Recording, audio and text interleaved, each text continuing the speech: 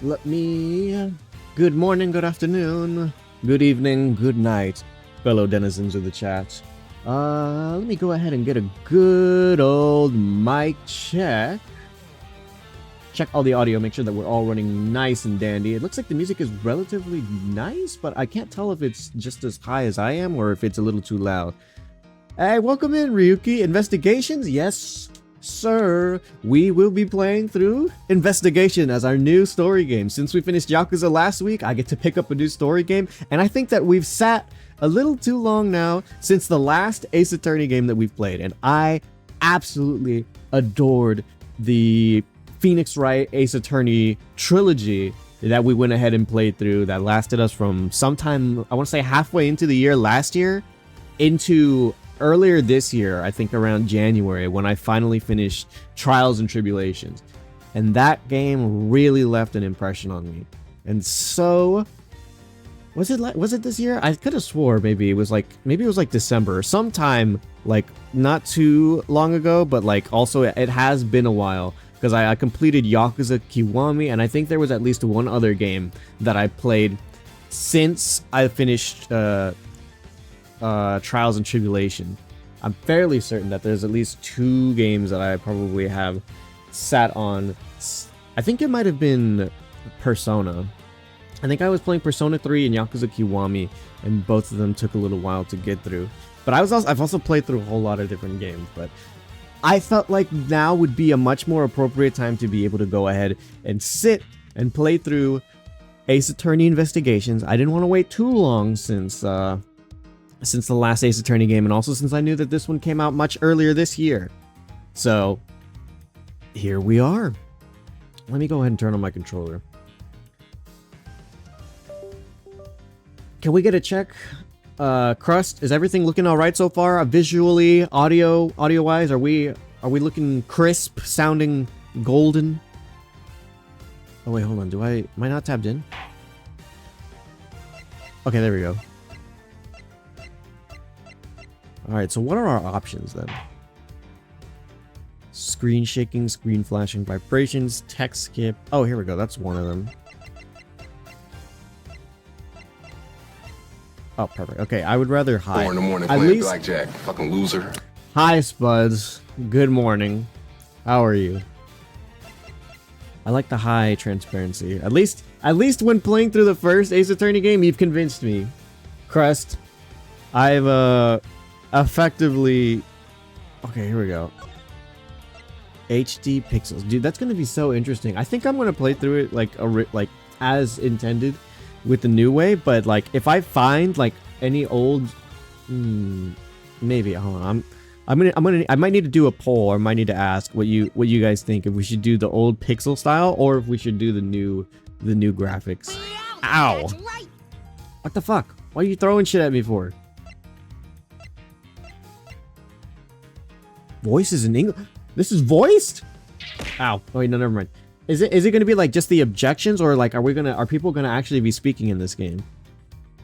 Cause I don't know, it surprised me there for a second because I was like, are we gonna have full-on voiced characters? I've never played. I haven't seen anybody do anything with this game yet. I have one of my mutuals who's playing this right now, and so I feel somewhat obligated to like kind of play a little bit of catch up. Because we were playing through the Ace Attorney trilogy around the same time. We both finished relatively, like, similar times. Okay. There we go. That should be good for now.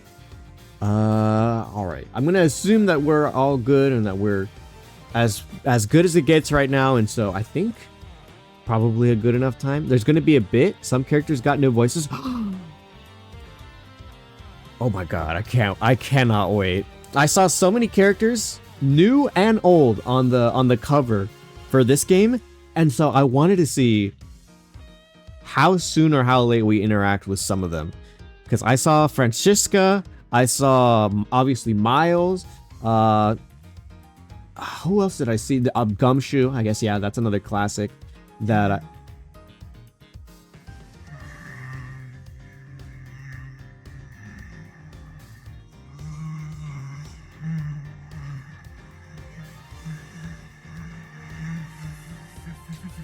Spuds, I feel like I need to make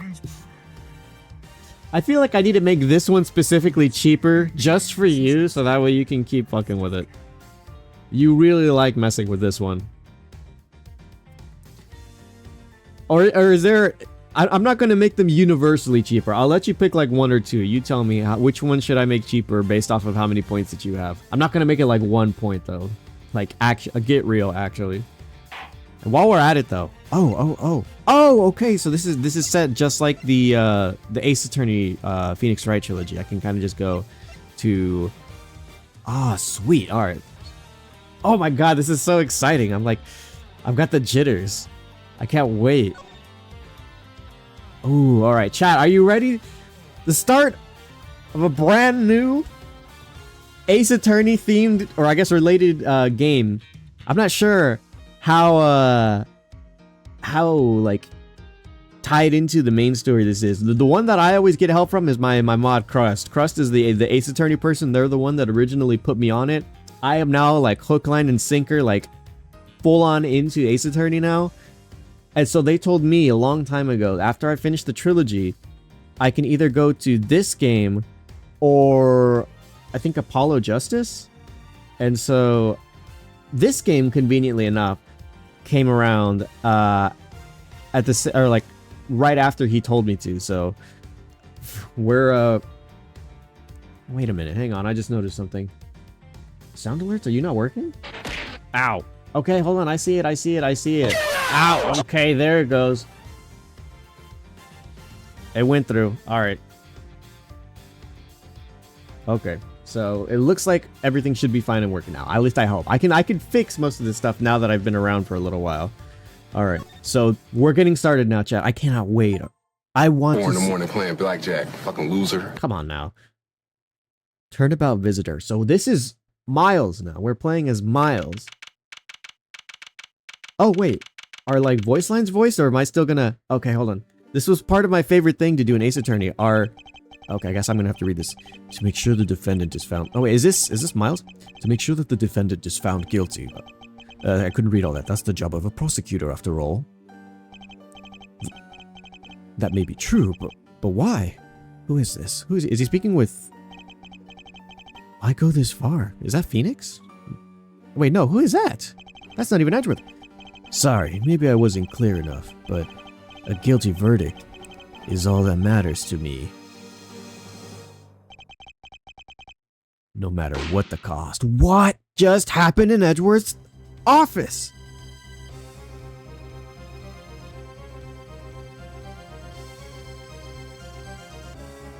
Who the fuck is this?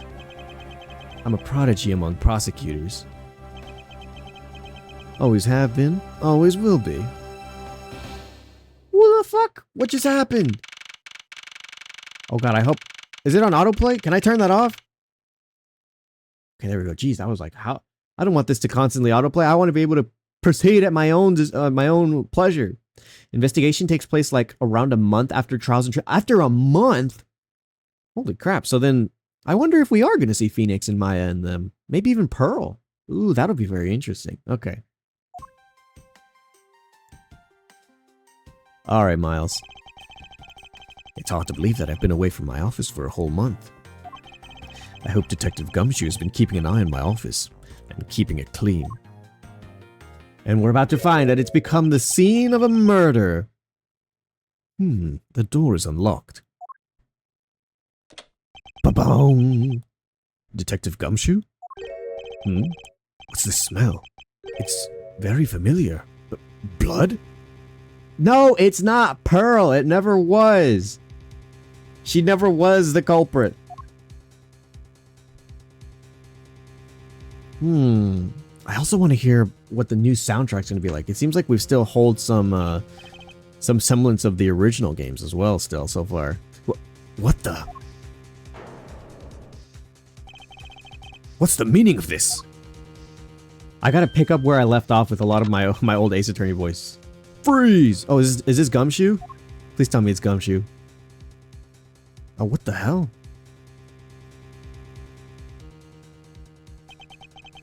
Identify yourself. Shut up. You've got some nerve committing murder in a prosecutor's office.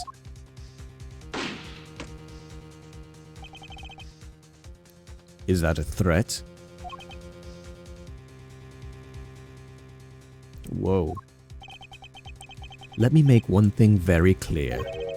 What? No one gets away with committing murder in my office. No one.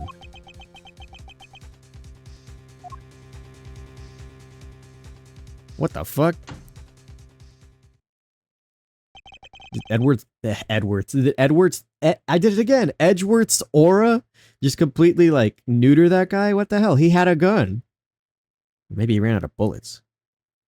My name is Miles Edgeworth, and I work as a prosecutor in my local district. Little did I know that upon my return home after a month abroad, I would be thrusted into a multitude of cases, and some very frantic and busy days. Okay, so it looks like... How is this going to work out? How does this game play differently? I finished photographing the victim's forensics. I finished photographing the victim's body, sir. Very well. Please continue your investigation. He said the name of the game! Oh, wait, hold on. I think that's a different song. Yes, sir. So what do I do here? Where's my...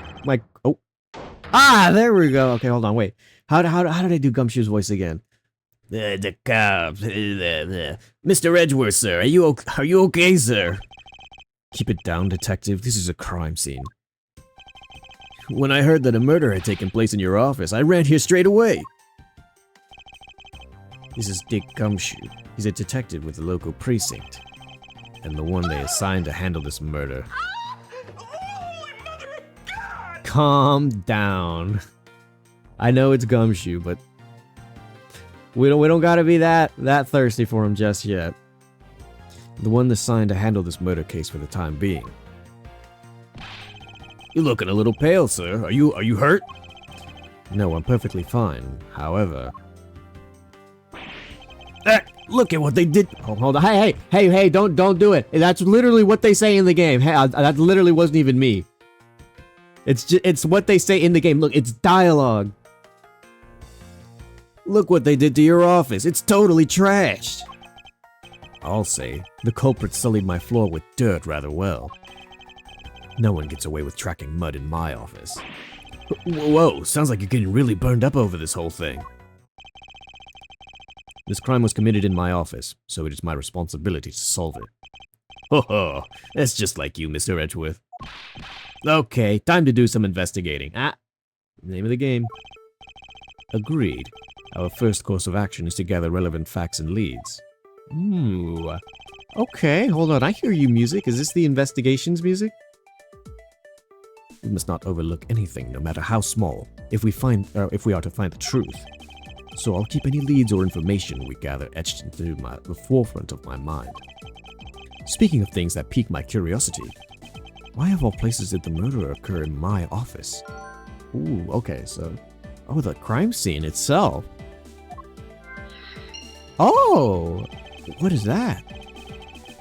I get the nagging feeling that this is something important to keep in mind. What is that? Oh, my prosecutor badge. Can I show it off just like Phoenix could with his little, defense attorney badge? Proof of my profession. However, I prefer to keep it in my pocket. The victim in this case, why was he killed in my office? And gumshoe. Okay. Got it. Yeah, I was wondering that myself, sir. I mean, you can't really say it's just a coincidence, can you? No, not really. Especially because of this. The key to the room? The key to your office? Now why is that here? Let's see if we can piece this together. What do you mean, sir? If you think about it carefully and use logic, it should become clear to you. Logic? By finding the connection between two pieces of information and connecting them, a new information is born. So is this a matter of connecting pieces of already found information and then making conclusions from there, as opposed to when you were playing as Phoenix, kind of just using them at the appropriate time to find your answer for your defendants? That is the end result of using logic. So how do you use it? First, I recall the information we've gathered with the LB button, and I then connect them together with Y. Okay, well, the tutorial's going well. Now, to use the LB to recall the facts. Okay. Crime scene. Okay, we got the crime scene in the office. Oh, wait, does that use stamina? For security reasons, all prosecutors' doors are outfitted with locks. Hold on, is there a way to... Is wait time... Where's the... How do I adjust how fast the dialogue comes by? Can I not do that in this game? Or is that a different thing? I feel like I'm talking faster than it's going, and I don't want to wait. Just to force a habit, but I might have to get over it. Welcome to the Logic Dive. So that's what that is. That's what we're going to be focusing on for this game. Got it. Puzzle pieces and making connections. Shit. With all the overthinking I did in the original Phoenix Wright Ace Attorney trilogy, I feel like you guys are going to witness like many stupid sides of me, and so I'm very concerned as to how I'm going to perform during these Miles Edgeworth investigations. Okay. Which means it would have been hard for the murderer and the victim to get in here. Ergo, it's impossible to dismiss the location of the crime as mere coincidence. Yeah, that's exactly what I was thinking, sir. There must be a reason why someone infiltrated my room. What was the killer after? Okay, the killer's goal. So that's another piece of evidence? You're really on the ball today, Mr. Edgeworth. That's a beautiful logic, sir. Yes, well, when you follow leads to the conclusion, only the truth remains. However, if the information doesn't line up properly, I may stray far from the truth as well. But if I think carefully before piecing together leads, the logic should flow. Well, let's get started with our investigation, shall we? Yes, sir. Ooh! Okay. The basis of any good investigation is to examine everything, sir. I know that. And when I want to examine something, I simply use A when I'm next to it. Oh, if you ever feel lost and want to talk, just use Y, okay? I'll give you great precise advice as an aced investigator, sir. Something to try later if I have some free time, I suppose. Well, this looks important. What have we here? Could this perhaps be the murder weapon? I wasn't looking earlier, but was the person not wearing gloves when they were holding their weapon? Maybe we can get this signed for fingerprints. If so, it would mean that the killer made their escape after disposing of their gun here. I think I've seen this one before. Care to enlighten me as to where? Oh, I know. I was issued the exact same model. I think. Detective.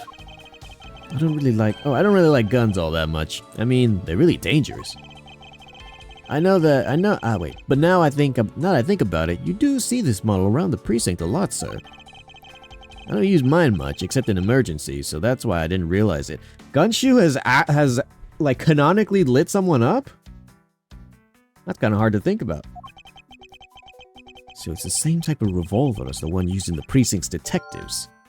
Found at the crime scene, same model as those of the precinct detectives. Okay, so that leads us to believe that... Well, hold on. So, they knocked over my... Let's see if we can figure out who this is. They finished photographing the body, so it should be alright to examine this area. I won't rest until I've inspected every suspicious-looking nook and cranny. Oh! What is this? What do we have here? Hey, I think I've seen one of those before. It's a police badge detective. Oh, hey, I have the exact same thing, actually. What a coinkydink. I love when they use random words. Let's take a look inside. Buddy Faith. Detective. Mr. Buddy Faith. It would appear that our victim was a detective, just like you. According to the badge and ID, Buddy Faith was a precinct detective. So then why was the other guy so pissed about being... What? Okay, I will figure it out. That's what we're here to do. We'll piece it together. I seem to have gathered a few pieces of pertinent information. Now to accumulate some logic and figure out if any of them are connected to each other. Okay, well, I think there's a little bit more to it. There's blood all over the lower abdominal area. Wait, I didn't even realize there's like writing on the books to the bottom right. It looks like the bullet passed clean through his stomach area. Oh, no, that's gumshoe. It looks like the bullet passed clean through his stomach area, sir. In other words, he was shot. Yep, and until the autopsy's done, I don't think we'll know how much more about than that. Please have this body sent to the morgue once they're done processing the crime scene. Bullet went clean through the victim's abdomen. The body was found around 2:05. Are you going to be okay with keeping a track of evidence we find, sir? Of course. This is the safest way I know to keep track of it all. Alright, if you say so. I keep all the evidence I find either in or with my organizer. When I want to re-examine a piece, I have but to press RB to open my organizer. So we now have a name. Why was he killed in my office? 29. And the crime scene notes. Oh, whoops. But the organizer isn't only for evidence. I keep people's profiles on hand in it as well. It's probably a good idea to make a habit of checking the facts often. There's one more thing I want to check right now. I don't believe it! I packed those files on the shelf so tight! That's not even, oh, that was Gumshoe saying that, fuck. That not even an earthquake could make them fall off, but look at them! At this rate, the rest of the files won't be able to withstand an earthquake at all! A problem, to be sure. Well, once the investigation is over, we'll put them back up on the shelf. Oh, wait, what? Are we not gonna examine what looks like writing or like a message here? Okay. I guess the only other thing is this. Your files all over the floor, sir. They probably fell during the struggle between the victim and his killer. Signs of a struggle. Okay, so that was something. Files are a mess, pointing to the struggle between the victim and the killer. No, and I tried so hard to keep this place so spotless while you were away. I mean, this just rendered all the time and effort I put in pointless. I don't recall ever asking you to clean my room. Well, I water the flowers every day, just like you requested, sir. I just added cleaning to the list as a weekend special. For about half a day every Saturday, I'd come in and clean this place until it sparkled. Does he have a life? Okay, I think that should cover everything that we can see here. This poor hat. Ouch, they even knocked over your chess set. I had it all set up ready for when you got back. I figured we could play a few games. I had no idea you were interested in chess. I'm actually pretty good at checkers, so I thought I'd give chess a try. In that case, I suppose I can set some time aside after we solve this case. They've even got little animations, just like in the overworld while they're doing stuff. Oh, I don't expect the game to tax my mental acuity much. Okay, so anything else? We have the gun, the bullet, over there. What is this? Watch out for the teacup fragments there, sir. The killer's going to pay. This tea set. Yikes! You're really mad over this. This tea set is very dear to my heart, and it can only be bought in England. It costs more than your whole month's paycheck. What? Now I feel like the killer wasted one of my monthly paychecks. Okay, so we've got... I think we've picked up on a good... Oh, it's your trophy. The, Knight of Prosecutors, right? King of Prosecutors. And it's not a trophy, it's a shield. They only send this to the winning prosecutor, right? Yes, but I have no real interest in this perceived worth of other people. As for my own worth, that is something only I can determine for myself. My edge worth. That's so slick, sir. I'm gonna have to try saying that sometime. Unfortunately for him, his monetary worth is tied directly to his worth to me. Well, it's a good thing my Steel Samurai doll was spared any harm. Speaking of which, I still haven't actually sat down and watched any of that show. What's it about again? Well, I don't know much about it myself, but... The hero of the Steel Samurai, warrior of near old Tokyo, is the Steel Samurai, and his goal is to defeat the evil magistrate. It's a show geared towards kids. However, its high production value and riveting plot draws in a number of adults as well. Spin-offs like Pink Princess, Warrior of Little Old Tokyo, and The Nickel Samurai, along with the deluge of merchandise and even a new stage show gives its presence. You sure know a lot. Are you sure you're not some sort of rabid fanboy? Of course not. Anyone that keeps up with with society knows at least this much. And that conversation lasted longer than expected. Let us return to the investigation. Can I look at the plans? Oh no, it just made me talk. Okay. What do we got over here? How's it coming along? Please, I need absolute silence. Fingerprint lifting is a delicate art. Well, I never. Okay, so I think we've got all the pieces that we need. I hope we can solve this case quickly. I'd like to return to relaxing on this sofa. That thing looks a billion times softer than my mattress at home. Can I sit on it too? Just for a little while, sir. Detective Gumshoe, you know I can't allow that. Until this case is solved, neither of us has time to spare, let alone rest. You're right, sir. I'm gonna work hard to be a real trooper to the end. Even once this case is over, I don't think you can afford to take time off. So, I don't think there was anything on my desk, so I've got to start piecing things together. Oh, unless... It's been a while since I've sat down at this desk. Oh, how I've missed you. It's so tidy that it looks newer than when I bought it. Oh, yeah. That thing's so polished it makes mirrors jealous. Don't tell me you had no other work the entire time I was away, detective. My job is to protect your office, sir. And you did such a good job protecting it, that a murder occurred in it. I mean, come on, he tried his best. That's harsh, sir. I have to admit the desk has never looked better, so I guess I can't dock his pay. Okay, so let's see. Oh, wait, no, that's the wrong one. So now let's see if we can brain blast this. Signs of a struggle. Victim was a detective. Okay. What can we piece together here? With what we have. Was a precinct detective. What was the killer after?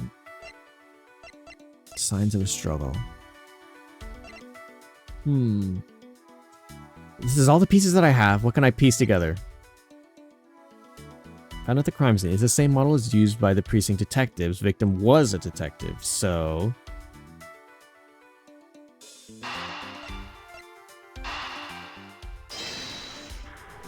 Does that connect? Okay, we've got a connection. The revolver, the standard model used by detectives. Could it have belonged to our recently departed? Detective Gumshoe, could you please thoroughly check the victim's body one more time? Yes, sir. On it now, sir. Excuse me, pal. Let's see. What have we got here? Mr. Edgeworth, sir, this guy's wearing a gun holster. So it appears that our killer somehow managed to take the victim's gun from him. can be assumed that the gun is the murder weapon. Wait, it can be assumed that this gun is the murder weapon it was issued to the victim. Let's see, what else can we find out about this revolver? As I always say, you've got to look real carefully at each piece of evidence. Okay, so we've got the old the DS stuff that we can do from like Rise from the Ashes. You can use RS to rotate an object. There's no such thing as a bad angle. Use LB and RB to zoom in and out to get at the nitty-gritty. Okay, so anything... I mean, I see the little horse.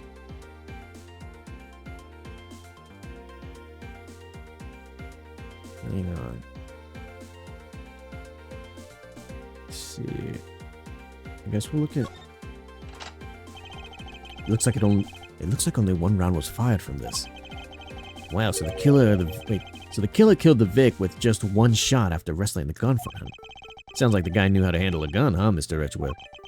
We have no proof of that for now, but that is a distinct possibility. I guess this is about all we're going to find out. We should send the body to all... Who is this? Jim?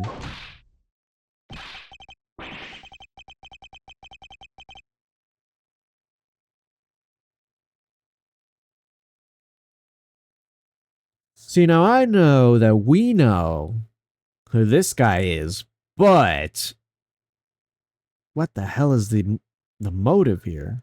Or rather, is he trying to find an alibi for himself? Why? Oh, why? How could this have happened to a guy like you? This guy kind of gives me like the voice I gave Matt Ungar. He kind of has like that tubular dude type voice, but like, I don't know.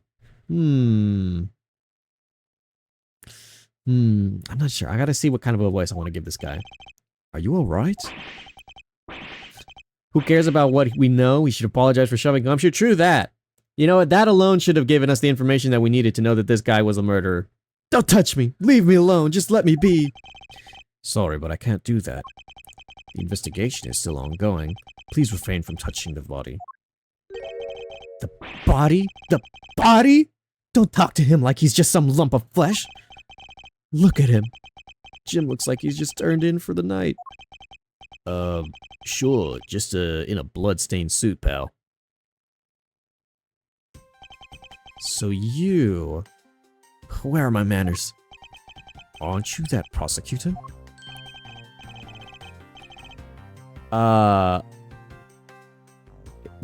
Is it Jaquez or Jacques? I'm not quite sure. I'm gonna go with Jaquez. Why, yes I am. Jacques? Jacques Portman? Jacques Portsman. Jacques. Okay, I feel like I have to say the S, so it's like Sportsman. Jack Sportsman's. But oh god, I hate when the names are like written in ways I'm unsure about. We'll go with Jacques. Why, yes, I'm Jack Sportsman. Prosecutor. Jim here was my partner in crime busting. I'm Miles Edgeworth, and like you, I'm also a prosecutor. Detective Dick Gumshoe, sir. So you're Miles Edgeworth. I guess this is your office. Yes, that is correct. Then it was you! You were the one who killed Jim! Hey, don't go jumping to conclusions, pal. Just calm down, okay? I will not! I know how things work around here. High prosecutor's office doors all have locks built into them. And only the owner of the office has the key to his or her own office. That is correct. However, I was not the one who killed your partner. Yeah, Mr. Edgeworth has been overseas on a business trip this whole time, pal. And the key to the door was with me the entire time, okay? Okay, I don't think that puts a good light on you, Gumshoe. So the only one who could get in here was me. Ho ho ho ho. Wait, that means... I'm not sure what that means. Oh, Gumshoe. So it was you then. You're Jim's killer. No way, pal. You got it all wrong. Everyone calm down. Mr. Portsman, correct? If you are a real prosecutor, you should know to stay collected. The investigation has only just begun. Isn't it too early to begin drawing conclusions? Alright, I get it. I get the point. You're right, my mistake. I tend to get a little too hot-headed sometimes. You sure are cool. Well, you sure are one cool customer, though, Mr. Edgeworth. Okay, so I'm going under the guise here that he came in here with the assumed alibi that because they're partners that he would never mean any ill will, and would then try to start pointing fingers to try to get someone to take the blame so we can get something started. And also try to take some of the heat off of himself, since he did just run in here. He came in here and just knew that his partner was dead. He ran in here and it was like, Jim, what happened to you? And he just happened to know to come in here. He didn't like come stumbling around like, hey Jim, where are you at? And then find the dead body. He just knew. I've heard all the rumors about you. You're the great genius prosecutor. You're something of a legend, you know? Anyway, let's call a truce and work together, okay?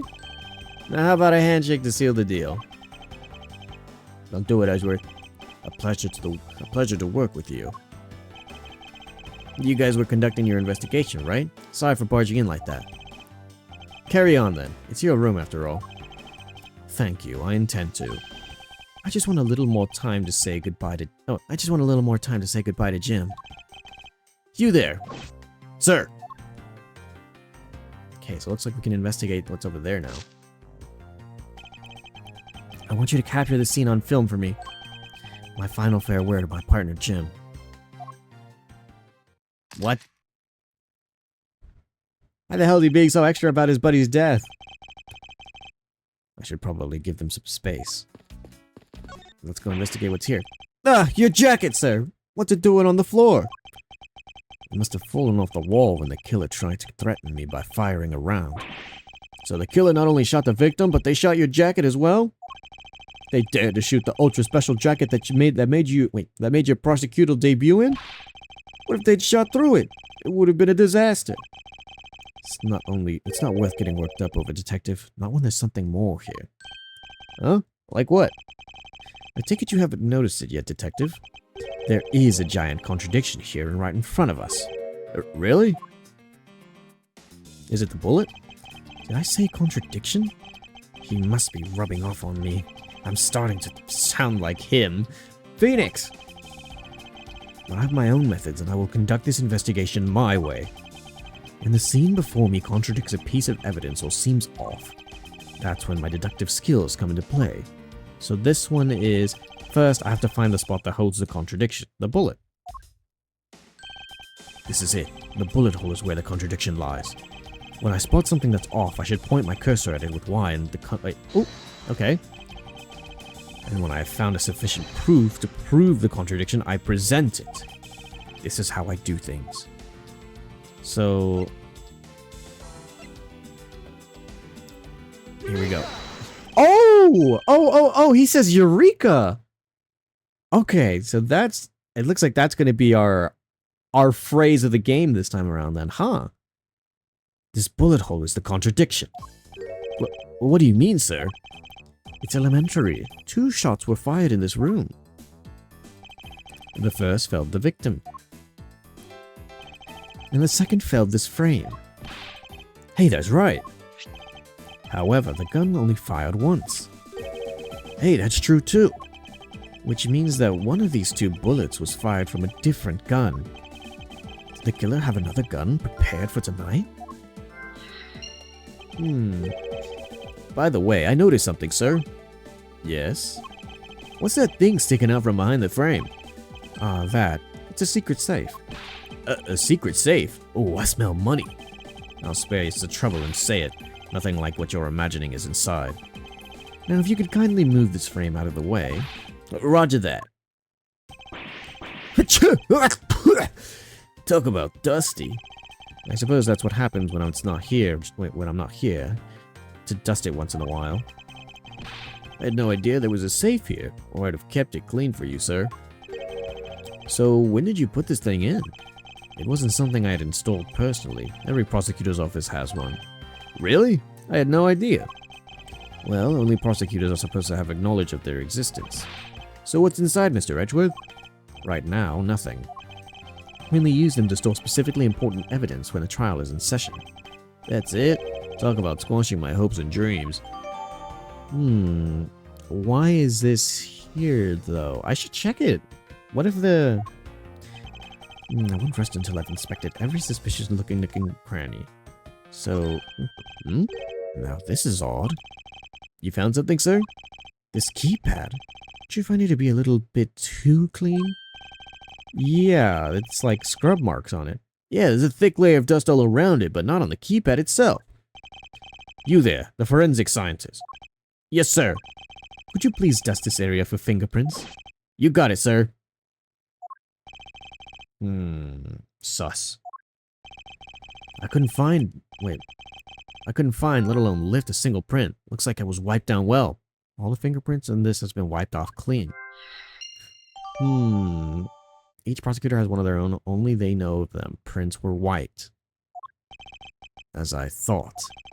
It appears that logic is the only way around this setback. Time to rationally and calmly connect the dots with the information we have. Okay, so just a little bit more information, so... Let's see, then. Logic. So... Signs of a struggle. Another handgun. Other than the victim's gun that I found, could there have been another gun at play here? All the fingerprints on this have been wiped clean off. The killer's goal? Hold on, before I continue, I looked at that. Can I still look at this? I've already finished examining this area, but it never hurts to look again. Anything else I could potentially look at here? Okay, what about this outer perimeter? I never knew there was a safe hidden back here. Well, if detectives knew about them, then they wouldn't be a secret now, would they? And there are other secret hidden things in the room? Even if there were, it would defeat the purpose of them being hidden if I told you. So don't bother looking for them. So there's no, like, hidden camera around, right? And if there was? Ah! No, it's nothing. Forget I said anything. Do I even want to ask what he's been doing in my office while I've been away? Okay, so nothing there. As far as I'm aware, yeah, all clean. How is it coming along? Please, I need absolute silence. This picture is too important to mess up. I'll leave the man to his art. Okay, this one. Do you have anything to report? Sir, yes, sir. Nothing out of the ordinary right now, sir. And yet there's something out of the ordinary right in front of my eyes. Talk about a contradiction. Something out of the ordinary? Huh? I should look around a bit more. So there is still something that I haven't looked at. Unless it's over here, but... Mr. Portsman, a word if I may. Jim, I swear I'll find your killer and bring them to justice. You wait and see. It'll be for the both of us. Now then, you wanted to talk to me about something? No, that's alright. I feel like I'm interrupting their conversation. I wanted to look at these blood prints on the... I guess it doesn't really help much, but there's a contradiction here somewhere that I must have missed, or... Yeah, no, it's not the gun. I think I'm just gonna have to... Whoops. There's some logic here that I'm missing. Wiped fingerprints. All the fingerprints on have been wiped clean. The killer's goal, signs of a struggle. Another handgun. Other than the victim's gun that I found, could there be another gun in play here? Signs of a struggle, the killer's goal. The killer's goal. This one I feel like will probably be like the last one that we get, so I think it has something to do with these last three, but what could it be? Pointing to a struggle between the victim and the killer. Other than the victim's gun that I found, could there be another gun in play here? All the fingerprints on this have been wiped clean off. What could it be? With these four things, what sort of a connection can I draw? Why did this happen in my office, and what was the killer after? Could it be the killer's goal into the wiped prints? Would that lead me to a type of conclusion? Could it be that the killer was after something inside of my... It's one of the only other things that I can think of.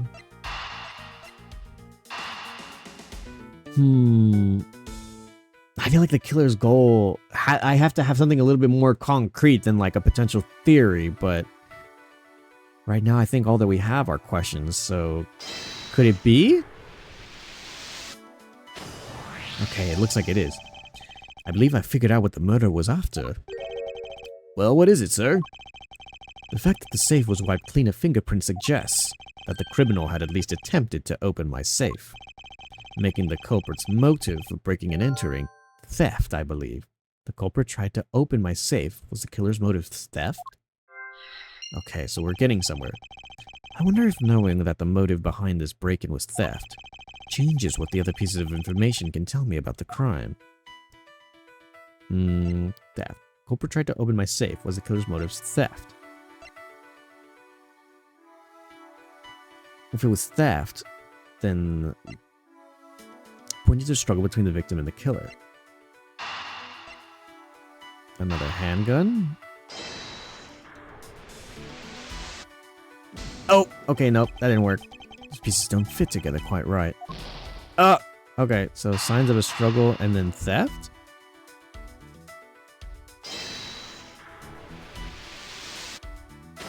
Okay. There is a possibility that the files splayed on the floor are not the result of a struggle between the victim and his killer. Oh, you mean like it could be for when the killer tried to find something, sir? Precisely. We need to figure out if any of the files have been stolen. Yes, sir. I'm going to shelf files like you've never seen before, even in a library. Sure. Let's give that a try. Alright, move over. Why do all the good ones have to die young? Surely you must ponder that every once in a while, Mr. Edgeworth. No matter how much we lament, the dead will not come back to life.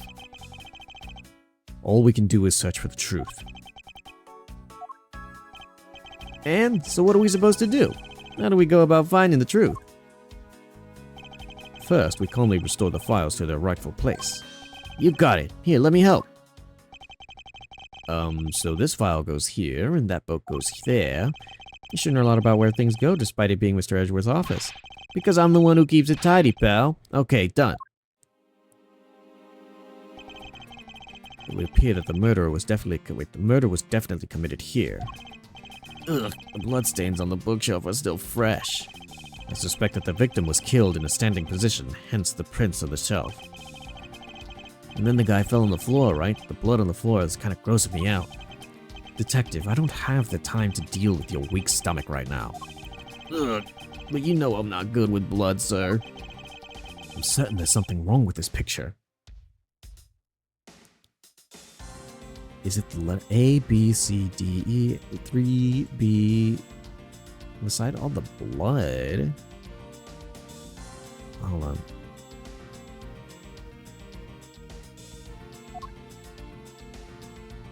Deduce.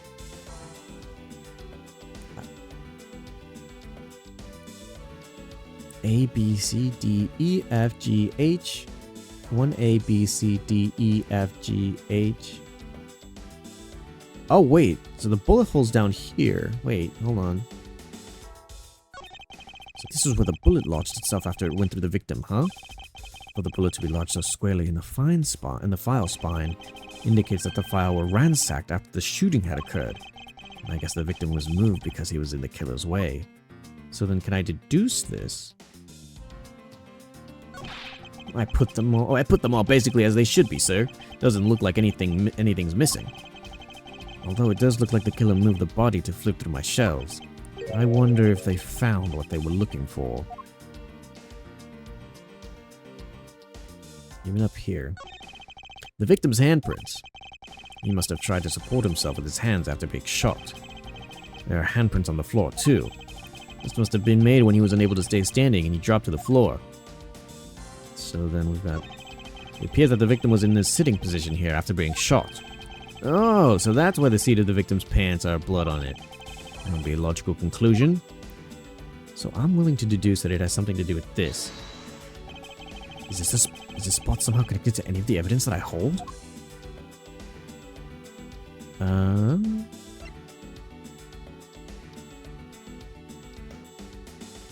want to say yeah. Is it that one?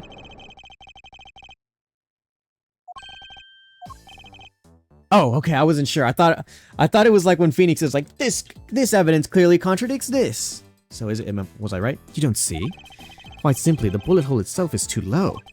If the victim was shot in the stomach, the hole should be much higher up. But what if the guy was shot while he was sitting or lying down, sir? That would be illogical. The victim leaned against the shelf here after being shot, which suggests that he was standing where he was shot. Then that means... Wait, what does that mean, sir? It means you need to use your brain every once in a while instead of mine, detective. In any case, it means someone made a faulty assumption. And it was from this mistake that our current contradiction was born. What is the faulty assumption that... Wait, what is the faulty assumption that causes problem with the bullet hole's position? The order of the files? Is it? Hold on. A, B, C, D, E. Is it the order? The position of the hand? It's not... It couldn't be the position of the body. Unless... The position of the body... The position of the handprints? This is a faulty assumption. The order of the files. Is the order wrong? It has to be the order. Assuming that... Oh, shit. Assuming it couldn't have been a second bullet, it shouldn't be that way. The files should be higher up then, no? So... The order of the files. I believe the order of the files is a bit off. You mean I put them back in the wrong order just now? Hey, actually, I think the labels on the files are wrong. Oh? Yeah, you see here how the files that were shot begin with the number 0? What are those doing all the way down there after 1, 2, and 3? That's really weird. Wait, that's Gumshoe. Actually, the way that they're organized now is the correct order. They're exactly as I see them in my mind's eye. But the numbers are all out of order. Those white binders are special, so they're arranged a little differently. But from this, we know that the files were not in this order when the crime occurred. Aha, so that's it. I believe the killer made the same incorrect assumption as you just did, detective. Let's rearrange the files in numerical order and see what we find out. Ah!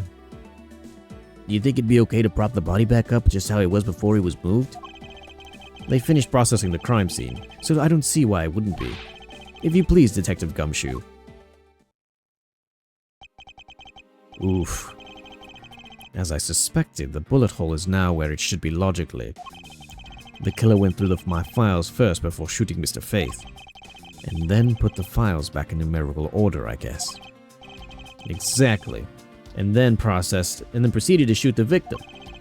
But why would someone kill a man and then look through the files one more time? Puzzling indeed. The files were thrown into disarray twice, once before and once after the crime, but why? Now the crime scene is all that it... Wait. The crime scene is as it was the time of the murder. Time to give it another look. Okay, so we have... This is... What is this? Why does it say Gumshoe? It does say Gumshoe! Wait, what? Hold on, I'll flip my head upside down. Okay, yeah, no, it's written backwards for some reason. I'd say that's some incredibly incriminating evidence. Yes, indicative of criminal activity indeed. No, wait, there's gotta be a mistake. Mr. Edgewood, sir, help me. Say something, sir. It appears that one of my files was stolen. Is that all, sir? What about me and my situation? Is this what the killer was really after? I see that they are starting with 0, or at least the letter O here. So that's where my assumption... Investigation complete! Wait, but I might have found the correlation there. Looks like Jim was able to leave the name of his killer in the end. And this most important message managed to reach us. I'm telling you, it wasn't me! You can't be terribly pleased to hear that your beloved partner is the guilty party. If you're going to accuse Detective Gumshoe of being the culprit, I sincerely hope that you've brought some proof to back it up. Jim's words, they're more than enough, wouldn't they? Or would you say? If that's how you want to play it. Then at least allow me to understand your reasoning. You got it. I don't like this one bit. There's something strange about this man's attitude. And there must be some sort of flaw in his logic waiting for me to dig out. Mr. Edgeworth, what are you going to do? What I always do in court. I'm going to cross-examine him. One way or another, I'll expose the flaws in his logic with his technique. Oh, how do you do that? Can you explain it to me, sir? Yeah, please, might as well. Alright, fine. I listen to the witness's testimony. If I find a flaw in the testimony, something that contradicts the evidence, I open my organizer with RB and present the piece of contradictory evidence. To present something, I simply use Y, but that's old news. But it's not like there's going to be a flaw in their testimony every time, right? Correct. And at those times, I need to press the witness with LB. Sometimes by pressing, I can draw out a new information and new or modified testimony. I think I get it, sir. I'll use it to try this technique out during investigations, too. So this is like traditional Ace Attorney, then. Very well. I'll even show how it's done. Now watch carefully. Argument. Okay. Detective Gumshoe, you stole Jim's gun from him and shot him dead. Furthermore, you messed the files to make it look like you committed the theft instead. That's when you moved Jim's body to where it was sitting in front of the bookshelf.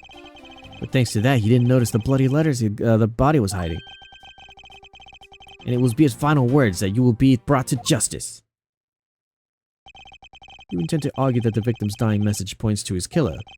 I can hear Jim's voice. He's calling for his killer's arrest. Are you sure that's not mishearing his words, Mr. Portsman? There's no way Detective Gumshoe's the culprit here. I will find the flaw in this man's logic and expose it with credible evidence. Rebuttal. Rebuttal? Rebuttal? Okay. Hold it! So that's Edgeworth's hold it. Oh, okay. You know, there's something I've been meaning to ask. What is it? Why do you call the victim Jim? When clearly his name is Buddy Faith. Is it obvious? Jim is the perfect name for my companion. Jocks and Jim. Don't those two names go together like peanut butter and jelly? But Jim isn't even close to the guy's real name. Well, Jocks and Buddy just sounds off somehow. Besides, he was the third of a bunch of guys I decided to nickname Jim. He talks about the victim like he was his pet. Furthermore, you mess with the files to make it look like it was theft instead. Do you really think it was necessary to dishevel my shelves twice to do that? That's true. Okay, then maybe his real intent was theft. Hey, what are you accusing me of stealing something from Mr. Edgeworth? It's a possibility. Maybe your salary's been cut so much that life's getting a little too rough to handle? I'll have you know, I eat 3 square meals every day, pal. Okay, so all 3 of them happen to be instant ramen noodles, but... Poor thing. What an evil prosecutor you were paired up with. And what a motive, too, no? Oh, whoops.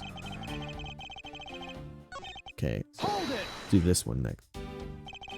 And why would Detective Gumshoe do such a thing? Because the body was getting in his way. He had to mess up your bookshelf somehow, right? Anyway. Okay, that was a very... Why do you think the killer didn't notice the bloody letters? The body was covering it quite well, wouldn't you say? That's how he missed it. But judging by what I've seen, it doesn't take much of your detective to miss something. Who do you think you are? You think you know nothing about me, pal. There's a lot a person can understand about another from just a first impression alone. Can't say I disagree with him on that point. Why don't you say something, sir? Not you too, Mr. Edgeworth. Despite his lack of attention to detail, I don't believe the detective is the culprit. Nobody could have overlooked the bloody letters, and I can prove it with evidence.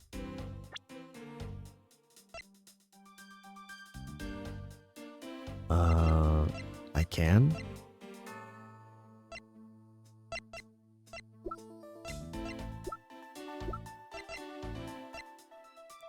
High prosecutor in the prosecutor's office. It's my first time speaking with him. Nobody could have overlooked the bloody letters, and I can prove it with evidence. One of the files that were written in the blood was stolen by the culprit. I guess if it was stolen by the culprit, they had to have seen the letters after stealing it? That's going to be my main assumption for now. The body was found at 2:05. Couldn't ask for a better setup for the game-finishing spike. Okay, so that one might have to be it. Are you saying that those letters were intended for you? Yep, Jim was an outstanding detective. I would expect no less from my former partner. It looks like Mr. Portsman still doesn't understand. He has yet to figure out the true meaning behind the bloody letters. What are you sputtering over there? Can't you just admit my logic is perfectly sound? Actually, there's a gigantic flaw in his logic. A gap so wide that even the good detective can spot it. Now to clue Mr. Portsman in by presenting him with some evidence. So it should be...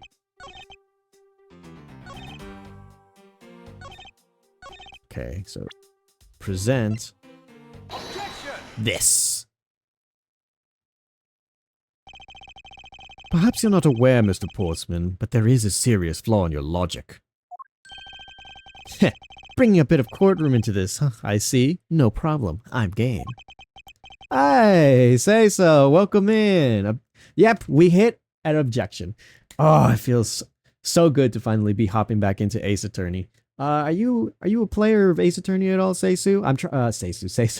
I'm trying to convert people into the church of Ace Attorney since I was effectively converted last year. One of my mods told me to go ahead and play the original Phoenix Wright Ace Attorney trilogy, and well, I gotta say I'm fully hooked. They got me. And so it's been a little while since I finished the first trilogy now, but we're moving on now. I'll finally get a chance to play through Ace Attorney Miles Edgeworth Investigations. So I'm very, very excited to see what this has in store. However,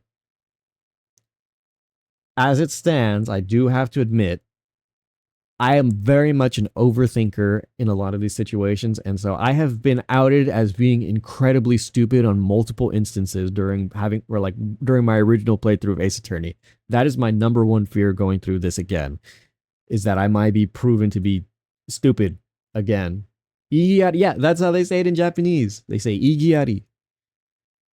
I remember when I was going through like my like small Ace Attorney phase when I first got started. I was watching everybody play this game. I was trying to figure out how fast everybody could get this stuff figured out. So much fun. I love these games. I can't help but find it odd. Excuse me? Odd that a fellow prosecutor would be brought down by the power of his own office. What are you talking about? Oh, you're joking. I get it. If you have the time to laugh, then you have the time to take another closer look. Do you still not see it? If not, maybe I can direct your attention to the missing file. What? That's impossible! What's impossible, Mr. Portsman? Nothing. The files on the shelf are all about a certain case. When the killer went to take the file after murdering your partner, I highly doubt they could have missed the bloody letters written on the spines. Ooh, okay, objection. It's possible that they never could have taken the file, that they took the file before committing the murder. I think it's pretty obvious that the file was stolen after it was written on. If the missing letters and the detective's name or where the file should be is proof. Yeah, I mean the S is gone, and there's only half of the H.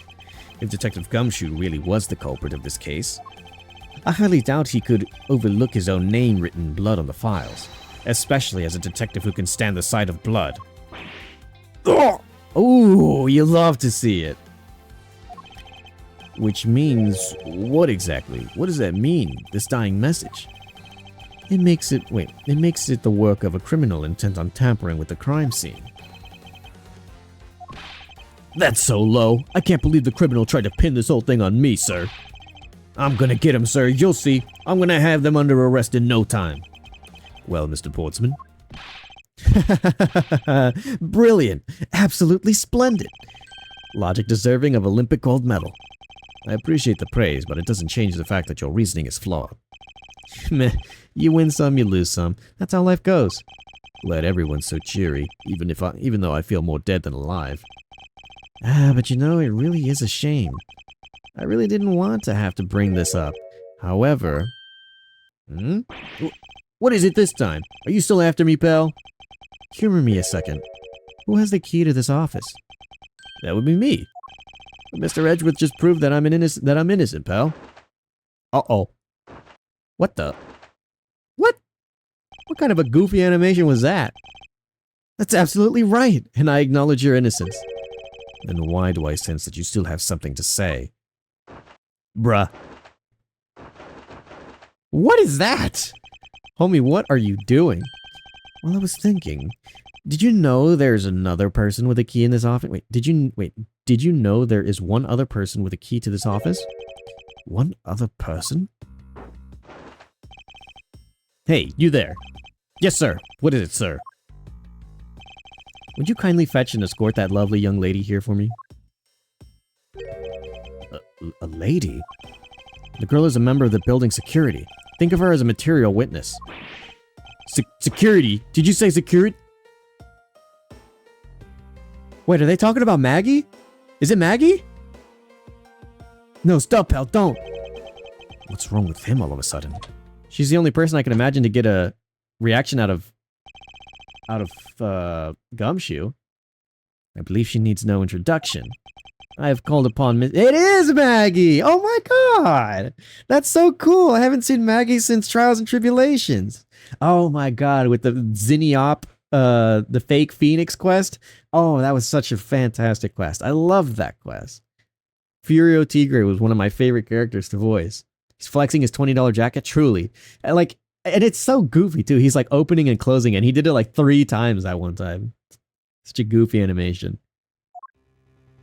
Oh, Mag! She's got a little blue badger shirt. That's adorable. Oh, I love this. I love the callbacks to characters. Detective Gumshoe, sir.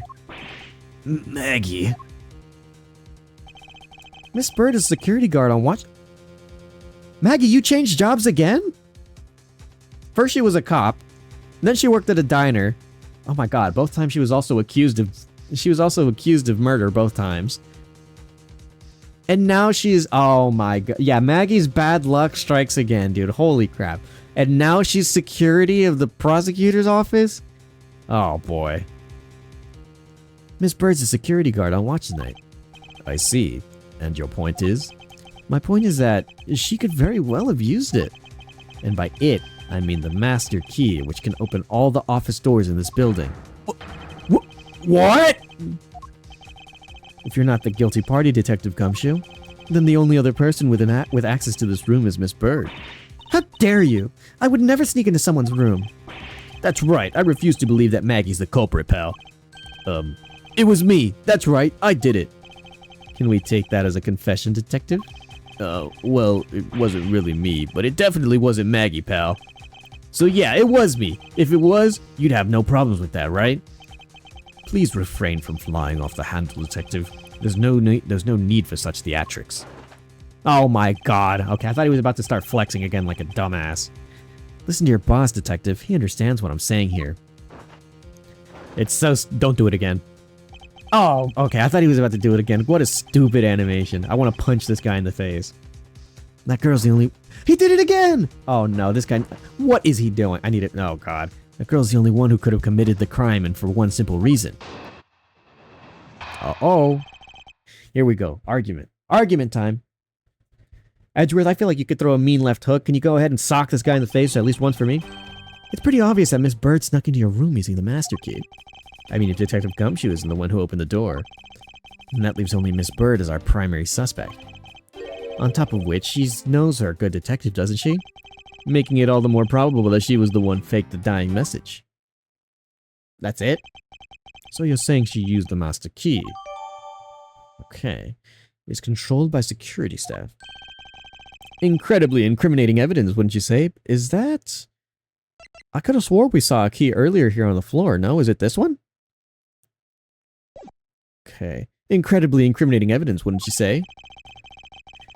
That's what you claimed about the evidence earlier as well. That was then, this is now.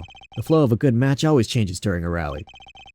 It's all about your reflexes and reaction time, especially for an athlete like me. I wonder if there was anyone else other than Miss Bird who could have used the master key. It seems that the only way to get Mr. Portsman to give me more details is to press him. Okay, so... Looks like we're gonna get some more information. Pretty obvious, huh? Hold it! Are you sure Miss Bird is the only member... Fuck. Chat, I got hit. I was talking with some friends last night, and they started... Both of them are Invincible watchers.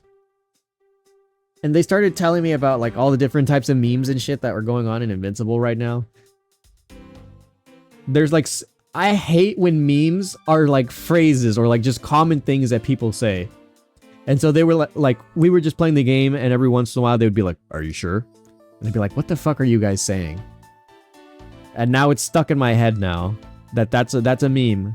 It's just like how I can't say the word massive anymore without one of them going into a low taper fade meme of some kind. I hate it. I hate it when words become attributed or like attached to memes. It makes me feel stupid because I'll like try to have a normal conversations and then they'll just jump into some stupid shit. Ugh. Are you sure? Oh fuck, I did it again. Are you sure Miss Bird is the only member of security who could have used the master key? There's only one person on the staff at the time of night, and tonight she's it. Isn't that right, Miss Bird? That's true, but I wasn't able to use the master key at the time of the crime, sir. Wasn't able to? What's that supposed to mean? Yes, moving on. I'd hate to get sidetracked by something unrelated. What do you mean unrelated? I want to hear what you have to say, pal. You can't really trust her, not to tell lies. Plus, I hate wasting time. Should I hear Miss Bird out? Not so fast. I too am interested in hearing what Miss Bird has to say. Didn't I just say it'd be a waste of time? We don't need to hear her lies. I'll be the judge of that. Miss Bird, if you please. I discovered that the master key was missing at around 1 a.m., sir. What do you mean by missing? As in, it wasn't anywhere in the security booth, sir. The killer must have stolen it. Mr. Portsman, I believe this to be an important piece of testimony, don't you? I can't believe that someone like you would be taken in by such words. I'm not lying, sir. Uh-oh. If that's the case, then I'd like to know why you have the master key now. I don't quite know. It's just reappeared all of a sudden, sir. Huh. A likely story. And where's your proof that the key was stolen to begin with? I bet you just forgot where you put it and then found it again. I never lose things. I can practically guarantee that. With me, if something disappears, it's usually because someone stole it. Yeah, pal, trust me. You don't want to test just how bad her luck is. Unfortunately, I can't deem this piece of testimony as conclusive. Glad you agree, Mr. Edgeworth. Ugh, but you still haven't established Maggie's motive for breaking into Mr. Edgeworth's office. Her motive? Didn't we already establish that it was theft? I mean, the culprit clearly went through the bookshelves and at least tried the safe. It is as Mr. Portsman says, Detective. Can't ignore the fact that all the evidence points towards a motive of theft. But I'm done taking blows. It's time to counterattack with a few facts of my own.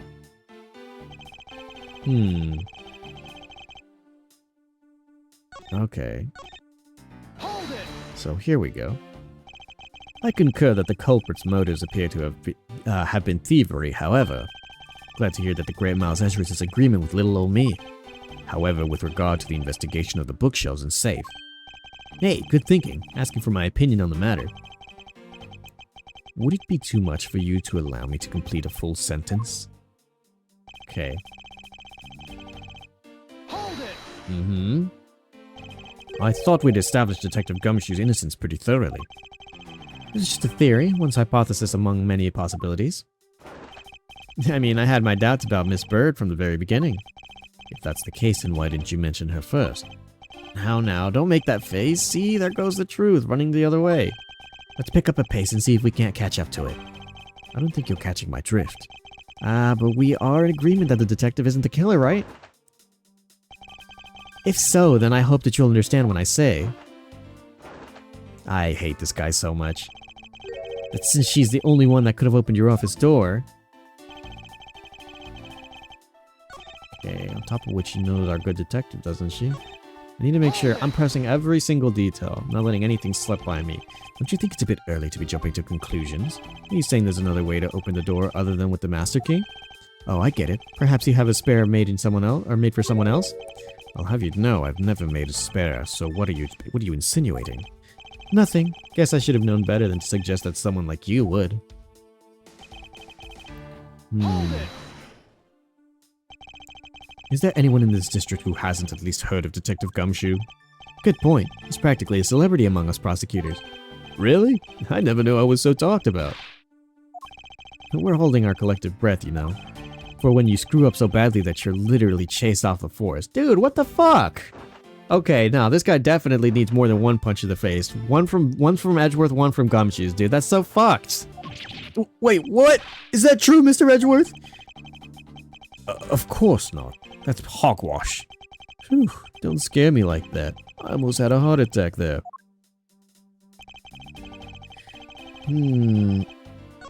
Oh shit, up.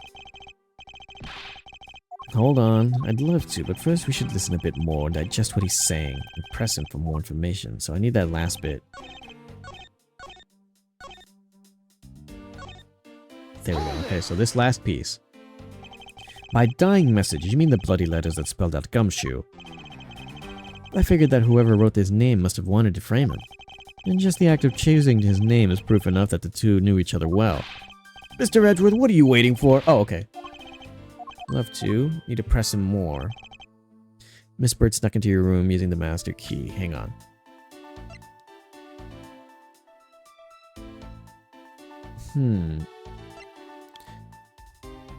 And believed to be the murder weapon, only shot one. The prosecutor has one in their office. Only they know of them. Okay, hang on. From the messed up shelf, for her tent, from the messed up shelves to the wiped down safe. I'd say thievery.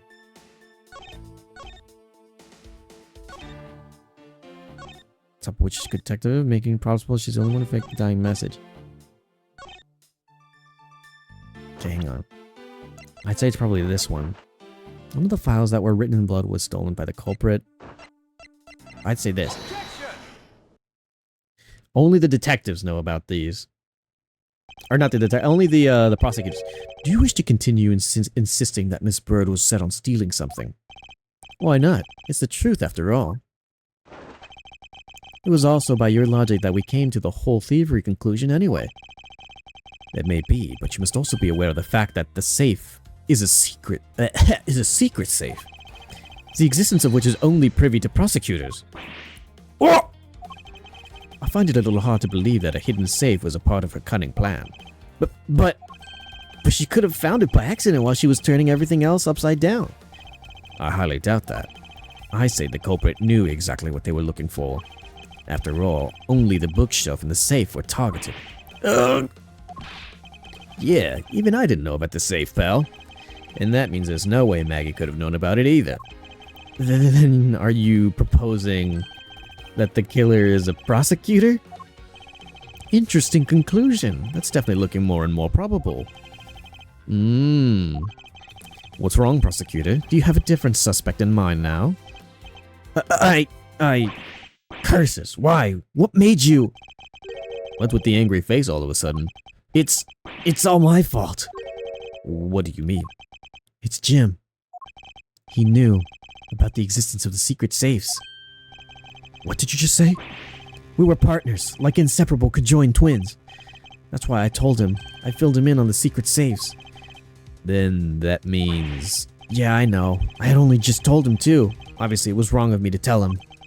I still can't quite believe it, but the thief who broke into your room was probably Jim. Now he's claiming that the victim was the thief? And you were simply trying to stop him, weren't you? Miss Maggie Bird, oh my god. Excuse me? I mean, you are a security guard, right? That's your job. But killing is a bit too far, even for your risky profession. What the? You're still accusing Maggie of the murder? Yes and no. I mean, she had stumbled onto Jim, who had probably drawn his gun. I get it. It was self-defense, wasn't it? No, I couldn't. I could never do something like that. Not even as a security guard, sir. Plus, even if he was the thief, he wouldn't have a key to the office. Which is precisely why he had to steal it, wouldn't you say? It was Jim who stole the master key. Ugh! Pretty impossible for a supposedly stolen key to be here with us unless you retrieved it from Jim after you killed him. Mr. Portsman, are you honestly accusing your own partner of being a thief? I don't want to admit it, but it's the only way for everything else to make sense. Has he no honor? Now then, I think we're done here. The investigation waits for no man. Would you people be so kind as to see yourselves out? You can't kick us out. This is Mr. Edgeworth's office. But I'm the one who's been assigned to this case. You're all suspects to varying degrees, and therefore ineligible to run the show. Dead ass? Can I not just point the finger? Listen, pal, how many times do I have to say this? Maggie can't be the culprit. Detective Gumshoe, calm yourself. But sir... We have no choice but to accommodate his request for now. Thank you, Mr. Edgeworth. At least one of you understands. Now then, if you could remove yourselves from the crime scene, I'd be most grateful. Mark my words, Mr. Portsman. We will meet again. If that's a formal request from the legendary prosecutor himself, then I suppose so. Now don't disappoint me, you hear? God damn it. Okay, so... To be continued? On the first case?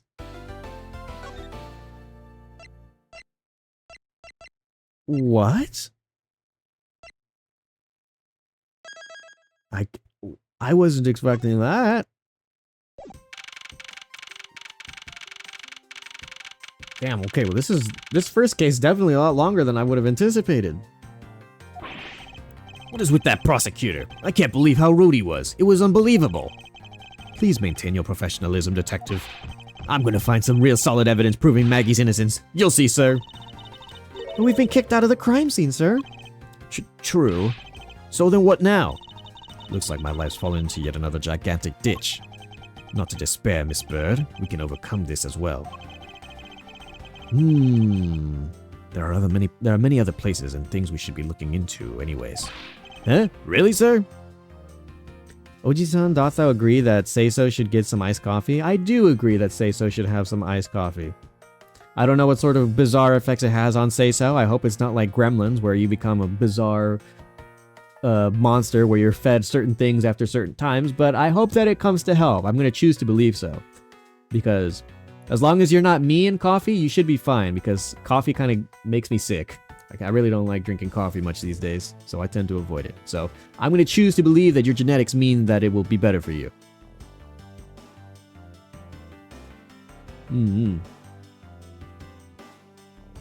I've got ADHD. It replaces ADHD meds. Oh, really? But I also had oral surgery 2 days ago. Oh! So that's what was going on in the Discord. Okay, I saw people messaging about it, but I guess I must have just, like, glanced over it, and I didn't fully read everything that was going on, but I saw people talking about it, and I was just like, oh, okay. Doing my regularly ghost activities. In that case, then no! I feel like that's probably not something that you should be participating in. Part of my jaw is metal now? Whoa. Damn, that probably sucks going through TSA then, huh?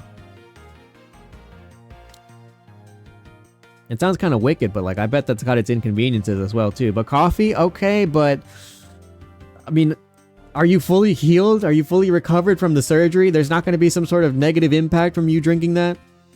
Your jaw's not going to become rusty, is it? There aren't going to be bizarre effects like that, right? God, that sounds awful.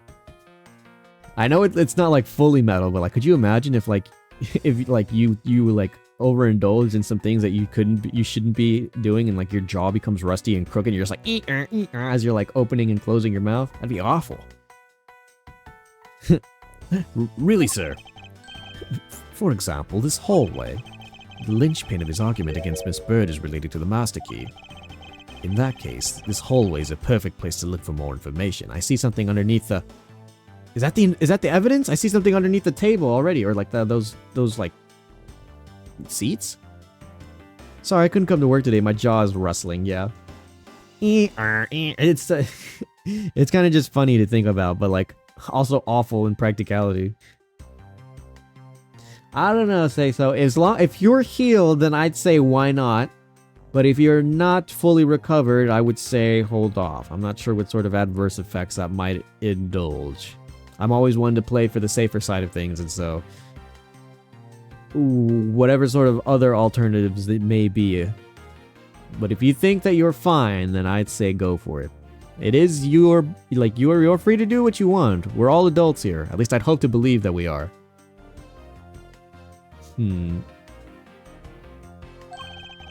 Regarding the mysterious surroundings of my door. Ooh, the next investigation. Okay, well I already found... Oh, what the fuck? Oh, okay, I was about to say. Whoa, Payne! Winston Payne, what are you doing here? But like, I only had water for 2 days? That should be fine. Water's good. Water's healthy. Water's nice. Why is it, who has a basketball? Whose office is this? This office. 1203, 1203. Hey Maggie, whose room is this anyway? It's Mr. Portsmouth. Okay, I thought so. So he was right next door. That's why he has a sports thing. Well, you can just have this outside of your office? Seems like a bit much. Seems like it'd be really noisy. I don't know, say so. Is there not possible for you to have like a juice or a tea or a something else? Could you do something? Can you flavor the water? Do you have like a Kool-Aid or something you could go ahead and toss into it to make it a little bit better? I'm not sure what you're supposed to avoid as a whole when it comes to those type of oral surgeries, but I know that usually you don't want something with like a kick to it or too much of a something to like sting your wounds or like close up on some other things.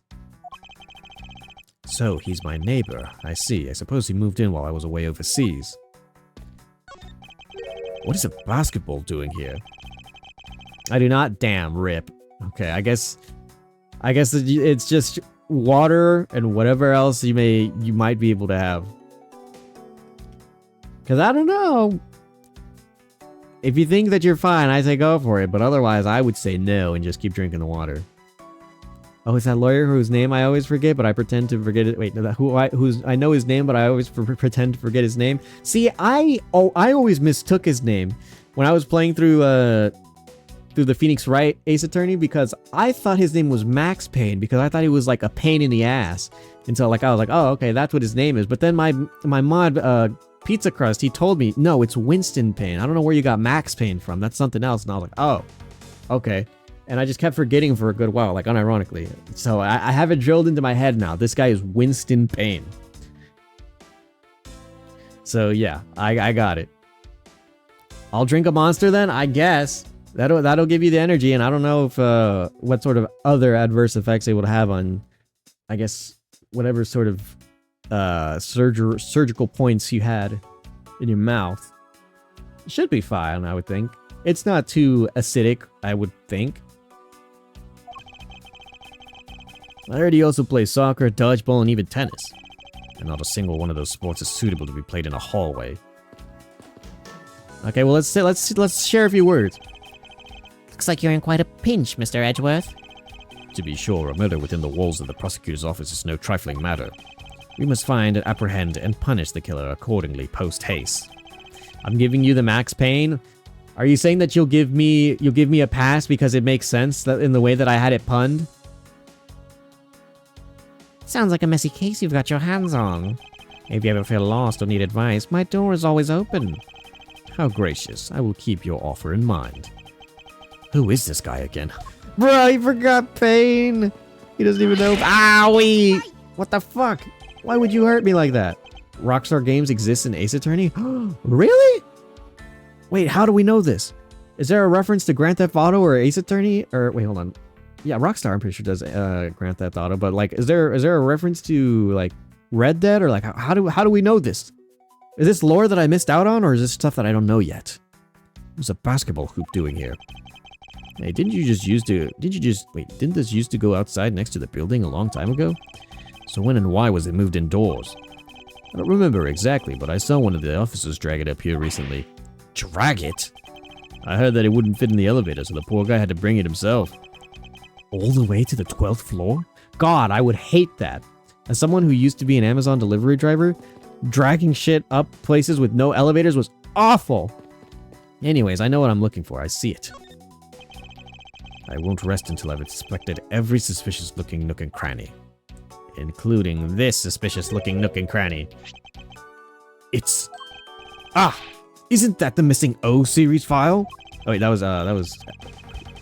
No doubt about it, the bloody letters mark it clear as day. There seems to be a few pages missing. Our thief took only what was necessary and left the rest behind. So, what are these O files about, sir? I guess they've got something worth stealing in them, huh? Not particularly. No, I said that because he called... Oh, okay, because I called him Max Payne. Okay, I was like, oh, damn, there's other references here I wasn't aware of? Yeah, no, okay.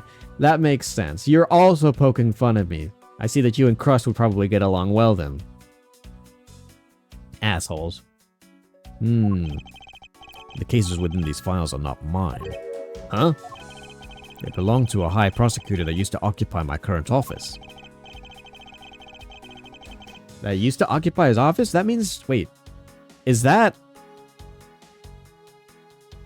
supposed to be Lana? Is that a reference to Lana? Are these like Lana's old files? Because I think she used to be in that office, wasn't it?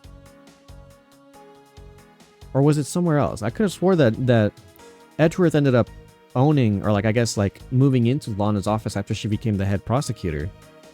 Correct me if I'm wrong. I feel like that's what that's supposed to be a reference to.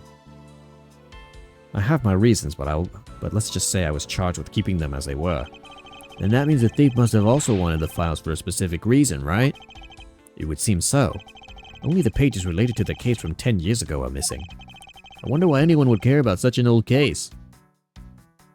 Okay, so it looks like a well-crafted high-quality sofa for visitors. The stitching is excellent. Talk about a luxury waiting area. These babies are also great for napping, you know? You wouldn't sleep even out here, detective. In the hallway? Whenever I do, I always wind up dreaming about giving testimony up on a stand. But it always ends up the same way. Me getting trounced by a lawyer. Isn't that awful? Maybe I should give it a try sometime, to envision myself winning naturally. Okay. So, is there something else? I already checked this area, but I never had to take another look. Is there something I missed? Thieves, not under here. Guess there isn't enough space for anyone to hide under anyway. Wait, I mean, if someone could contort themselves to fit, I'd be really impressed. Sounds to me like someone has already tried at least once before. It's about the only thing I can think of. If I've got... Yeah, this whole area has been checked now. This is my office, right? I won't rest until I've inspected every suspicious looking nook and cranny. Something worth looking is probably the... I don't see any signs of forced entry. And according to the guard, no signs of the lock. And according to the guard, no signs of that lock was already picked either. Meaning the door was really opened with a key. Did you happen to ask if any prints were left from the doorknob? Apparently, the doorknob's clean as a whistle. Oh wait, God, I can't. I never like. Apparently, the doorknob's clean as a whistle. Wipe, they think. Whoever this thief is, they did a really good job of not leaving any clues behind. There's got to be something else. A minimalist yet classy door made of top-quality wood. It's sturdily made, making it nearly impossible to break in by force. It's almost majestic, sir. I wish I could be as stately as this door. Only Gumshoe would praise the door as something greater than himself. Being a detective has its own rewards, and a certain virtuous value, I think. If you live up to your full potential, that's a poignant... Wait, what is that word? Poignant? That's a poignant trait that anyone can admire. I see. So you're saying, sir, that me being me is the best thing I can do for everyone? Right. That long pause wasn't exactly reassuring, sir. So the number 1202. These 4 numbers on a number plate alone proclaimed this to be my office. Whoops! Hey, these number plates slide right out, sir. They have to be able to take the plate off when the room becomes vacant, you know. Although the idea that it can be so easily removed is kind of... Anything here could be looking at? That's very interesting thing you mentioned. Can I... Okay, no. I was wondering if I could look at it some more. So the basketball... I guess we can talk to... Maggie? I was wondering if I may speak with you for a bit concerning this case. I've always been a big fan of the courtroom, but this is like a dream. A dream where I'm being cross-examined by the Miles Edgeworth? What is that animation? I can't let this chance pass me by. I must remember to ask her about the master key. I should jog her memory to show by showing my notes to her with why. Okay, well, let's ask some questions first. Have you ever met the victim before? Well, I've seen him a couple of times before when I had to go to Mr. Portsmouth's office. Time to flex our badge. Oh, you're so right. I can talk to people and I can show the badge. Good thinking, Ryuki. That didn't even cross my mind yet. Mr. Faith was always playing basketball with Mr. Portsmouth, sir. That sounds like fun. Just once I'd have loved to play with them. It sounds like fun, but the only person ever taking a shot was Mr. Portsman. All Mr. Faith ever did was pass him the ball, sir. On second thought, I don't think I'd have fit in at all with the, wait, I don't even think I'd have fit in at all that well with them. Okay, Maggie? Miss Maggie Bird, correct? I take it that you are an acquaintance of the detective. She was under my supervision back when she was still in the force, sir. One day she got caught up in a murder and things started going downhill, so she quit. But I owe you a lot, I owe a lot to Detective Gumshoe for introducing me to my current employer. Or so I thought until a few hours ago. Right before I was about to clock out for the night. You got caught up in this whirlwind of a case, correct? Don't worry, my whole life has been nothing but a whirlwind of bad luck and failures. Hmm? Since I was 6 months old when I fell from the 9th floor of my apartment building. She says this all the time, doesn't she? I swear to God, either that or she starts it off differently, but I swear to God, like, oh my God, when I fell from the 9th floor of my apartment building. I've been hit by all sorts of vehicles, gotten sick from all sorts of foods, failed at almost every test I've taken, experienced almost every kind of disaster. And now I even managed to be named a criminal just when I become a security guard. That's a lot to go through in one lifetime. I know! And just when I thought I'd finally found my happiness, I wind up getting you and Detective Gumshoe involved in my bad luck. You don't need to worry about me, Miss Bird. Nor do you need to worry about yourself. I will solve this case and prove your innocence. All I ask in return is for your cooperation. Yes, sir, Mr. Edgeworth. You can count on me. I'll do all I can do to help. So let's start with the master key. Oh. Actually, that's a prosecutor's badge, isn't it? It proves that you really are a prosecutor. Interesting. Despite all appearances, she seems to know more than Gumshoe. With that badge, even I could be a professional prosecutor. Sir, may I please try that on? Just a little bit? I don't think that would be a very good idea, do you? I guess not. On second thought, they're actually on the same level. Okay, so let's start with this then. So when did you discover that the master key was missing? By the time I realized it, I think it was around 1 a.m., sir. And I noticed it back at around 2:30 a.m. It was just sitting there on the ledge where the security room's reception window is. But I'm sure that between those two times it was just gone. It was not just gone, but stolen, sir. The key was missing from approximately 1 a.m. to 2:30 a.m. So are we going to have courtroom cases again? Am I going to be meeting with the judge and like other people in the court and I'm going to have to fight Mr. Portsman? Jacques? Why is it such an important key? Why is such an important key stored in such an insecure place? Oh, it's not like that, sir. We always keep the key further inside the room away from the window. Always, you say? Except for this time, correct? Well, I admit that it was a bit careless, but I had my reasons. I left it out because I was sort of using it at the time. It was after I had used it that I had left it sitting out on the ledge. She used the master key? That's something worth asking about, I think.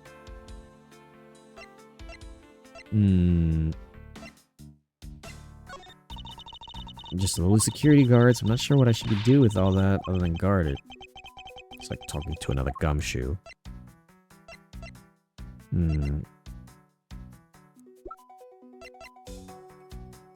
Oh, I can't present profiles. Okay. I was gonna ask questions. Okay, so the master key. What did you mean by you used the master key? Oh, I used it to open the door for this prosecutor who had forgotten his key. Ah, there it is. That's the Maggie I know. I mean, it's my job as a security guard, right? Ah! What is it? That's right, I just remembered. The prosecutor who forgot his key. It was Mr. Portsman, sir. What? Please tell me more, Miss Bird, quickly. Ooh. It was around 12 a.m. Mr. Portsman had forgotten his office key, so he came down to the security, sir. And that's when you loaned the master key to him. That's right, her little salute. That's what I remember her doing all the time back in the first game. At least up until the third game when we see her again as a maid. And that's when you loaned the master key to him. No way, it was against regulations to loan the master key to anyone. I walked with Mr. Portsman to his office and opened the door for him personally, sir. I see. And... wait. Hold on. I see that she's blocking the number. Okay, hold on. I'm game theorying right now. I see that she's blocking the numbers, and I'm also still keeping it fresh in my mind that Edgeworth pointed out about how you can move the sliders for the numbers of the doors. So what if, and hold on, I see it too. We're past the, wait, hold on. His door is to the right of the, it's to the right of the, oh shoot, of the basketball hoop. His door was to the right of the basketball hoop, but they're opening it to the left. So that means that they probably slid the numbers out, and he was like, oh yeah, this is it's this one. And Maggie, like, just like kind of looking it over, not really thinking it over, opened the door to what would be Edgeworth's room, and that's what got them in. That's my game theory so far. Well, he called me to come close to his office as he was leaving the room. He called for me to come close up his office as he was leaving. Wait, what? He was leaving? It was around 1:30 a.m., I think. So in summary, for the sake of one forgetful prosecutor, you used the master key twice tonight. He was used to unlock and lock Mr. Portsmouth's office at 12 a.m. at 1:30 a.m. Unless... Talk about suspicious. I doubt you can say that you've never left your keys in home, detective. I think this calls for a thorough examination of Mr. Portsmouth's door. Alright. Finally. Oh, no, never mind. Okay. I thought it was to the right of the thing. No, this looks a little bit more correct. Damn it. My game theory just went down the drain. I wouldn't rest until I've inspected every suspicious little looking nook and cranny. Can I investigate this? I can't investigate this. It's Mr. Portsmouth's personal basketball. Oh, it's Mr. Portsmouth's personal basketball hoop. Can't believe he put something like this in the hallway of a prosecutor's office. But you know, it's actually pretty useful, sir. I haven't gotten lost trying to get to your office since it's been here. How long have I had the same office and yet you still managed to get lost? Okay. The door's locked tight. I bet the old credit card trick wouldn't work on here, huh, Mr. Edgeworth? This is the office of a high prosecutor detective. These doors would be pretty ineffective if an average cat burglar can get through them. Aha, so I guess only a great cat burglar can get in. That must be our culprit. Might I advise that you return to that conclusion, return that conclusion to whatever pawn shop you bought it from. So let's look at these numbers again, actually. Room 1203. I take it that this is Mr. Portsmouth's office. Yeah, you can't mistake it because of that basketball hoop, sir. Oh, that reminds me, Mr. Portsmouth had actually wanted room 1202 really badly.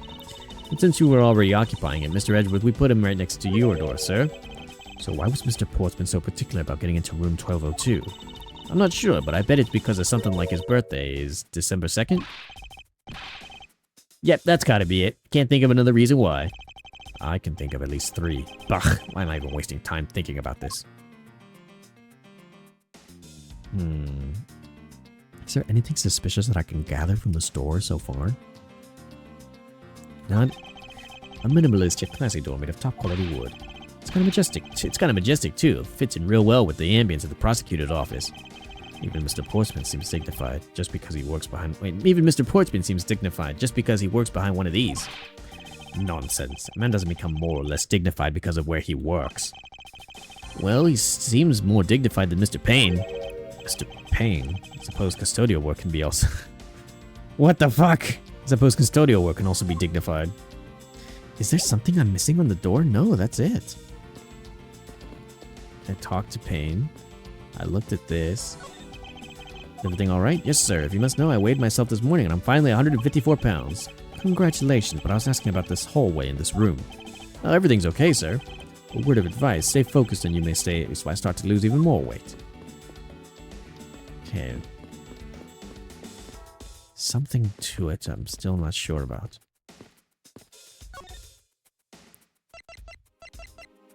Is there anything else that I can go ahead and present?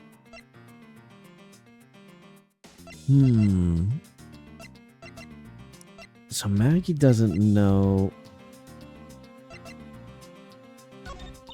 Okay, no. I'm missing something. And I feel like it has to do or be related to Maggie. Is there a way for me to... I already checked this area, but does it hurt to take another look? History. I can examine... No. Unless... Oh, whoops.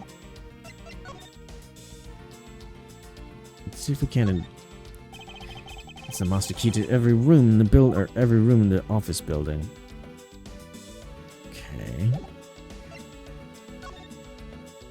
Can't really look much more into that. I looked into what I need to there. I think I looked at everything I needed to with the gun. To think that this so easily can take a life with just the pull of a trigger. You know, I can't ever see myself really liking guns. Oh, but I love the ones I can use in track and field meets to start races. If you take off before it's fired, everyone always ends up following your lead. To chase you down for a false start, detective. Now that you mention it, even when I finish first, I always end up wind up in last. We looked and only one bullet was fired.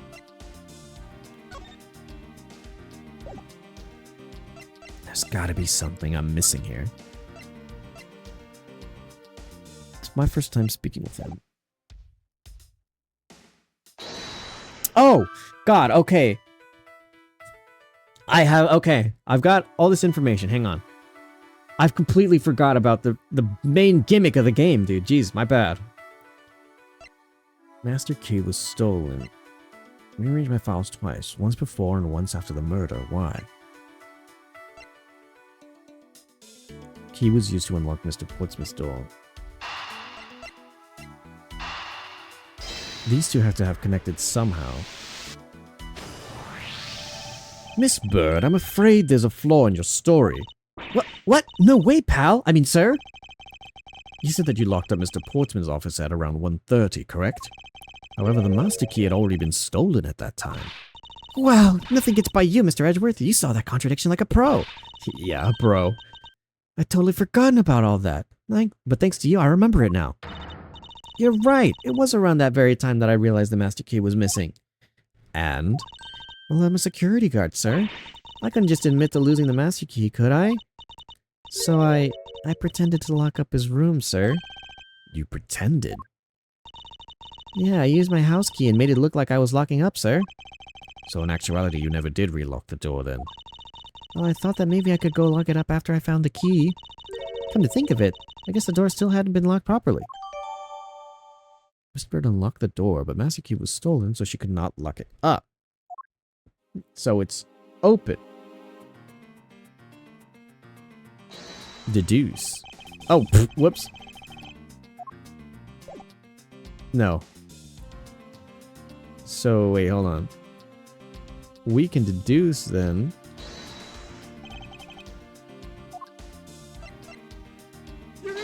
Eureka!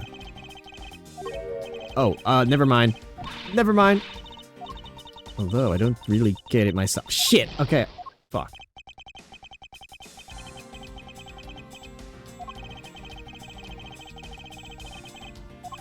Okay, hang on. Oh! Wait. Wait.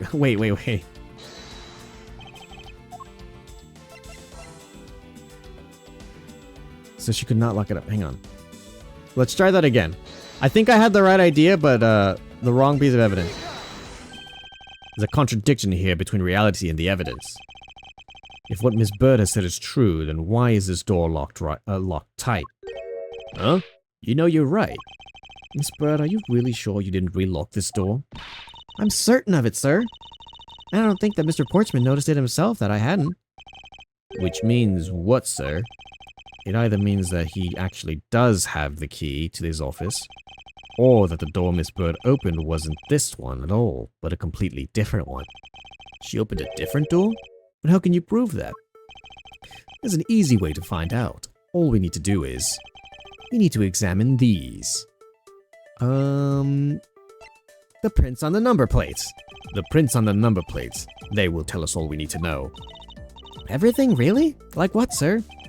Like, well, for example... oh, shit! Okay, I thought I was onto something. Well, we know for sure that Detective Gumshoe's dinner will only consist of instant noodles. Wow, that was amazing, sir. How did you know? Oh. Shit, okay. I thought I was onto something. Siege, this is what I was talking about, chat. I was worried I'd look like a fool. I need to examine these. The prints on the master key? Okay, hang on. can we examine the prints on the master key? Wouldn't they just have Maggie's and whoever... The prints on the doorknob.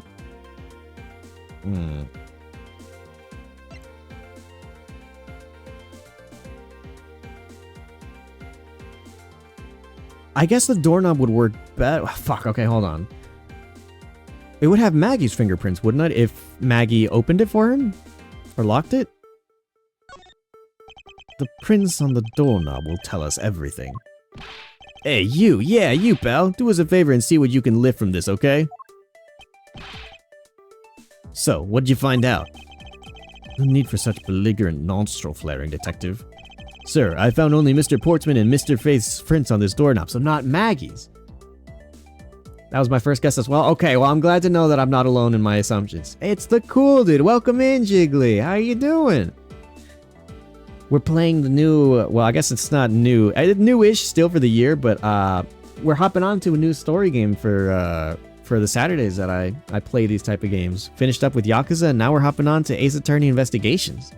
So, I'm very much looking forward to what it is that we can accomplish. But welcome in. I appreciate you dropping by. I hope that you enjoy your time here.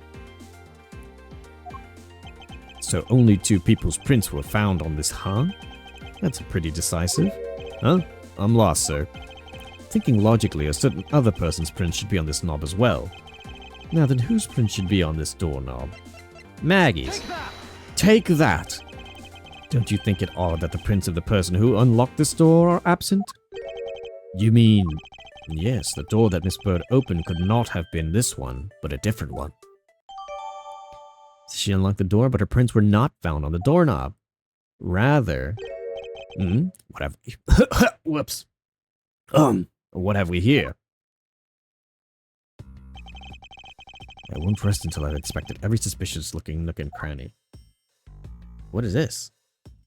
Can I go... Oh, I can look higher or lower. Oh, that's so interesting. Is this basketball property of Mr. Portsman? Yes, sir. He's always ready for a match. Basketballs. Basketball, soccer, dodgeball, tennis. Doesn't matter what sport it is. He's game. 2 a.m. can't sleep? Oh, no! Well, I hope that I could at least help relieve in some of that. I hope...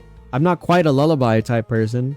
I'm a little bit chilled out, but I don't think my voice is soothing enough to put people to sleep. But whether it's entertainment or whether it's the necessary energy to start helping you fall to sleep, I hope I can help you beat that insomnia, Jiggly.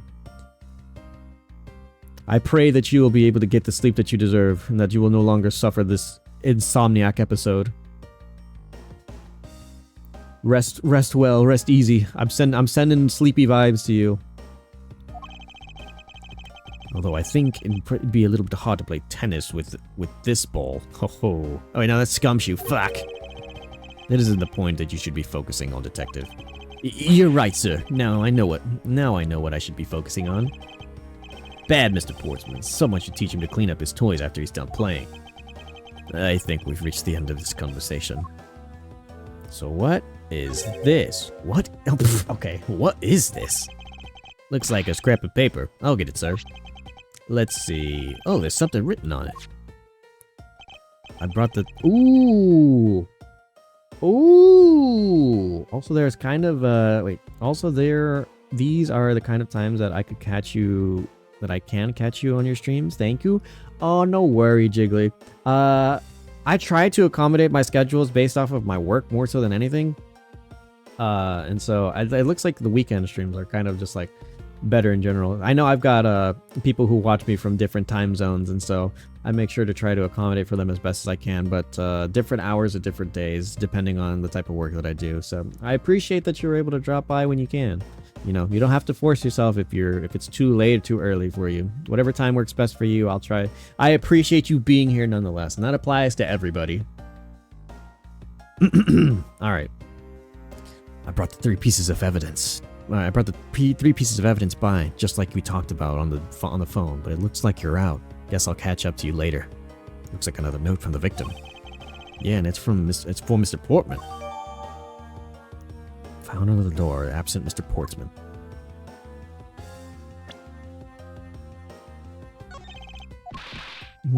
Okay. Looks like we've got something new that we can go ahead and play with. Looks like I've got something to piece together then, huh? What can I piece together with this, huh? Files in disarray. Wait, whoa. Okay, no, that's not what I was expecting to. There's gotta be someone or something I can still talk to.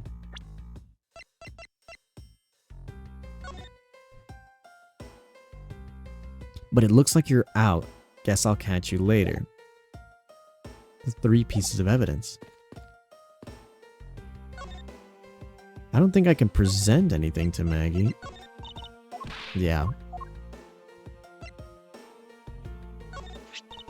I've had to open Mr. Portsman's office up for him a number of times before. I've also had the chance to see the inside of his office on a number of occasions, too. He's got shelves upon shelves of sports memorabilia, trophies, and awards in it. To the point where it's almost beyond gaudy, sir. But maybe I just feel that way because I'm jealous since I don't have even a single one. Don't say that, Maggie. I'll make a special Guard of the Month award just for you. Thanks for trying, but I've already got a mountain of consultation prizes, sir. They're proof of just how unbelievably unlucky my life has been. Plus, getting an award from you just isn't the same as getting a real award, sir. Okay. So what can we infer further from them? Yes, I got this.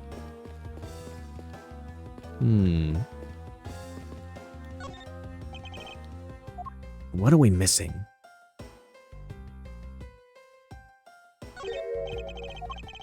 What are you looking at, sir? Oh, it's been moved! I didn't even realize that earlier. I was just like, oh, okay. What are you looking at, sir? Oh, hey, how about a game? That's okay, detective.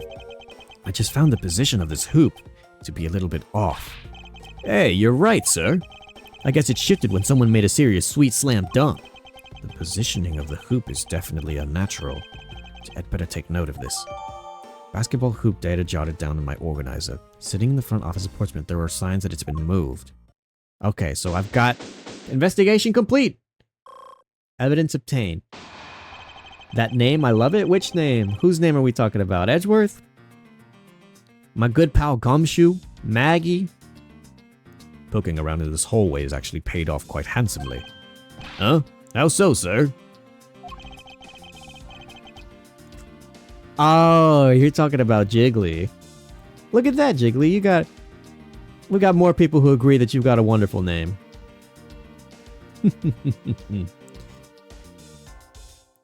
In a variety of different ways, I think it's time that we had a little chat with the real culprit of this case. You know who the killer is? Well, Mr. Edgeworth. As long as my logic is sound, then yes. The mastermind behind this murder is none other than Mr. Portsman. What? Mr. Portsman?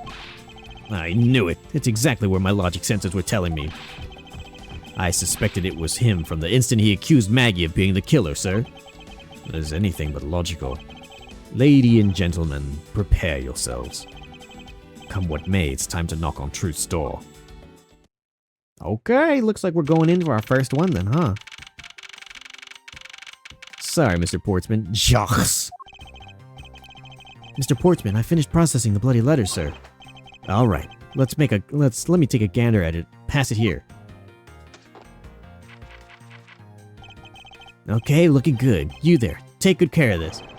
Whoa! Damn, careful there, Edgeworth. Or not Edgeworth, careful there, Gumshoe. Well, if it isn't Detective Gumshoe. End of the line for you, Portsman. We've got you now. Call off your dog, Mr. Edgeworth. Is this some kind of joke? It's no joke. We know, Mr. Jocks. We know, Jocks Portsman, that you are the guilty party in this case. You must be pretty upset getting chased out of your own room. I'd be mad too. I still can't believe Twitch forced me to change my name from Say So Coomer. That's crazy to me because I don't even know why. It seemed like it's not quite as Say So as your name would lead it out to be, but I feel like I've seen like goofier or like somewhat even worse names out there. I'm not sure if there was a way that you could like change any letters, but like, yeah, no. Twitch is really goofy with how they go about fitting their words, I guess. God, I've already had my issues with like words and how Twitch hears or handles them. That's how I got my first suspension. I have to be careful with how I say things now because I've gotten suspended once because I said a word and I guess Twitch thought I said something else and it led to me having to make a request to be unbanned, and I guess somebody reviewed it and they were like, oh yeah, nope, that was our bad. Sorry, you're good. Really goofy this place with their words sometimes, I tell you. I can tell. I was a first-hand victim of... I don't even know. I don't... Does it sound like I have an accent, chat? I feel like I don't really have, like, a particularly, like, outstanding accent of any kind, but, like, I guess I don't... It was strange, that whole instance that got me in trouble. So, I don't know. So, I guess you can't say, or I guess if you can say, if you can promise to stay out of our way, you intend to hide your crime under the guise of a prosecutor doing his job. I can see right through the unsightly paper-thin mask you wear on your cowl. Haha, who would have ever thought it would come to this? Actually, come to think of it, your mentor was Manfred von Karma, right? Uh-oh. Well, Coomer is apparently TOS, apparently, so when did they add that one? Who got offended? Who got so offended from that they decided to add that? Is it just like back when... Because I know there's words that are TOS that I'm not sure if it's just like can't be said or can't be typed. That's why I like to dance around what it is I can and can't say, at least for now, since I've already been suspended once. Not really, and I don't think so? Okay, so I'm not sure what it was that like initially got me in trouble then before. I don't think I have a somewhat of a thick accent, but it was, say so, I know you'll probably know, but like in Monster Hunter World, there was an event for The Witcher. And during the Witcher event, the armor that you can get for the Palico, I said that. And I'm assuming that that's what got me in trouble, because what it said was that I got in trouble for saying something that was like hate speech. And it completely boggled my mind. It made no sense to me. I was like, hate speech? What could I have said? We're playing Monster Hunter. What in Monster Hunter is considered hate speech? And so after talking it out with my friends, that we were like, could it have been that they misheard me referring to the creature from The Witcher and thought that I said a bad word? That was the only conclusion I could come to. Maybe it was something else, maybe not. But I made the request and the appeal went through and I was unsuspended from my like week suspension that they were trying to put me on. So that's my theory.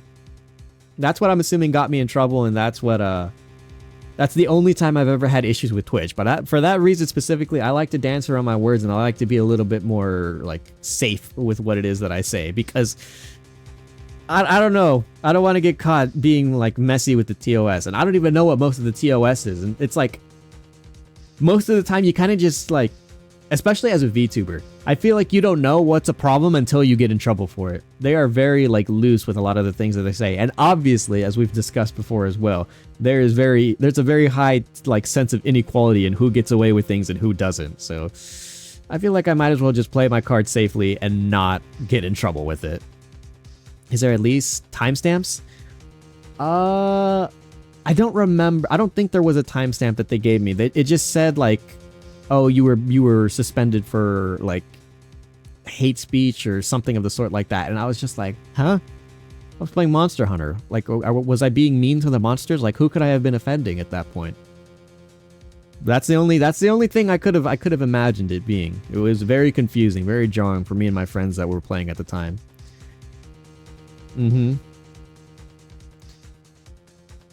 Let's say Aisha, for example, when she got bonked for sexual content, right? And then they came out with like, oh, VTubers, no thighs allowed. You can't see it. I'm wagging my finger. I have an emote for it, but I'm wagging my finger. You can't show your thighs unless I think you've got like a pool background, in which case you have to be labeled under like the pools and beaches like tile or something. I don't know. It's very stupid. It's very biased. It's very weird. And obviously Twitch has its issues that we can all air out like dirty laundry, but I guess I'm just going to have to play the game. I can't really be mad for like where it is that I've decided to play the game. You know, I'm here and I've made my bed. I'll lie in it, even if occasionally the house cleaning decides to mess up my bed every once in a while, and I can't really have any say or do or lies about it. It's frustrating sometimes. Let's say so have hips and thighs, for fuck's sake. You and me both, brother, but can't do that. Not allowed. If you have a two-dimensional model and it happens to have anything underneath the abs, if you happen to have a pelvis, some legs, some thigh, any of that, if it ain't covered up, bonk. See, troublesome content. Meanwhile, go to like just chatting. You know, I'm not gonna air it out. We all know that Twitch has its problems, and so I'm not gonna try to like put a spotlight on it. Twitch does it themselves, so it's not like I can really do much else about it besides complain, and that's not gonna help anybody at the end of the day. Literal string being used as clothing. Yeah, no, you should be in pools and hot tubs. Yep. You know, they're just playing the game, I guess, and Twitch allows it, but you know, God forbid, I don't know. I'm getting put through the blender, put through the ringer. I need to continue with the game before I get like accused of anything guilty. The whole stupid thing about the can't show, but if you have leggings on, it doesn't count, but it's covered. We would be here forever, just like yapping about what Twitch can and should be doing. But you guys get it. I'm not alone in this idea and what sort of I'm not sure if discrimination is the right word, but the inequality, I guess I'll string it as. There is a high sense of inequality that goes about Twitch, not just with individual creators, but like how they go ahead and enforce rules. So I'll leave it at that. I'm gonna go ahead and continue now before I go ahead and blow a fuse. Actually, oh yeah, the Von Karma stuff. The legendary prosecutor who never lost a single case for 40 long years. But there was always this incessant chatter about forged evidence with that guy. It really teaches me that I've got to stay on the lookout for false accusations, you know? Are you done trying to play mind games with me? Because they won't work. The only thing you should be using that mouth of yours for is explaining yourself. Although that too will only dig your hole deeper. Either way, your game is up. Well, aren't we full of ourselves? Even though you have yet to prove anything. Alright, it's time to get fighting. Ooh, testimony!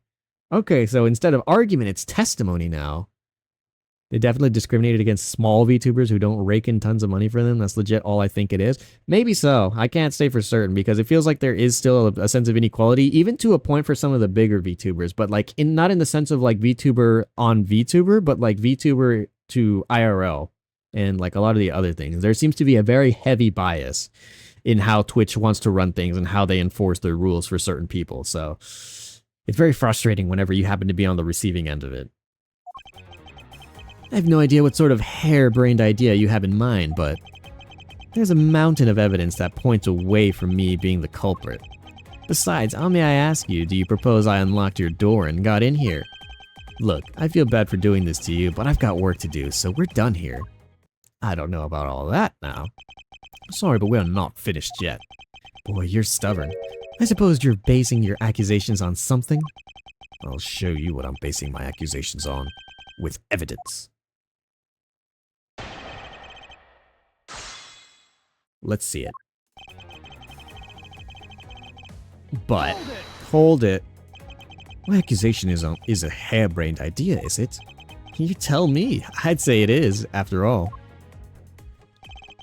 It's a mountain of evidence that points away from me being the culprit. A mountain of evidence like what? Oh, and what, pray tell, kind of evidence are we talking about here? Chip was my partner, so you can't say I had a motive for killing him. And that's it. That's not even an anthill, let alone a mountain. But it's more than enough, wouldn't you agree? Might I recommend that you review what the word evidence means? It doesn't change the fact that the evidence doesn't point to me and as the killer. How may I ask, do you propose I unlock your door and got in here? Oh, I do wonder. Unfortunately, I believe I've already shown how earlier. The speculation means nothing, as I still insist that I could not gain access to your room. What should I do now? Should I raise an objection? I say so! You claim to have had no way to open my door. However, is that really the honest truth? Haha, alright, I'll humor you. Go ahead, shoot. Very well then. I propose that you use this to open my door. Take that! I believe you were able to open my office door with the master key, no less. Objection! Uh-oh. Wait. Hold on a sec. I never laid a finger on that key, as you know already. Precisely. You were able to open my door without lifting a single finger. Well, maybe you did, but only to direct. Getting somewhere, huh? That's right, you used your finger to direct this person to open my door with the key. Take that! You had asked Miss Bird to open your own office door for you, yes? Yeah, I kind of forgot my key at home. Happens a bit too often for my taste, you know? But the room you had Miss Bird open at the time was not your own, was it? What? You have quite the imagination. But why don't we ask the girl herself whose door she opened, shall we? I'm certain that it was Mr. Portsman's door, sir.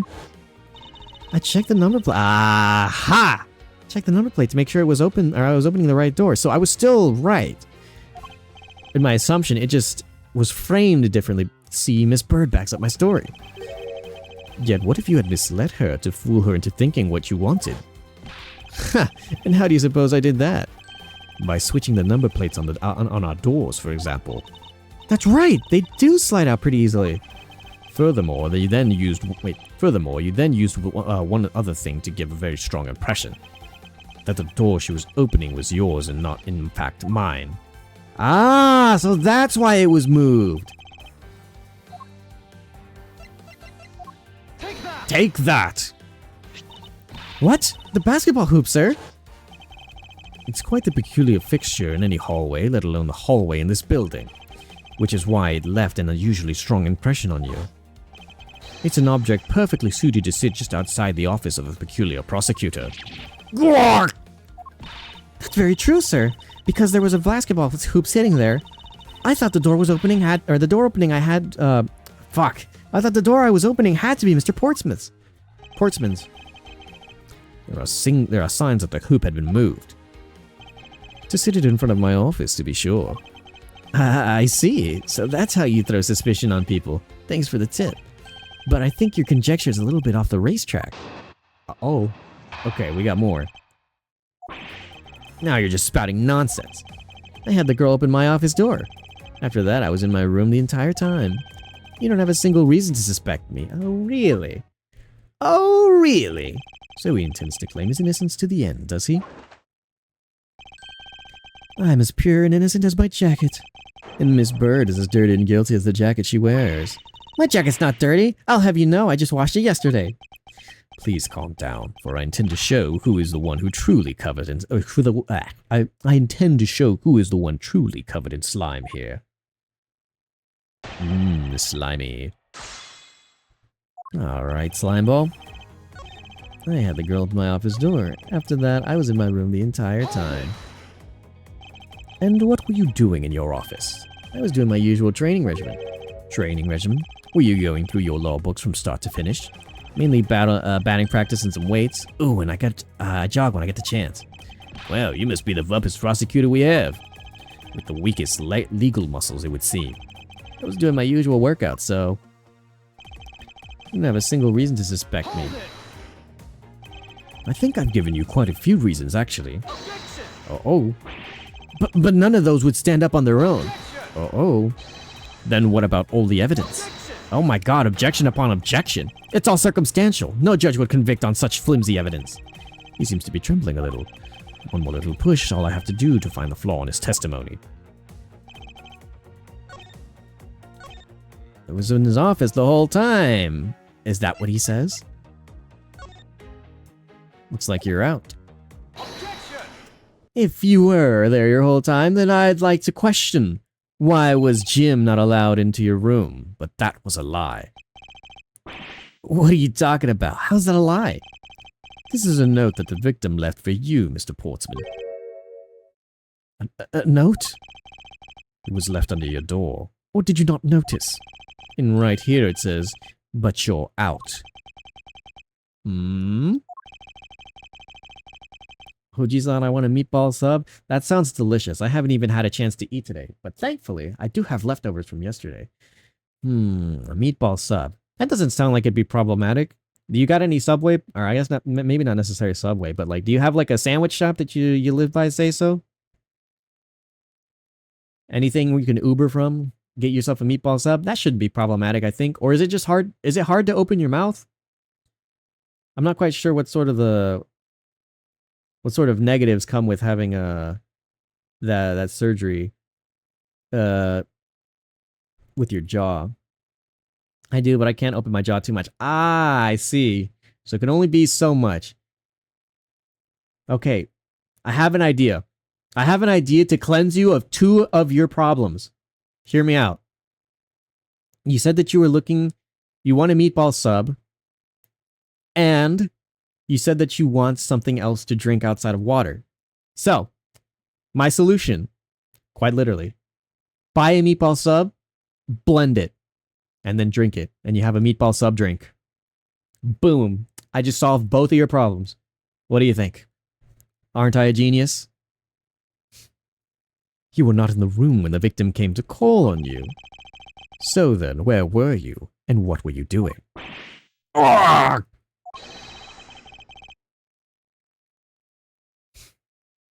10 out of 10 idea. Thank you for your compliments. It truly is a wonder of the world as to how I can use my very ever so grandeur intellect.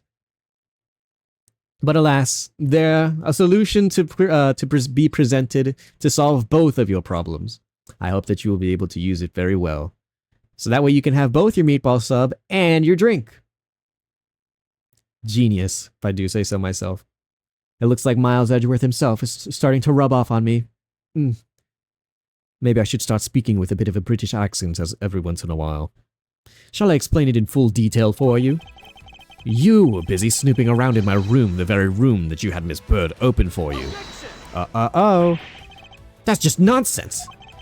You have no evidence that I made the girl open your door for me. Oh, but I do. I have very decisive evidence. No way! This is proof positive that you had Miss Bird open the door for you. Yeah. Take that! I had your door dusted for prints. And my door? What for? Come on, I bet you didn't find anything. You sure are good at wasting time. You're right. I didn't find anything. And you're definitely not Miss Bird's fingerprints. Her prints? What do they have to do with anything? Let's put it this way. If she really was the one who opened your door, then her print should naturally be on the doorknob she touched. Further, all the prints on my office doorknobs have been wiped clean off. I can only assume it's because Miss Bird's fingerprints were on it. Don't you think it's time you gave up on your charade? We know you stole into my office. Wait, you stole into my office, and that's so weirdly phrased. We know you stole into my office with the intent of stealing something from me. And Detective Faith found you out. Possibly because he heard sounds coming from a room whose occupant was on leave. Mr. Portsman, you killed Mr. Faith to silence him. And I had the misfortune to return when I did. And I had the misfortune to return when I did. You had to threaten me as you escaped. Ooh. As I said when you had the gun to my back, no one gets away with committing murder in my office.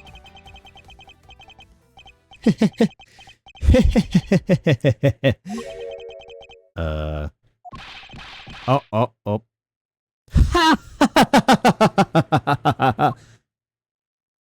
Is he losing it? And just what's so funny, pal? Well, that look of stiff seriousness on your face is in the office finest. Wait, that look of stiff seriousness on the face of this office finest prosecutor, as he makes a huge mistake in accusing me, is simply too much to bear. There's just nothing else like it in the world. What? Mr. Edgeworth just explained it all, and he even backed it up. You're the murderer. Stop trying to be slippery and just admit to the crime already. And as I said earlier, it's all so circumstantial, so full of conjecture. You say that you checked my doorknob for prints. Well, I can readily confess that I had wiped that knob down well. Eh? I'm a little obsessive compulsive, you see. I didn't want to touch the doorknob that you had touched, which is why I wiped the door down as soon as I could after you opened the door. After that, it made perfect sense that only Jim's and my own prints would be on there. Whoa! Hey, Rixie, thank you for the raid. Wait a minute. Is this the same Rixie that I know? Chocolate. Thank you for the raid, Rixie. Welcome in, everybody. Hold on, are my mods still here? Mod check. Can we get a shout out to Rixie for the raid? I'll do it myself if I have to. Whoops, that's not how you spell it. Oh, it's another Rixie. Okay, I thought this was the same Rixie that I knew. What on earth? Rixie. What? Am I doing this wrong? Where's my mods? I appreciate the raid. Thank you. Where? What? Oh, it is. Hey, wait a minute. I know who you are. I know you. Oh my god. Yeah, I've raided you before too. There we go. God. Going and fooling me, are you?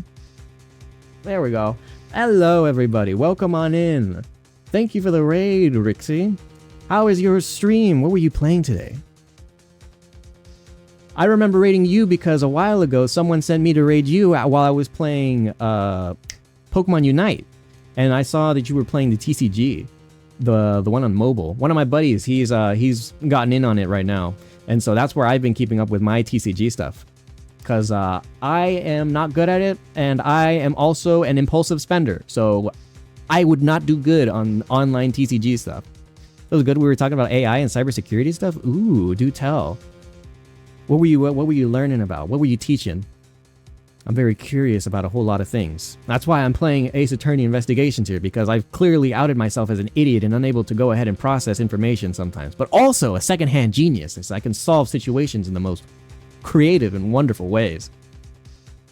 I guess I can do a brief introduction, though, for anyone who has managed to stuck around. I am, I guess you can all just call me OG-san. That's kind of just like my temporary name. I've been doing this for a little while now, but I haven't exactly gotten an on-brand name. I've kind of just stuck around with it. Basis is, I'm just an old guy.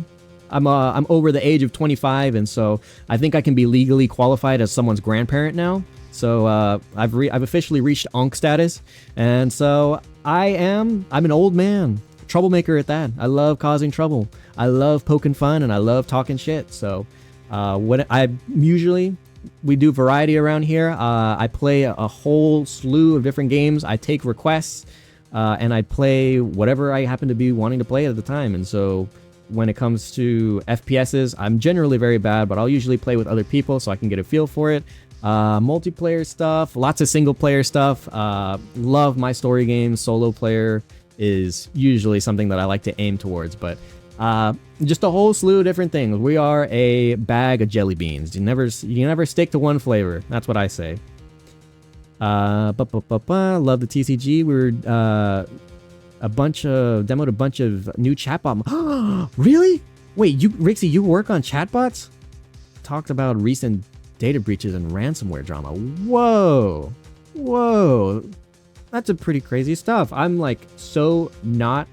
First of all, I'm generally out of a lot of loops. I live in my own world most of the time, but like every once in a while, or like whenever like news makes its way to me, like in any fashion, I'm always so out of the loop that like I generally get surprised.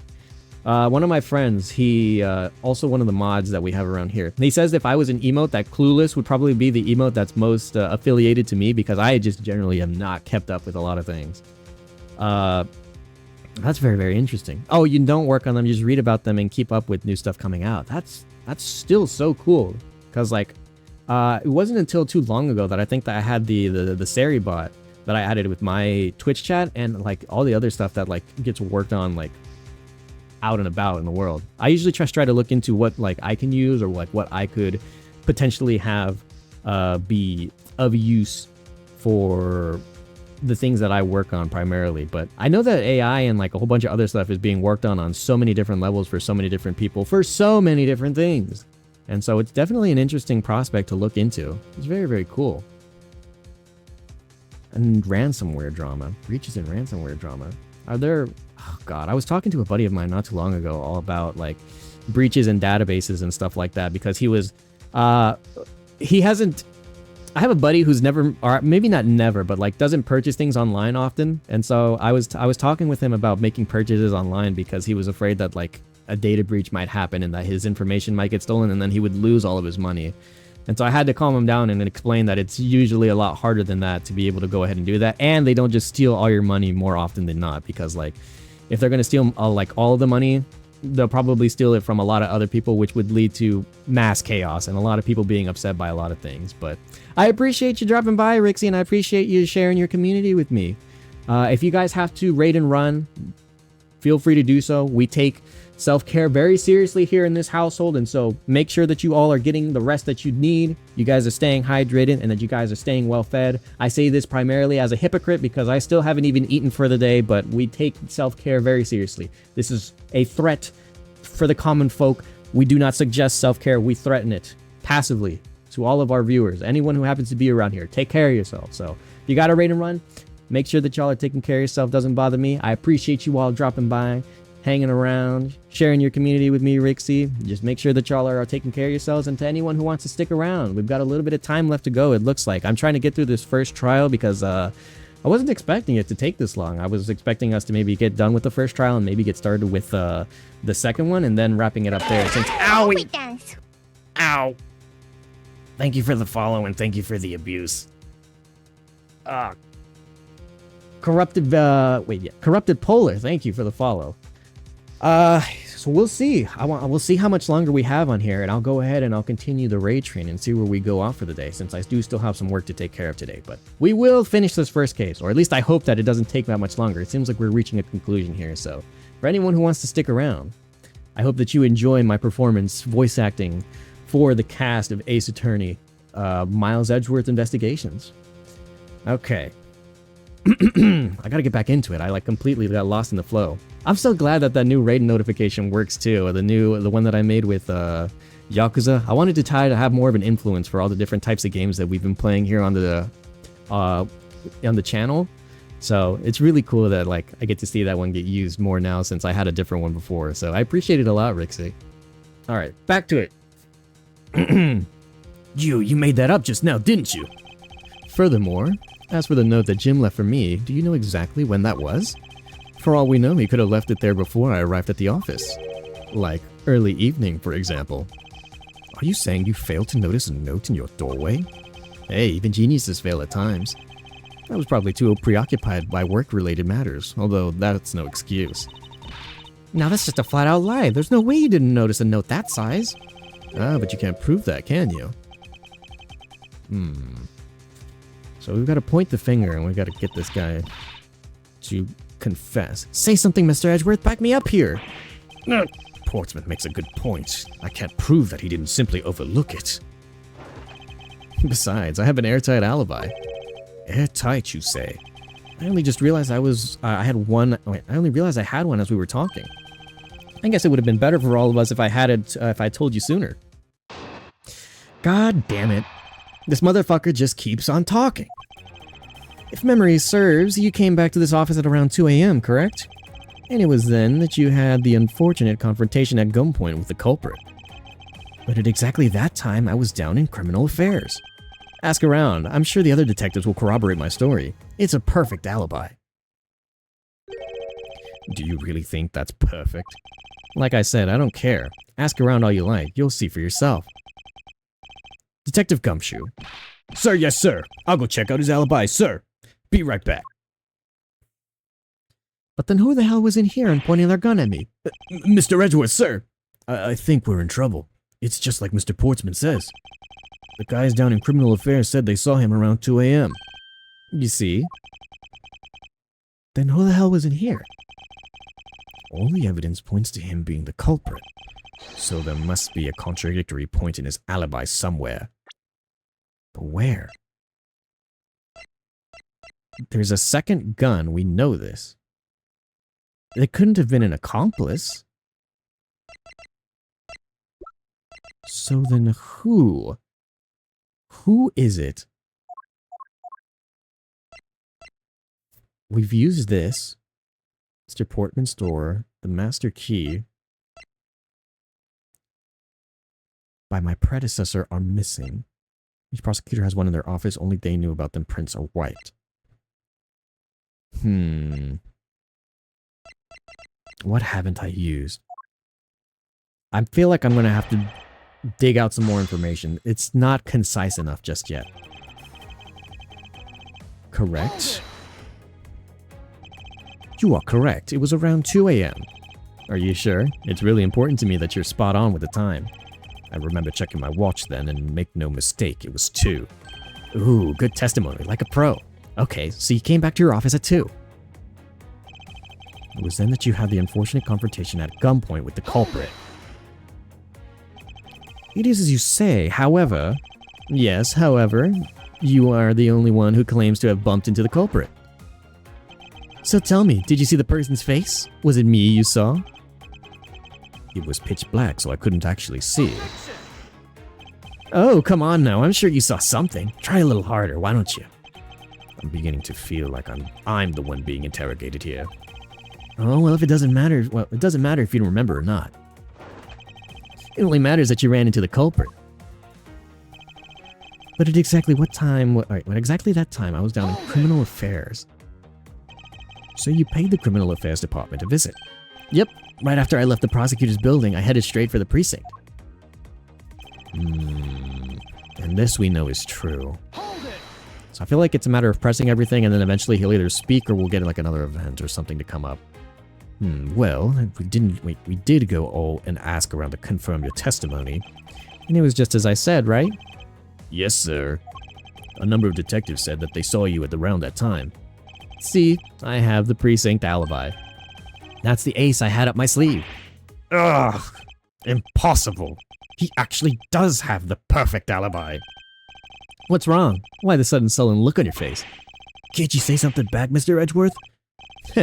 I think we've reached the end of the line and it's time to get out of this crazy train. You there. Sir. Please escort the young lady out. But remember, be gentle. Maggie! Detective Gumshoe! She's out? What about the rest of us? Is there nothing I can do? There must be a way to turn the situation around. If only I had a clue. Did I miss something that can help me cast doubt on his alibi? The intruder I met could not have been Mr. Portsmouth. Then who could it have been? I need to calmly think this through one more time, and with logic. So the file's in disarray. Another handgun. Mr. Portsmouth's alibi. Let's think this through. This is the part I'm always the most worried about because I have to think, and I'm an overthinker. The intruder I met could not have been Mr. Portsmouth. Then who could it have been? The culprit rearranged my files twice, once before and once after the murder. Why? Other than the victim's gun that I found, could there have been another gun in play here? I think these two probably fit better.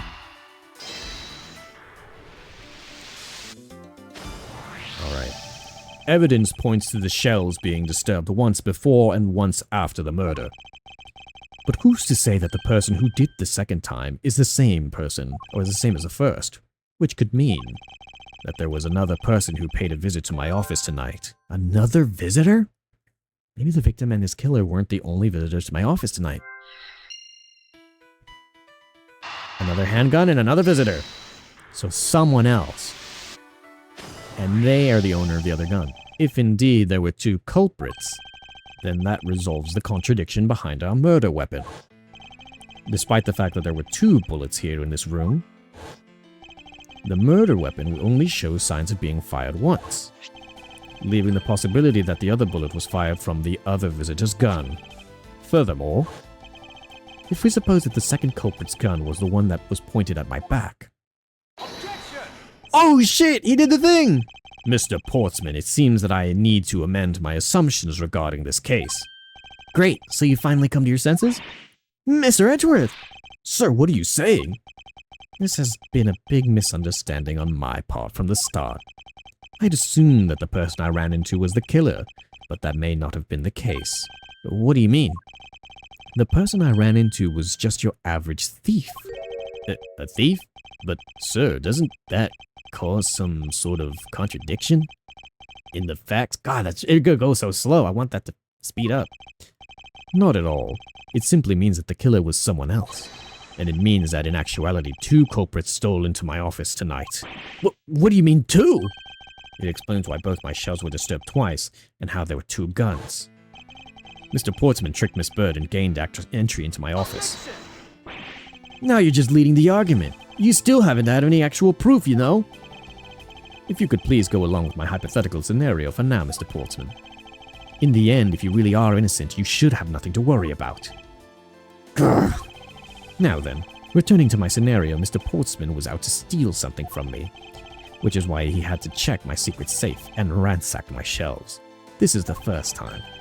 So then this would be when the files were put back in the wrong order, right? Correct. Then, just when he was about to look somewhere else, who should have walked in but his own partner, Mr. Faith? But why did Mr. Faith come to your room, sir? He probably had business with Mr. Portsman, which is why he was in the area. But that's when he noticed sounds coming from my office, would be my guess. Oh, because you were supposed to be away, right? And he must have thought it was odd, so he came into the office to check it out. Correct. And as a detective, that was the right thing to do. But when he came and found his own partner standing there... Because it was Mr. Portsman, Mr. Faith probably let his guard down. But Mr. Portman was not so merciful as to let him leave alive. He waited for his chance and stole Mr. Faith's gun from him, and then... Wait, this song! Wait, hold on! Dun, dun, dun. Is this a remix of the one from the first game? It sounds familiar, or like there's like a similar like tone or like cadence to it. It just hit me. He killed him. He silenced Mr. Faith for catching him in the act of stealing.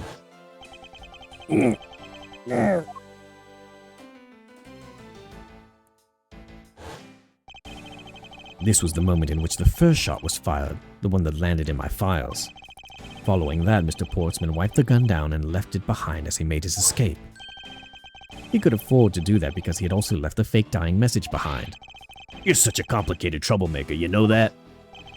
Well, if things were as simple as that, then all would be solved. However, there was yet another visitor to my room, and this is where it gets complicated. There was another? Visitor, sir? Yes. And this other person's objective was also to steal something from me. Now then, even after Mr. Portsman left, the door to my office remained unlocked. However, this new visitor had no way of knowing that, and also, they stole the master key from the security guard's room, and then entered my room and searched through my shelves. This was the second time that way was disturbed, and it seems the thief found their prize. They stole the O file, right, sir? Correct. Only just as the thief was about to leave with the file, I appeared. The thief then threatened me with their own gun and made their escape. The second bullet was fired during the brief encounter. So the shells got messed up twice in 2 bullets. It was all because 2 different people were doing those things at 2 different times. Precisely. So now do you see, Mr. Portsman? The person I met was just a thief, and was not, in fact, Mr. Faith's killer. Your alibi for the time frame in which I ran into the other person is now irrelevant, because we now know that the murder took place during the first culprit's visit. Uh-oh! What now? What's so funny, pal? Absolutely splendid. Your scenario explains everything. Of course it does. It's Mr. Edgeworth after all. But you know, it still doesn't change the fact that it's all circumstantial. Supposing if, and that's a big if, your theory is right, it would indeed render my alibi, which was withstood scrutiny, mind you, irrelevant. I hate this animation so much. This guy needs to be punched in the face several times. But there's still one defining point of your argument for which you have no evidence. Your supposition that I was the first visitor. Mr. Edgeworth, you can't let him get away with that, sir. But he has a point. I have absolutely no proof at this point. Don't say that, sir. I don't believe it. Don't worry, Maggie. I'll do something if I must. You know something. If I find your attitude to be somewhat peculiar, Mr. Edgeworth. If the person you met really was just a plain old thief, then why is it that person not your main suspect? That is, if your theory's correct. Oh my fuck, dude, this guy's so annoying. I have to... another testimony? That thief you ran into should be your real suspect, wouldn't you say? We should be out here looking for that thief right now. They might still be nearby. I hate to repeat myself, but as I've already said, I was training in my room. And then when Jim came to deliver some evidence to me, I was down to criminal affairs. So I can't be expected to know what happened around here after that. Wait, Jim gave him evidence while he was in criminal affairs? Shouldn't he have been dead? Hang on. 205. What's his alibi? His alibi was that he was there around 3, right?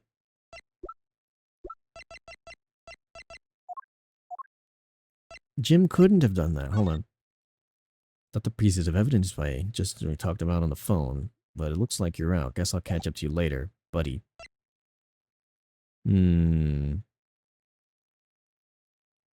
Okay. So, you think we should be out there looking for the thief? Of course, now isn't the time to be having these dead-end discussions? I don't think it's a dead end after all. I find your alibi to be fascinating. Let's continue where we left off, shall we? I know he's lying. I know he was here, at the scene of the crime. I just have to find a way to prove it. What was he doing?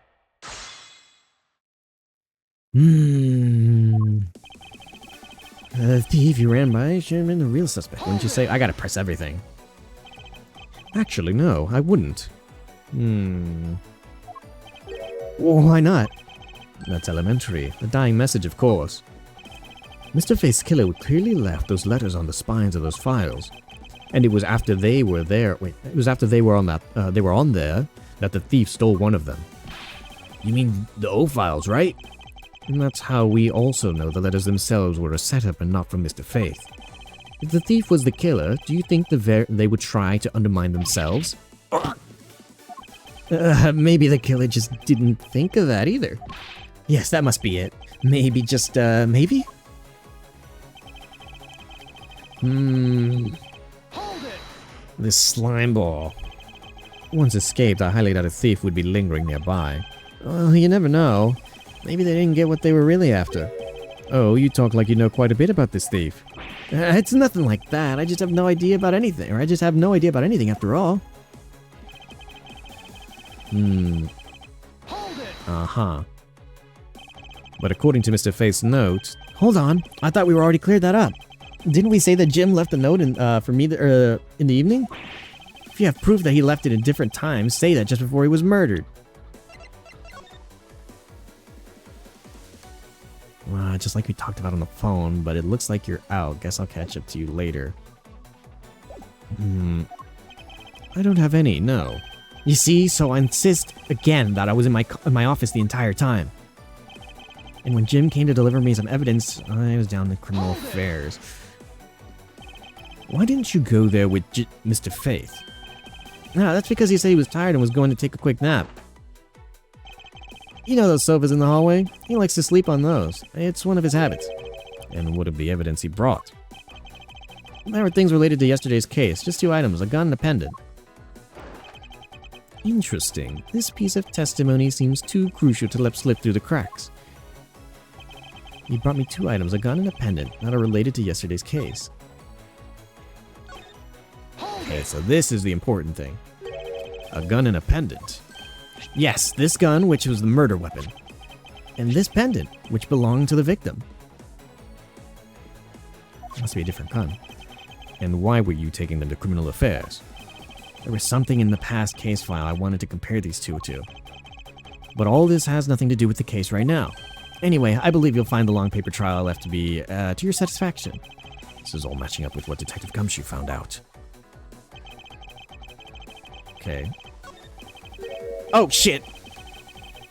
There was one more I needed to go ahead and press. Let me press this last one, and then I think I know what I need to go ahead. I can't expect you to know, can I? Nope, but I guess you can expect me to take a guess based on logical deductions. Oh, then let's see you deduce. Jim waited for me to leave and then stole the master key, for the purpose of sneaking into your room, of course. And that's when Mr. Bird caught him red-handed and the murder occurred. It's all exactly as I had laid out earlier. I know he's lying. Okay. just have to prove it. So my thing is, if it's only he brought 2 items, then that can't be right. Objection! There we go. Only 2 pieces. I believe the proper phrase here is you fail. Excuse me? You fail as a prosecutor, Mr. Portsman, as you intend to keep evidence hidden from me. What are you talking about? I haven't hidden anything from you? Well, here's a piece I think you should read carefully. Oh wait, Maggie. It says that Mr. Faith is bringing 3 pieces. Yes, and this is the victim's real dying message to you, Mr. Portsman. I can't believe to get tripped up by simple arithmetic. Where is the missing piece of evidence? You have it, don't you? Only the guilty would make such a face. Detective Gumshoe. You don't have to say it, sir. I'll pat this guy down from head to toe. Don't come any closer! I'm warning you! This is all part of the investigation, pal. You don't even have to think about stopping me. No! Hey, what's this? He had this on him, sir. What is this? Despite what you said, it would appear that you do have something to hide. But why would he hide something like that? Wait, here it is again, the song, wait. Yeah, this is the same one from what is it? I think, is this Telling the Truth? Which song is this in the original Ace Attorney? I recognize it. This is revamped for the Miles Edgeworth games. There's only one reason why anyone would hide evidence of this caliber. Because it would unequivocally point to that person himself as the real killer. What? This looks like a tape. Ugh. Let's examine this videotape a little bit with more detail. For the section of the tape that will drive the last nail in his coffin. KG8. Oh. Okay, hang on. The KG8 incident. That's a police case. Oh, that's a police case number, sir. Does that mean this video is from that case? Interesting. However, what's recorded on this isn't what's important right now. KG8, is that something worth remembering? Let's give this casing a thorough once-over. Yes, sir. That's blood, isn't it? Yes, and I believe this is what the good prosecutor was trying to hide from us. This blood is still fresh. You mean this might be Detective Faith's blood? No, you've got it all wrong. No amount of denial can save you. We have but to run a blood test to find the truth. Ugh. You told us that you had received evidence from the victim earlier. Now, will you tell us when and how did the victim's blood find its way onto this video? Yeah, that's totally suspicious. Was it the moment of his death? Did Detective Faith have this videotape on his personage when you killed him? You know very well that there's no way to prove that. Not even if we were to examine this tape for fingerprints. If I had to take a guess, I'd say the only person on here would... I'd say the only ones here who would... Fuck, I can't read. I'd say the only ones on here would belong to the murderers. To the murderous you... Am I stupid? I'd say the only ones on here would belong to the murderous? To the murderous you... Oh, okay, I see. I was so confused with how that was phrased. I'd say the ones only... I can't read, chat. Turn off your ears. Hold on. I'd say that the only ones on here would belong to the murderous you and Mr. Faith. No! Impossible! I'm... Oh! Oh my god.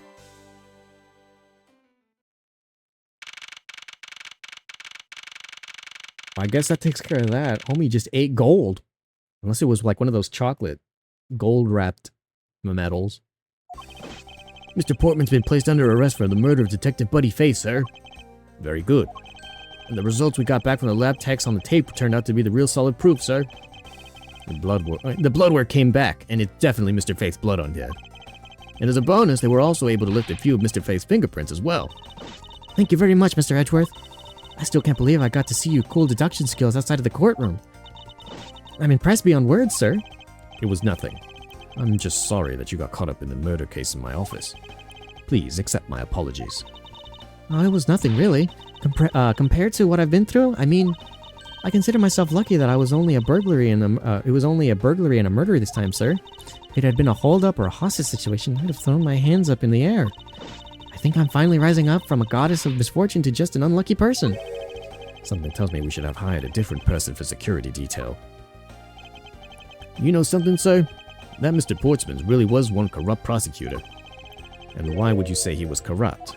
Well, I heard that there's a number of suspicious things related to his court cases. There's even rumors about how some of the evidence he uses is forged, sir. Forged evidence, huh? And they say he even decided not to prosecute a few cases for some really vague reasons. Ooh, that guy was a complete disgrace to the entire profession. We never did get around to asking what his reason was for breaking into my office. Yeah, whenever we got near that topic, he just clammed up. Although we can be pretty certain that it has to steal something. It's just between you and me, sir, but there's a rumor that some sort of huge organization is involved behind the scenes. Oh, well, well. With Mr. Portsman not willing to divulge anything, it certainly lends credence to that rumor. It would seem that we haven't heard the last of this. Huh? Mr. Portsman isn't the bad guy? I didn't say that, but rather that there are still many more mysteries for us to solve. For example, we still haven't figured out the significance of this piece of evidence. I think the only thing that we haven't looked at is this, right? Hold on. Crost, are you still here? Is this part important? Or is this like the end of the trials where it's like if you don't click the right thing, then it kind of just goes over it?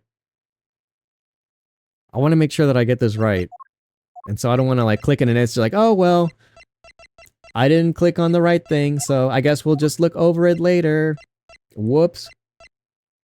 Yep. Ah, shit. Okay, so I better get this right then, huh? Okay, so the only pieces of evidence that we didn't use. Okay, hold on. Let me make sure. I'm about to start overthinking this. I've already thought up of like 3 things, so bear with me. We got the hoop. We know that it was moved. We know that this was important. We used it. The safe potentially could be used with a little bit something more because we don't know why someone went in there. It might have been Portsman.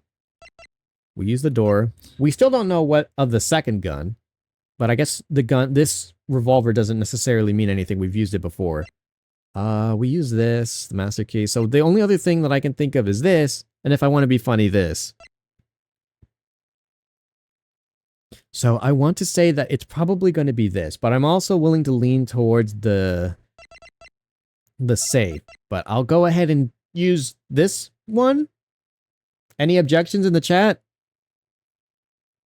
I'm under the guise and the assumption that it's this one. So I'm gonna probably go ahead and keep it with this. Oh, wait, hold on. I have to present it? Oh, yeah, I've got to present it. The person who stole this file, the other villain of the night. Okay. Yeah, I wonder who it is. And what happened to the stolen... Oh, yeah, and what happened to the stolen pages? I wonder, who in the world was it that held me up at gunpoint? Mr. Edgeworth, sir! Yes? I came across this a while I was processing your office earlier, sir. Secret organization? A calling card? That's not mask to mask, so who is this? This card. What is it, sir? Is that a bird or something? Hold on. Usually what you gotta do with these things is you gotta look at it from a different angle. Is it like a... What is this? We see like wings? Is it wings? What is this? I don't know what I'm looking at. Some kind of bird or something on there? It's not just any bird. This is the mark of the raven. A 3-legged raven. Even you should know about what this is, detective. Oh, it's about that thing, isn't it? The great thief everyone's talking about. Yes, this is the mark of the great... Okay, hello, name drop. This is the mark of the great thief, Yadagarasu. Yadagarasu? Under the mark of the legendary bird, the Yadagarasu is noble to the end. A modern Robin Hood. Whoa. Mercurial news? Yadagarasu hunts embassy. The noble Yatagarasu vigilante of the business world reappears. Labeled mysterious and phantom-like, the Yatagarasu appears and vanishes at will. Though we don't know much about this thief's ultimate goal, we do know the targets. Yatagarasu reappears, corporate dealings exposed, speedy times, great thief. The Yatagarasu likes to find and make public evidence in corrupt dealings of all sorts. The theft is always performed in silence, and always with perfection. Once a target is chosen, no dramatic calling card or announcement is set forth. Instead, the chosen corporation is infiltrated without even the target noticing. Some days later, the evidence that was found is sent out to the mass media. Along with this single card, although it has been a while since the Yatagarasu last appeared. Hey, Mr. Edgeworth, look, something's written on the back. What? Let me see. It's the location of where the thief put the stolen files.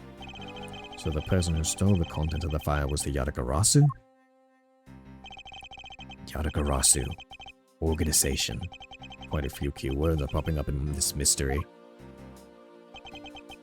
The murder in my office. The return of the great thief, Yatagarasu. Looking back, I can't say I didn't see these events coming.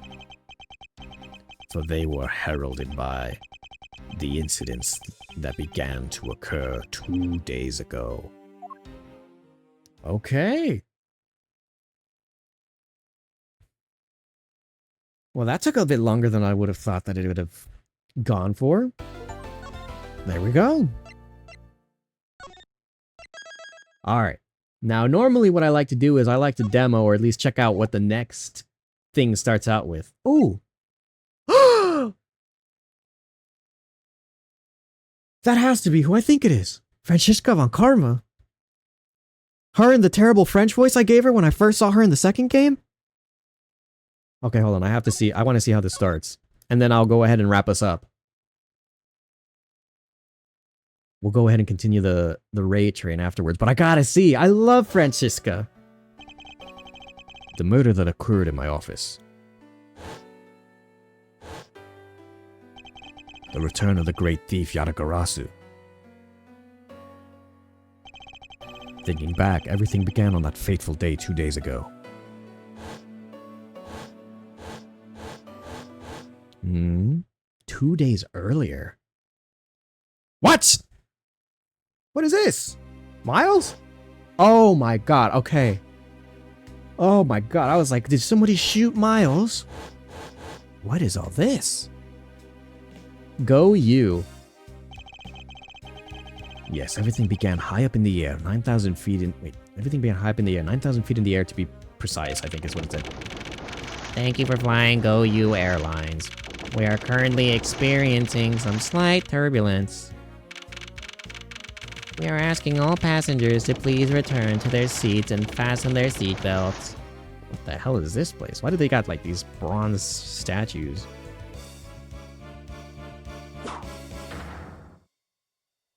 What? So is that... What happened? Oh my goodness. What the hell happened here? Did someone smack Edgeworth over the head? Why is there so much falling over shit? Ugh. Nice animations, by the way. Why do I feel like I just woke up from a horrible nightmare?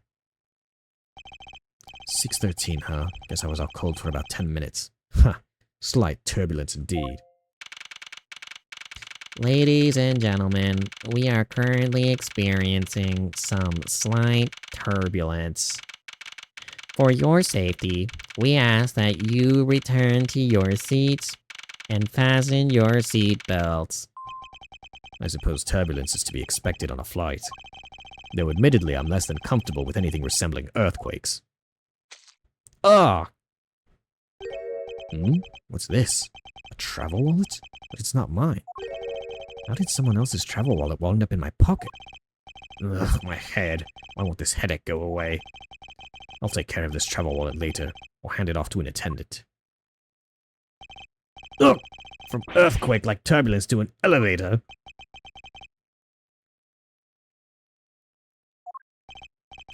What am I doing hesitating like this? Actually, I know full well why I hesitate. It was when I was still but a young child. Oh shit, DL6 mentioned? Love to see it.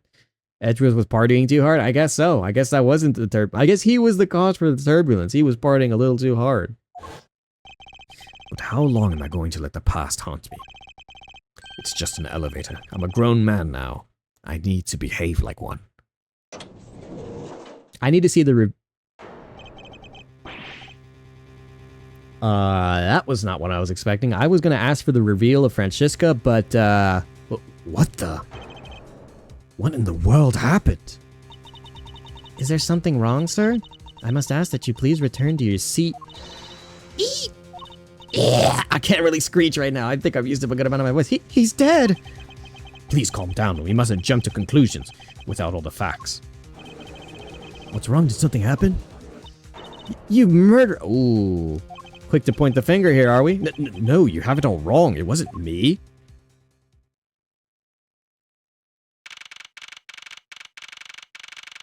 What a lineup of guests here. What the hell? And they've got me tied up too. Everyone, I'm sorry to interrupt, but I have an important announcement. I am one of your flight attendants. Rhoda Tenero? Rhoda Tenero. Is that supposed to be a pun? Rhoda Tenero. Tenero? Unfortunately, we had just a minor accident on this flight. An accident? Don't treat us like we're stupid. I caught a glimpse of what was a murder. Wait, what was a murder? What? Murder? What's going on with this flight? That guy is lit up with booze all the way on the top left. Hold on. He's got everything. He's got so many bottles. Everyone, please calm down. There's no reason to panic. This flight will stay on course and make its scheduled landing. We're still currently in the middle of a rough patch of turbulence. So until we're out of this area of turbulence, I ask that you please remain seated. But someone was killed, right? I mean, what about the killer? Let me off. Please, there's no need to feel threatened. We have already apprehended the culprit. I ask that everyone please remain calm. What the heck is he talking about? Why would we remain calm? My name is Miles Edgeworth. I'm a prosecutor, and I assure you that I'm not a killer. Ha! Being a prosecutor doesn't make you incapable of murder, buddy. Now you listen here. I'm not the killer. I simply found the body. So you say, however, I'm sure that you are the perpetrator of this crime. Quick to point the finger, Miss Tenrio. Or Tenero? I swear on my honor as a professional flight attendant. Oh, is that right? I know what I saw. There's even very strong incriminating evidence to back me up. What kind of incriminating evidence is she talking about? You should be proud of me, OG-san. What's up here, say so? What do you got? I'm having clam chowder and a healthy drink. Ooh, well, there you go. See? Something to not bother your jaw too much and a healthy drink. What kind of healthy drink? I don't know, but I'm going to believe you. I'm going to take your word for it. Good job, say so. I don't think I have a head pat emote, but if I did, I would head pat. Well, actually, hold on, wait. I think Aisha still has her head pat emote. Go into my phone real quick. Where are you, emote?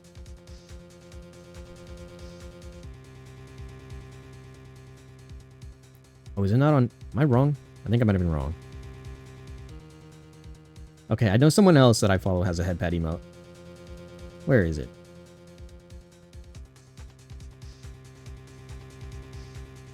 Am I wrong? Oh, no, there it is. Okay, there you go. There you go, say so. You get head pats. Good job. I am proud of you. We've already alerted the proper authorities to our destination. Until we land, you will remain in custody by the power vested in our captain. I'm very sorry, but please understand our situation. Your situation? I'm more concerned with mine and the direction it's going. I'm not about to just sit idly while I get accused of murder. Miss Tenero, is it? Yes? I was wondering if you might give me a chance. A chance to do what? A chance to plead my case. And a chance to ask what you meant by incriminating evidence just now. To accuse a passenger of such a grave crime without allowing him a proper defense. And the professional flight attendant inside of you really call this action righteous. You have a point. Very well, I'll listen to what you have to say. But beware of what you reveal. I'm afraid you'll only look even more suspicious if your explanation fails to satisfy. I also do not have the time to deal with you all day, so please make it quick. Of course, as you wish. Good. Very well then. Let's get started. I know for a fact that I didn't kill that man in the elevator. What I don't know is what sort of evidence she has up her sleeve. But I'm certain it doesn't fit with how the crime really occurred. Damn, off the rip? I swear to tell the whole truth as a professional flight attendant. Unfortunately for you, Mr. Edgeworth, I'm certain you are the killer. The scene I saw in front of the elevator. It was you standing there with fresh blood. So if you would please cooperate, we'll turn you over just as soon as we land. Who the hell spilled coffee? Oh, no, that's the... that's it? That's her evidence? I don't think you could ask for more of a perfect witness testimony. Wouldn't you agree, Mr. Edgeworth? Not really. It's hardly perfect when there's a gaping hole in it. Some professionalism there, Miss Tenehiro.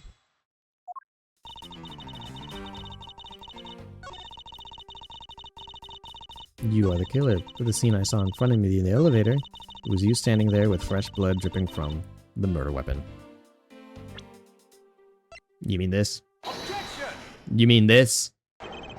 Miss Tenehiro! What's with you yelling like that all of a sudden? Ugh, force a habit. Well, it doesn't matter. Miss Tenehiro, you say you saw the murder weapon dripping with blood. Is that correct? Yes, all that blood. Drip, drip, drip. Just recalling that scene just sends a chill down my spine. Sorry, but your so-called professional flight attendant training has failed you. What? I'd like to direct your attention to this. Do you know what this is? It's a travel wallet, right? It looks like a little bit big and bulky. The thing that you saw me holding when I discovered the dead body in the elevator was this very travel wallet, Miss Tenehiro. What? Impossible! And the drink is like an in-between of smoothie and juice. Ooh, that sounds tasty. It's thick, not watery, but not like thick like smoothie. It's got apple, blueberry, acai, and banana in it. That sounds yummy. I haven't hydrated yet. Hold on, chat. I'm getting a drink. I'm gonna hydrate now. I haven't eaten. I haven't drank. You're making me thirsty. Say so. I'm gonna grab me a drink real quick.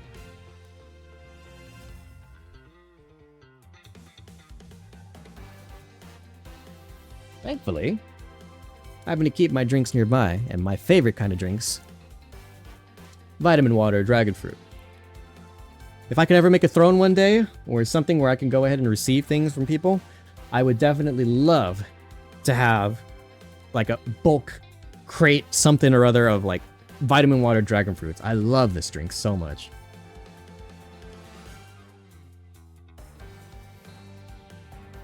Ah, my favorite healthy alternative to a drink. Yummy. Making you thirsty, huh? It doesn't take a lot. I'll tell you that much. I do resist a lot though. Do be warned. My temptations may be simple, but my sense for spite and resistance is very high. So that's how I play. I play hard to get.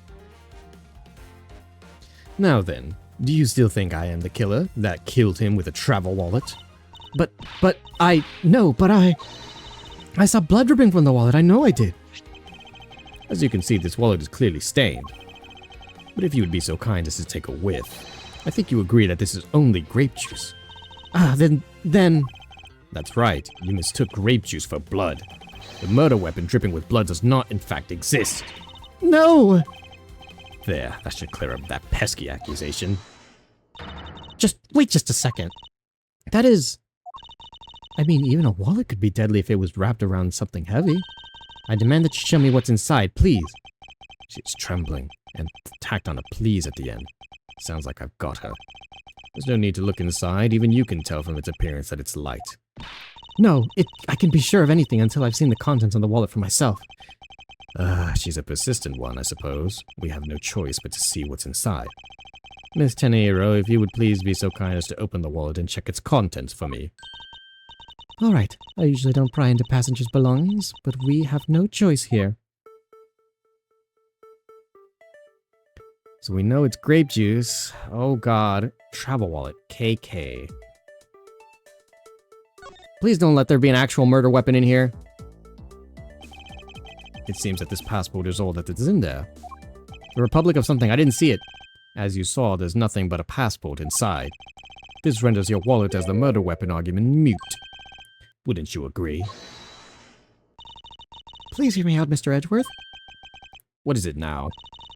Well, I was wondering, whose passport is this exactly? I don't know. Can I take a look? Why not? I'm rather curious myself. This is... Republic of Borginia? Wait, hold on. Ackby Hicks? Or is it Hicks Ackby? Republic of Borginia. Huh. Interesting. Oh, I also bought a new soup that came out. Ghost pepper chicken. Yo, that sounds fire in more ways than one. Yo, you looking to share, say so?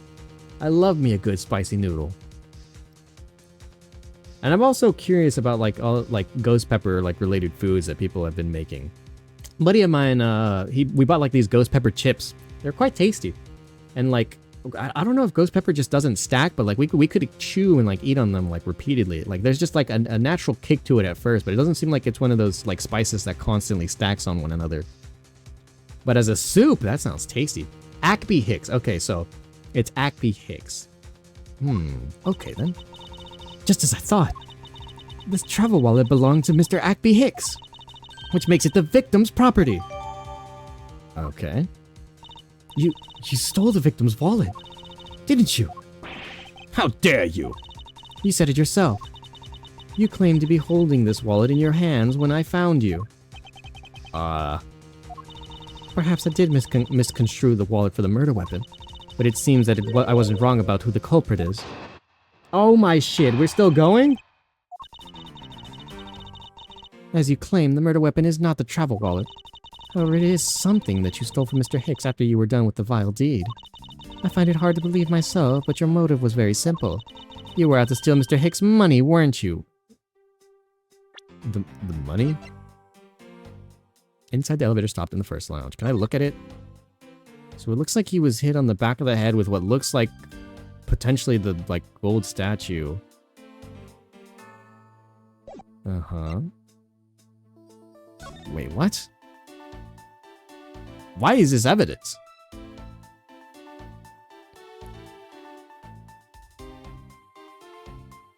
Flight itinerary, meals, drinks, movie. All times shown correspond to departure times.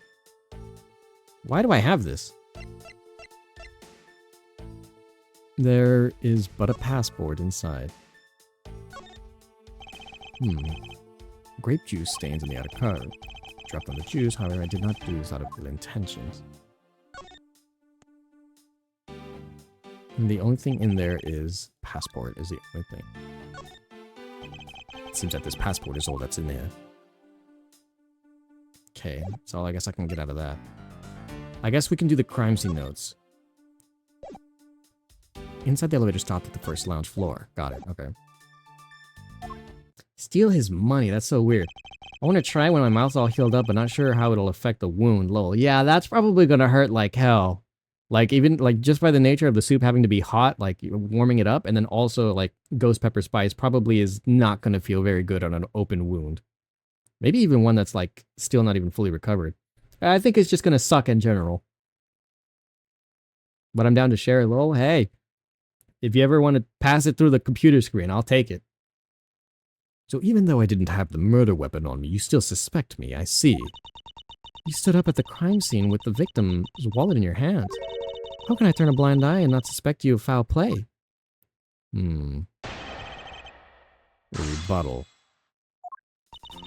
You claim that the murder weapon is not the travel wallet. However, it is something you stole from Mr. Hicks after you were done with the vile deed. Okay, hold on. I'm gonna have to press a little bit. Shouldn't that be proof enough that you and I did not... proof that I did not murder the victim? Not at all. Oh, and why not? Because that wallet may not have been what I thought it was. Okay. Hold it! What about this one? You think I stole it? Yes, I'm very sorry to say it, and I wouldn't usually be so rude, but it must be said. I never thought I'd see the day, but here I am calling a passenger a thief. Maybe I should put on a serious face and say it more directly. I believe you removed the wallet from the victim's personage. Is she like trying to frame me for the idea of like being like an actor? What is she doing? Really doesn't matter how you phrase it. What I'd like to know is why you think I stole Mr. Hicks' wallet. Hold it! I don't think I have any sort of motive to speak of.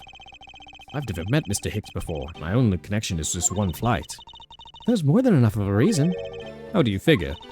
He was sitting in first class, and I think the implication was quite clear. You were going to steal his money. Hold it! You think I was after his money? Where did that Whoa, what is that word? Cockamamie? What is that? Cockamamie? Cockamamie. Where did that cockamamie idea come from? I've never seen or heard that word before in my life. True, you are also a passenger in first class, but I thought something was off about you and those deeply etched lines on your forehead.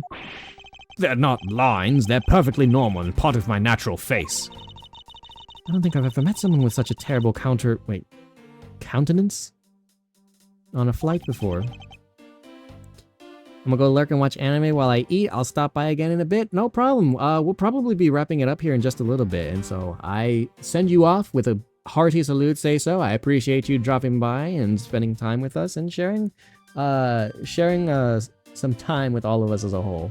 I hope that you enjoy the rest of your day. I pray for a healthy and speedy recovery for your jaw, and that you continue to enjoy your times watching anime, enjoying whatever foods and drinks that you can. Pleasure seeing you again, fellow floofer. I send you off. I hope the next time that we see each other, we can be, well, I'm not sure. Either as members of the chat, once again, for Aisha's return, or I guess whenever I decide to stream again. We'll see each other again, most likely. I looked it up. It's another word for ridiculous. Okay, so cockamamie, where does it even originate? That just sounds like, that in and of itself. I feel like if you want to look up a word that just like looks like it means what it sounds like, that is what it is. Cockamamie just sounds ridiculous. And that's when it hit me. You have the face of someone with money trouble. She really is making a fool of herself, pursuing this line of logic. I should spare her and present a piece of evidence that contradicts her testimony.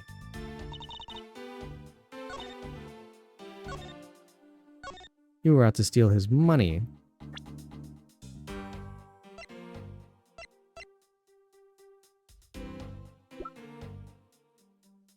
Fleet was first class by myself. Flight attendant charged with taking care of first class.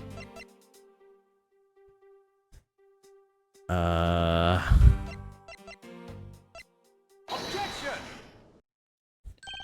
I wonder if I might get a word in, Miss Teneiro. What is it now?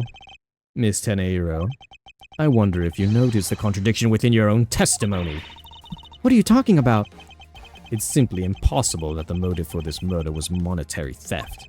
One glance at the crime scene should have told you that. What about the scene? What about this scene would prove the motive for the murder was not... Wait. What about this scene would prove that the motive for the murder was not the money? Is it the fact that there's money everywhere? Credit cards? The gold statue? What does that say? Wait, Gold U Airlines. He got a statue from the airline? I'm gonna assume that it's all the money's like on the floor. Take that! If I may direct your attention to the things strewn all over the floor. Ah! That's right, the floor is covered in bills and coinage. But your rationale, or by your rationale, these were the very things the killer was after. Ah! To think we can assume that the wallet fell during the victim's struggle with the killer, and I would think that the killer would have noticed something like money scattering everywhere. Furthermore, as you can see, there were no efforts made by the killer to gather the money. But the wallet! Objection! Ah, yes, the wallet. You will also recall that the only thing in it was Mr. Hicks' passport. Ah!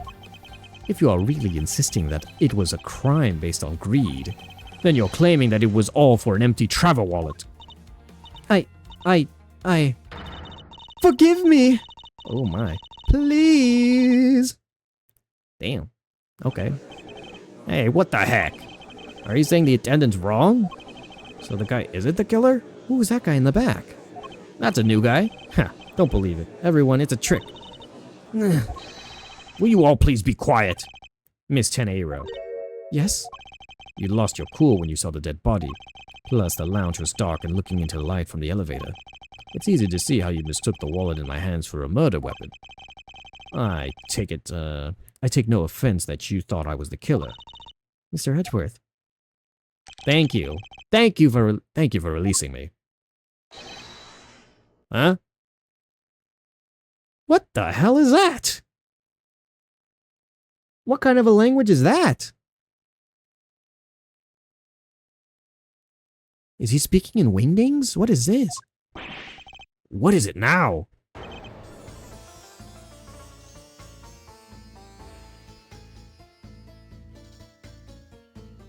Huh? Okay. What are we looking at here? Metroid, wheat, fish, sideways fish, the rainbow fish, someone attempting the Kamehameha, a goat, half a tree, Metroid, wheat, someone getting jiggy with it, scissors. What even is that? Adult? No. What even? I don't even know what that one's supposed to be. I see a cross and what looks like, I'm going to say a tiny elephant from above. Goat, question mark, exclamation mark. Miss Teneiro, if you could please translate, I'd be much obliged. It sounds like Borginian, I think, but I don't understand any of it. There's another attendant on this flight who... Oh, okay, he can speak English. I said that he gave... Wait, hold on. Borginian? So this guy's supposed to have an accent, I guess, then, huh? I said that he is giving the roundabout, or the runabout. I don't require an interpreter. I speak English just well, see? You, the attendant. Yes, sir. I want this person to be under the arrest until we arrive at the airport.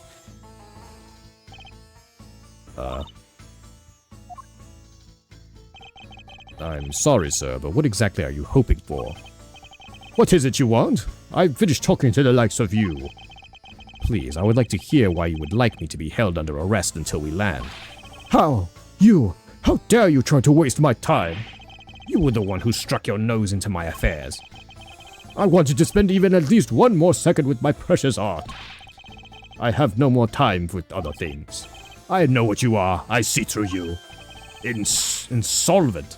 Yes, I'm pretty sure that's how you say it in English. Well, I should hope I'm not monetarily bankrupt, but I don't think that that's what you meant. I'm sorry, but I don't think I caught your name. I am Zinc LeBlanc. Zinc LeBlanc 2. Oh, the second, not 2.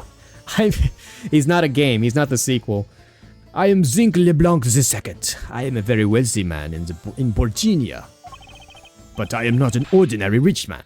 I am an art dealer, a rich seller of beauty. Mr. LeBlanc, what did you mean just now? Pardon?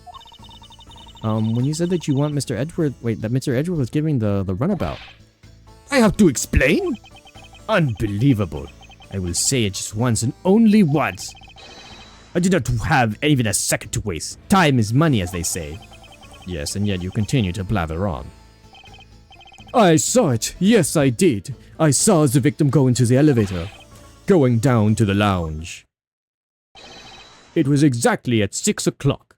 License to love, laugh, maim, and murder. What the heck? LeBlanc. And what's the significance of that time? At 6, he says. Wait, you saw him at 6?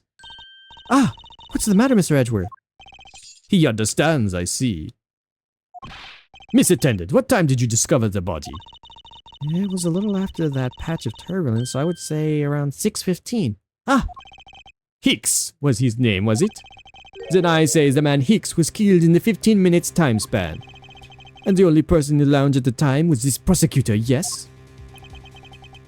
God, this guy is annoying. Yeah, I was in my seat the whole time. Me too. I was watching the movie and enjoying this fine glass of grape juice. I'm sure. I was still eating. I haven't finished, see? The other passengers have an alibi, so you have no problem with them, I suppose? No complaint, I see. Not a single word against this, right? I have no way of discounting what you have put forth at this point, but it wasn't me. Oh, so you say. But do you have what they say is the evidence? Mr. Edgeworth, are you really the culprit after all? Mr. LeBlanc, I suppose you're quite certain in what you saw. Enough to give testimony? Of course! I was looking at that man the whole time! He was playing with that annoying little, small machine the whole time. Machine? Yes, that's what you people call it in English, yes? It was making me crazy with the click, click, click. From that description, it sounds like some sort of small computer. I believe what Mr. LeBlanc is talking about is a cell phone. I have to say that I didn't see him playing with it quite a bit myself. A simple cell phone, a laptop or organizers I can see, but that's kind of a low budget. I hate that noisy little machine in his hand. Not a fragment of beauty, all it produces is ugly sounds. Anyway, I know what I saw. Miss Teneiro. Yes? I was wondering if I might be granted permission to examine the crime scene. Well, what? You want to examine the crime scene? If you would grant me a little measure of time, I'm sure I can produce the real culprit. I don't like the sound of that. Fox in the duck pen. Yes, I think that is how you say it in English. It's Fox guarding the henhouse, and I believe my innocence was proven earlier. And if I'm given the chance, I can clear up all the remaining doubts.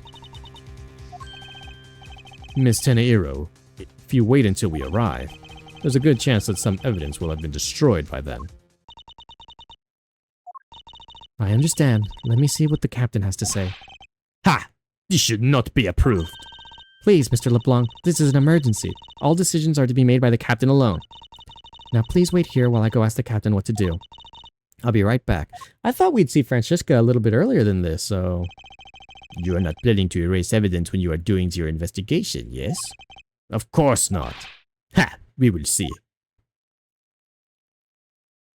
Okay, that was fast. Mr. Edgeworth, you have the captain's permission to investigate the crime scene. What? Unbelievable! I'm in your debt, Miss Teneiro. However, there is one condition. I'm to supervise you. Can you agree to that? Of course. I see no problem with that stipulation. It's only natural that as I am still a suspect in this case. I take full responsibility and will watch Mr. Edgeworth's every move. I hope this is reassurance enough that there will not be any foul play. Now then, Mr. Edgeworth, shall we proceed? If you should need help with, or if you need my help with anything, please feel free to use Y to talk.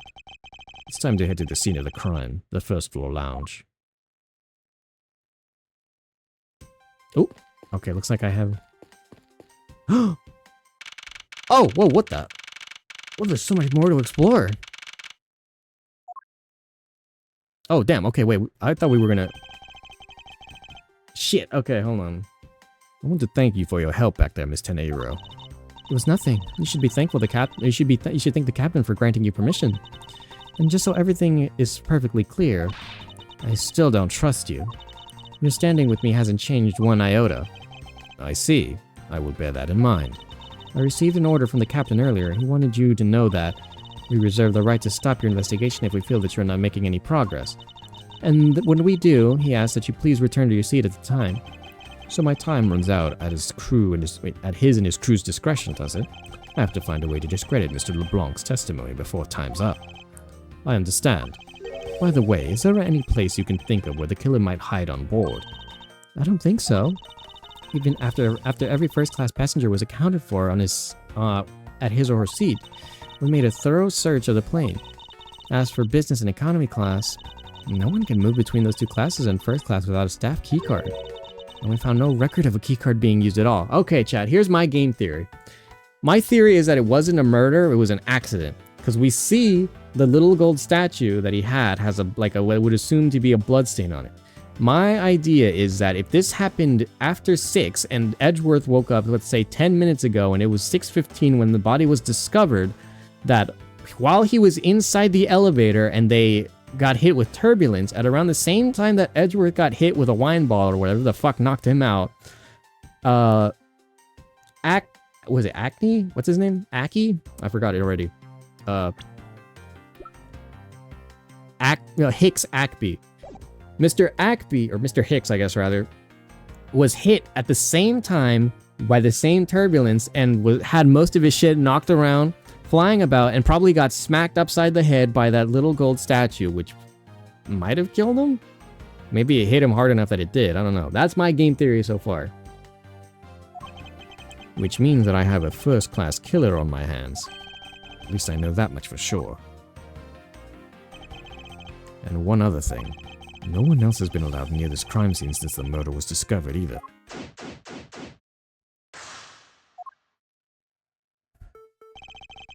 Now then, let's get started. But where should we start from? Let's start with Mr. LeBlanc's statement. The crime occurred between 6 a.m. and 6:15 a.m.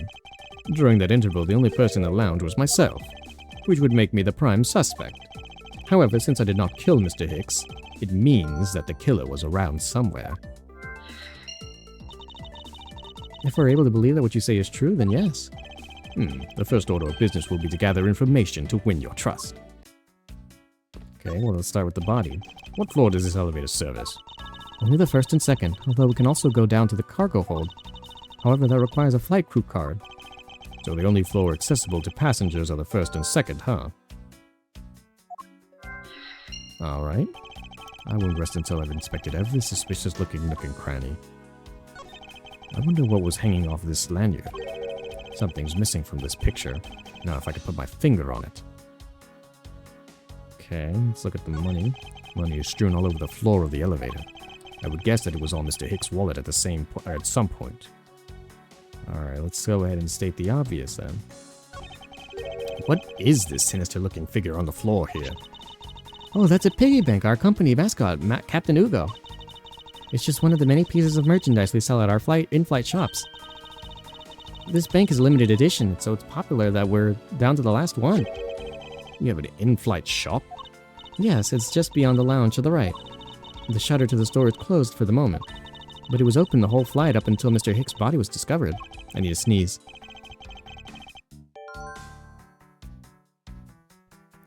There's blood on here. Could this have been the murder weapon? Okay, that should be everything then, I think. Oh, wait. I doubt anyone was expecting to find a dead body in the elevator of the flight. So, Mr. Hicks, he's really dead? Yes. She's trembling, although I can't fault her for when there's a corpse right there. Mr. Hicks, if you're really dead, then please answer yes. I see she's over the trembling now, although a new symptom seems to have appeared. Anyway, we should focus on the victim's body. Let's see. There's blood on the back of Mr. Hicks' head. Could this be the cause of the death? He appears to have been struck very hard. Even his glasses are broken. Okay, that should be everything, I think. Oh, I'm missing something in here. Where was it? There's something I haven't clicked on yet. Or something that hasn't been fully sought out.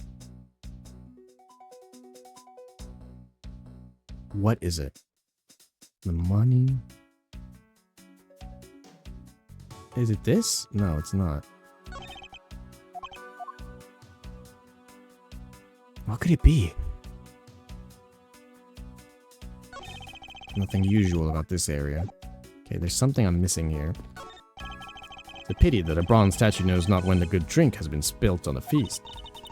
This is a statue of our founder, Mr. Ugo Hughes, who was a big fan of grape juice.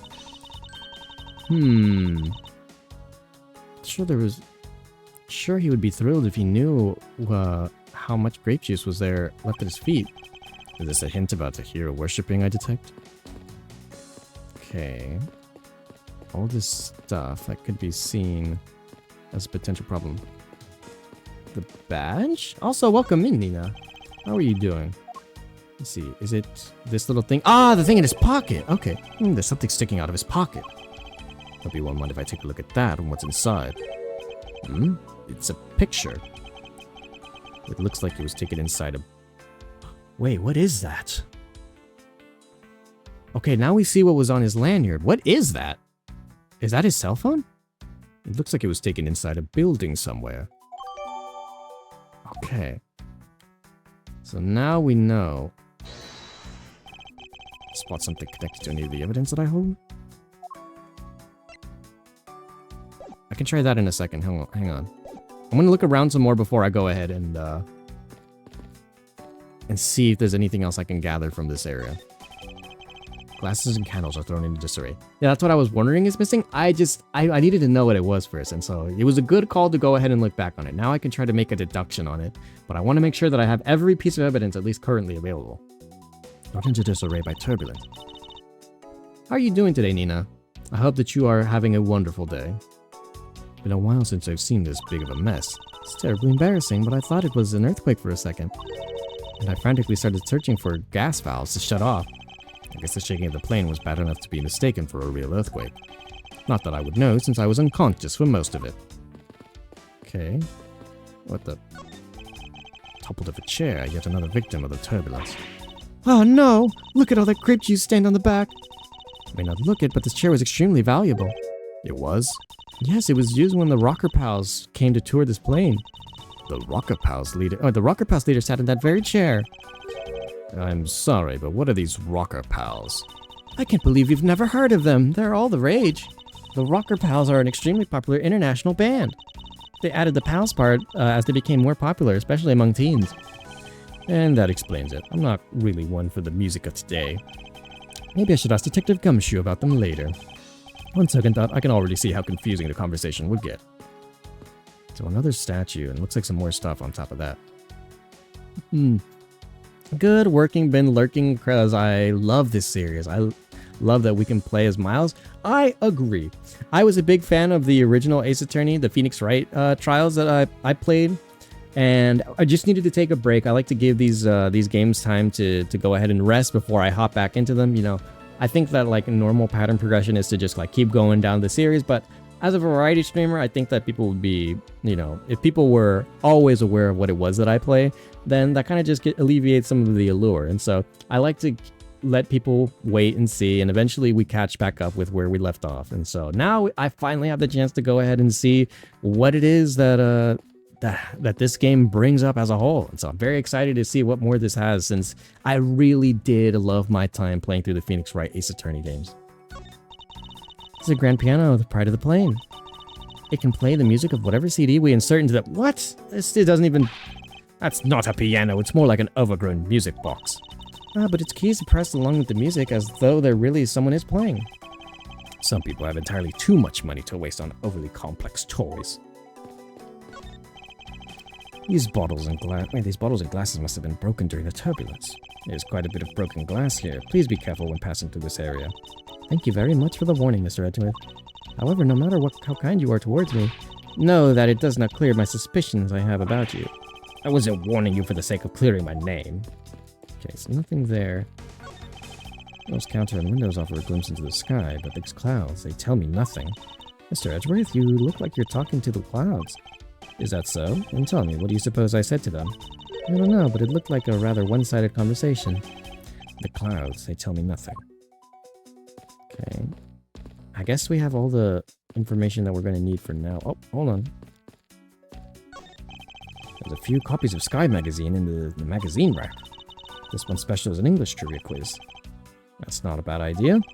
I've heard that the youth of today don't know a particle from a particle. Now, please don't go around confusing people with made-up words, Mr. Edgeworth. Who's ever heard of such a silly word as particip... Oh, wow. Oh, fuck.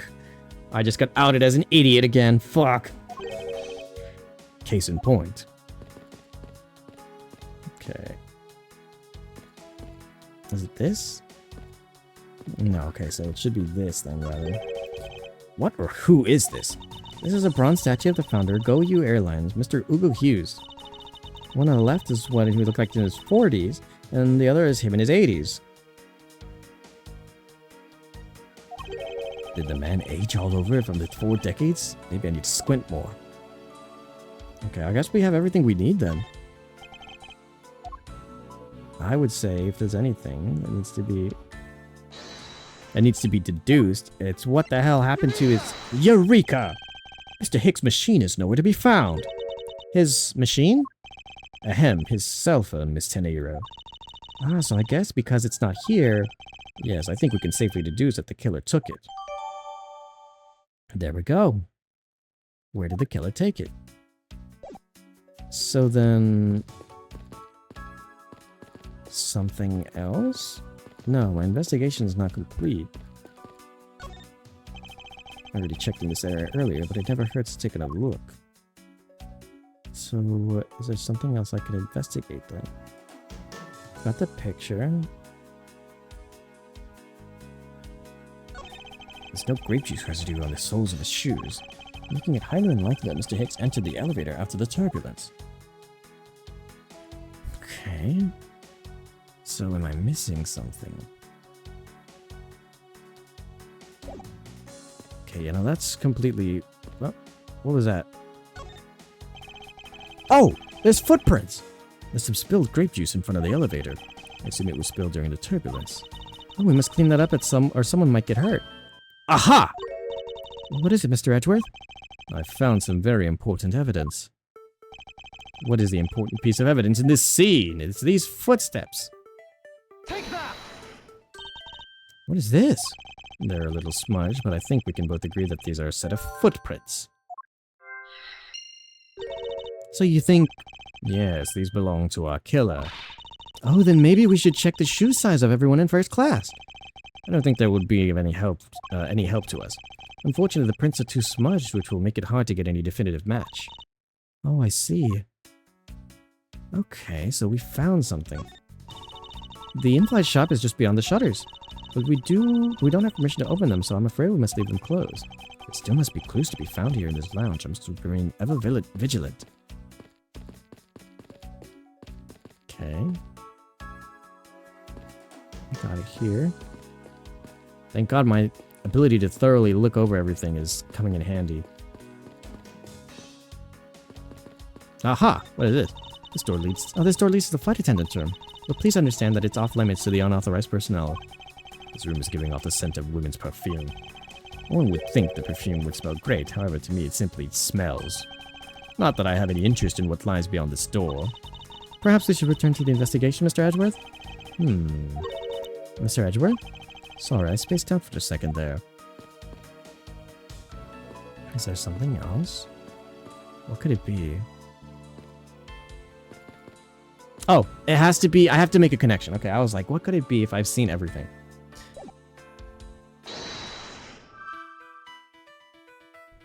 Elevator, spilled grape juice.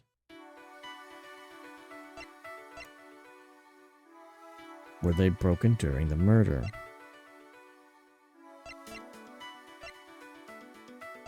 Okay, let's think this through. That's always the worst thing that I have to do is think. There's some spilled grape juice in front of the floor in the elevator. Were they broken during his murder? But what caused it? Let's make a connection here. A statue with blood and on it is lying next to the body of the man who was beaten to death. Oh, Mr. Edgeworth, I think I figured something out. Yes, what is it? The way the blood is on this, it looks like it matches up with the wound on his head. Well, aren't we deserving of a Master of the Obvious title? Well, what do you think, Mr. Edgeworth? Didn't you think that that's worth investigating? It would appear that this figurine is our murder weapon. Oh, I just knew it. I mean, I can't think of any other connection. Perhaps Master of the Oblivious would be a bit more befitting. Found at the crime scene with blood on it, and the shop is right next door. Elevator. Broken glass. Found inside the elevator that connects the first and the second floor. Where was the killer? Spilled grape juice.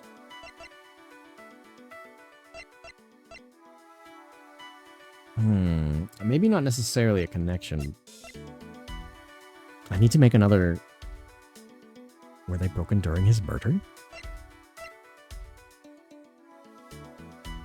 Something else needs to connect. What is it specifically, then? The killer could not have been in the elevator, maybe.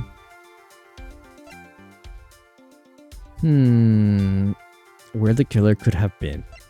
Spilled grape juice. Broken glass. Shoot, I need to think.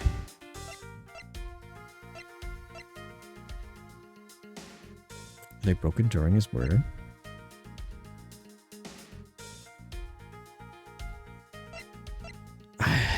Shoot, I need to think.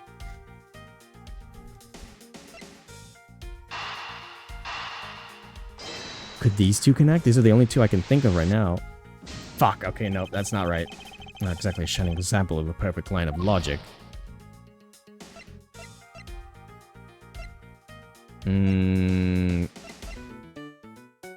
Where was the killer? What clues point to where the killer could have been?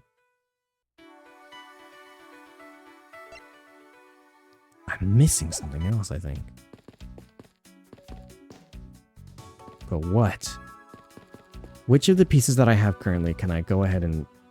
Is there more evidence that I can... Okay, no, I can't. I have to do it all here, which means that something has to line up. So I did... Which ones did I do? I think I did these two. So could it be that the killer was hiding in the elevator? The broken glasses I can't quite pinpoint just yet. Were they broken during his murder?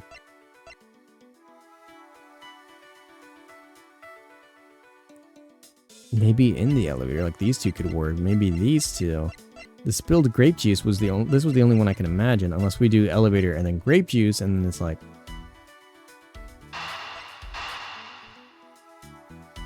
Victim's body was found inside the elevator.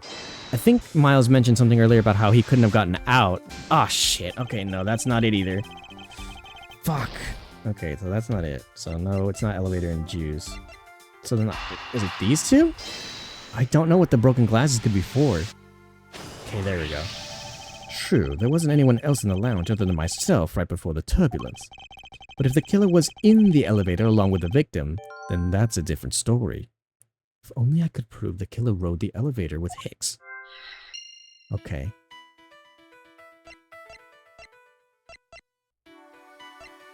So then, these two then might have a... No? Oh shit, okay, so...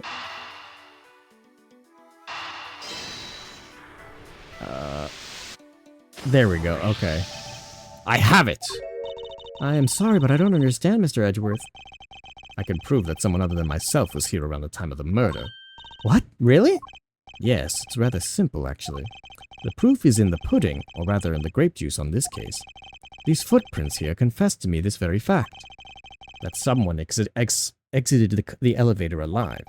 Seeing as how the victim is dead, that would mean that the second person... Or that could mean a second person. But couldn't these footprints be from Mr. Hicks himself? Ah, but if you look outside of our victim's shoes, you can see the soles are spotless. Which means... Mr. Hicks wasn't alone in the elevator. In fact, it's quite the opposite. There was actually one other person inside the elevator. There we go. Alright, we got an investigation done. What's going on over there? Oh my god, this guy again. I already forgot the accent I gave him. Okay, so what do we have here? Leaf, cockroach, sideways fish, goat, I'm assuming half a tree, wheat, squiggly key, scissors, leaf, tiny elephant. What even is that one supposed to be? Carrot, I guess. Guy bowing, squiggly key, half a tree, wheat. Guy bowing, squiggly key, fish, guy getting jiggy, half a tree, Metroid, Kamehameha, Hadouken even, could be. Scissors, tiny elephant. What the hell is that? Bow and arrow, I guess. Unforgivable. This is unforgivable. Who is this? Do you understand what I'm saying? The movie is late. It is at the same level of bad as if the plane arrived late. But the movie... What? I will not talk to you anymore. You are just wasting my time. What does it matter, Mr. LeBlanc? If there is no emergency, please return to your seat, sir. Do not tell me what to do. I need not to sit down. Well, Mr. Prosecutor, did you prove you are innocent yet? If you would like, I would prove my innocence to you right now. What nonsense! Are you saying my eyewitness testimony is mistaken? Not mistaken, merely that there is room for doubt. I'd be most honored if you could please tell me what you saw in detail once more. Fine, suit yourself. Are we not just gonna acknowledge the other character? I'm certain I saw Mr. Hicks enter that elevator. It was when the needles are in the pocket watch pointed to 6 and 12. The body was discovered 15 minutes after that in the lounge, yes? Then you, the only person in the lounge at the time, must be the criminal. Mr. LeBlanc's conclusion seems to make logical sense. After all, the only person in the lounge at the supposed time of the murder was me.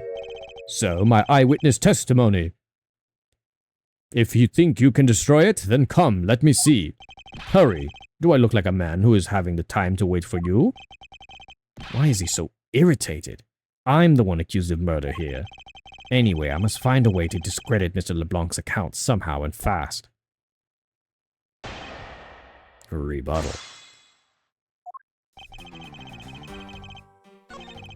There, the needles in my pockets were pointed towards 6 and 12. The body was discovered 15 minutes after in the lounge, yes? Then you, the only person in the lounge at the time, must be the criminal.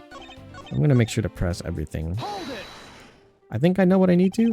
Mr. LeBlanc, were you able to get a good look at the inside of the elevator at the time? Of course, I saw what was inside. And you are sure that the victim was in the elevator alone? Yes, the only person inside was Mr. Hicks man. This is the laid out bird is a bit too important to let go. Okay, well, I think we got what we needed then. Was he really alone? Of course, I bet even 1 cent. The cheap ante for a cheap testimony. But if that's how you want to play it, I'll happily take your 1 cent.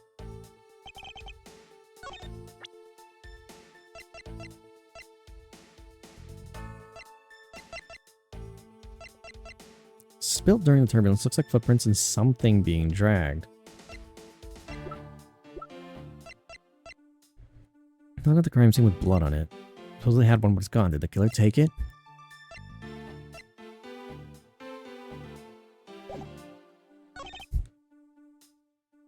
Okay. I assume the pocket watch is in this case the one that you keep checking, is that correct? Oh, so you notice. It is very expensive antique, I will have you know. The feeling is wonderful when I'm fully winded up and by hand. It does look very well designed and quite classy. I will have to charge you if you want to touch it. That's quite all right. I'll continue with your testimony. What a cheap man you are. Now return the time that you wasted back to me. And if we must, I saw Mr. Hicks enter and leave at 6 o'clock. Hold it! It's true that I found the victim's body at 6:15. And that's what I found the two of you as well. You see, it all matches my testimony. Hold it! That is the most mistaken way of thinking I've ever heard of. No, you silly opinion, or your silly opinion is what is mistaken. Please calm down, both of you. In a sense, you are both mistaken. Well, if that isn't to the pot calling the kettle black, then I don't know what is. I spy a little hole in his words. As you wish, Mr. LeBlanc, I will now show you proof of my innocence.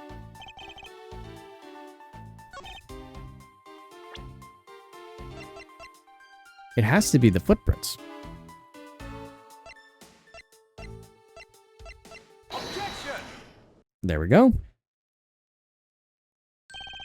Mr. LeBlanc. What is it? There's a very glaring contradiction in your testimony. What do you mean? Please take a look at the area in front of the elevator. There's there at the spilled grape juice. Yes, and will you admit that you spilled it spilled it with the blood? No, it spilled itself during the turbulence. But the interesting thing here is that the set of grape juice footprints. Footprints? Yes, the ones that lead from within the elevator out into the lounge itself. It's evidence that proves that someone other than Mr. Hicks exited the elevator alive. Ooh! There must have been another person in the elevator with Mr. Hicks. Now then, I'm done playing games. Why don't you tell us the truth? What the fuck? Bow and arrow, water, goat, half a tree, Metroid, Gaiget and Jiggy, Hadouken, praying, squiggly key, elephant, half a tree, Metroid, cockroach? Can you please translate for us? Who are you? What is with that getup? No way, that's totally impossible. I guess is what he said. No way, that is totally impossible. I know there was no other person in there. I saw it with my own eyes. Could we maybe get a name? If you want to know what I think, Mr. Edgeworth, I don't think Mr. LeBlanc is lying to us. I suppose he's right. He doesn't seem to be lying.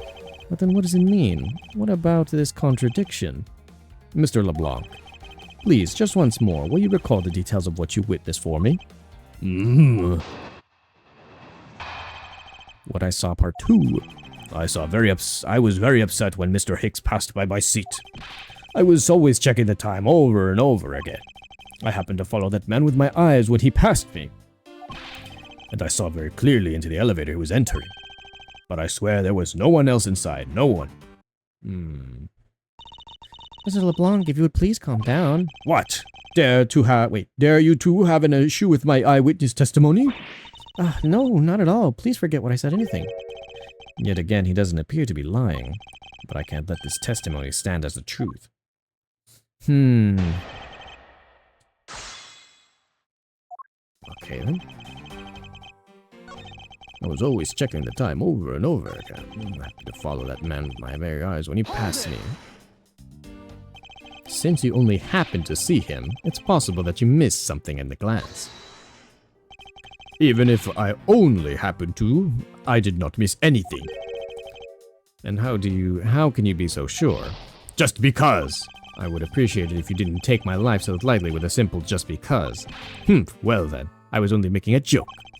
I saw Mr. Hicks, all right. Okay. Is it possible that someone was hiding inside?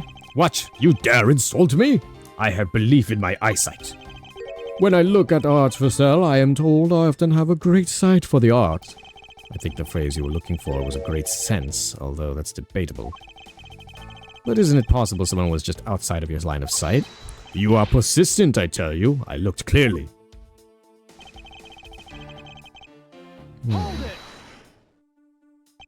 Why do you insist that you are absolutely not mistaken? Because when I say I am not wrong, I am not wrong. Mr. LeBlanc, if I may, I think beyond misconception and mistakes lies in the truth. Funny that suspiciously mirrors something I told her only a little while ago. Mr. LeBlanc doesn't seem to be lying. I may need to draw more information out of him before I say anything more consistent. Hold it! Okay, so why were you upset? So, are you still upset now? I'm always upset. The only time I am not is when I have a piece of art in my hands. It's surprisingly easy to believe that about him. But I was even more upset when Mr. Hicks walked by me. Hold it! Okay. Why were you so attentive to the time? Because something unforgivable was happening. Come to think of it, you were yelling about something unforgivable earlier. I was giving a complaint to the attendant about the movie starting time. Return back to me my time, in money. You understand the point? Movie? Is he talking about the in-flight one that's mentioned in the magazine? A summary of the plot and its start time. Interesting. They were supposed to show license of love, laugh, mime, and murder. I cannot see that movie in my country. You can only see it in international flights. I looked forward greatly to that movie. I checked my pocket watch whenever possible so I could not miss it. I even set my pocket watch to the destination time when I came on board. So my watch is not wrong, I matched the schedule. But the movie was still late, very, very late. Your pocket watch. I'd like to ask you a little more about that if it's alright.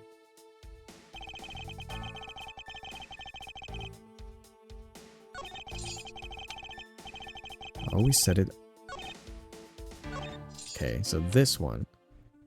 Hold it! You're sure about what you just testified, Mr. LeBlanc? Yes, of course. I'm a very busy man. I am immediately busy when I land. I have many places to go and no time to waste adjusting my pocket watch. I see. It was a very valuable statement you just made. Flatter me all you want, but you will not get scent out of me. That's alright. All it requires is this piece of testimony.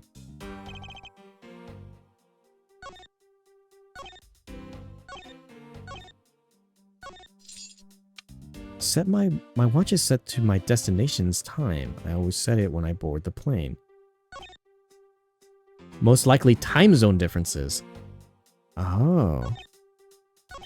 Movie I wanted to watch would not start, so I checked my pocket watch many, many times. Hold it. Oh shit, I did the wrong one.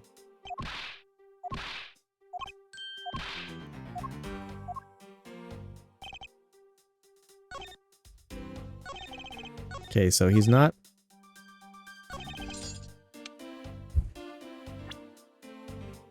Okay, then. The movie is happening at 6... Wait. Hold on.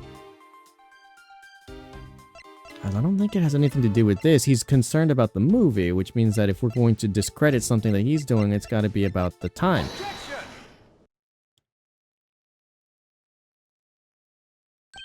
Mr. LeBlanc, you said what you just... Wait, you said this just now in your testimony. I even set my pocket watch to the destination time when I came on board. Now, if your watch has been set to our destination's time zone, it would mean that your watch is displaying the time of our destination. Yes, and the correct time is worth its 6 cents. I would like you to take a look at this. If you believe this Sky magazine, clocks on this flight run in accordance with the time of our departure time zone. Of course, the movie schedule was also created with that in mind. Miss Teneiro, for confirmation's sake, what time zone is this flight aligned to right now? Well, we made a short stop at a transfer point. That's right. It was in that small Asian country, the Republic of Zhengfa. But we didn't readjust our onboard clocks at that time. So right now we're still running on Borginian time. What? The time difference between Borginia and our destination is 9 hours. In that case, it's only natural that your watch would be out of sync with the schedule. What? Further, with your analog watch set to our destination's time, it would appear to be running 3 hours fast when compared to the flight's onboard clock. It also changes everything about your testimony. And you can bet 1,000,000 cents on that. In light of this information, it means that you saw Mr. Hicks 3 hours prior to 3 a.m.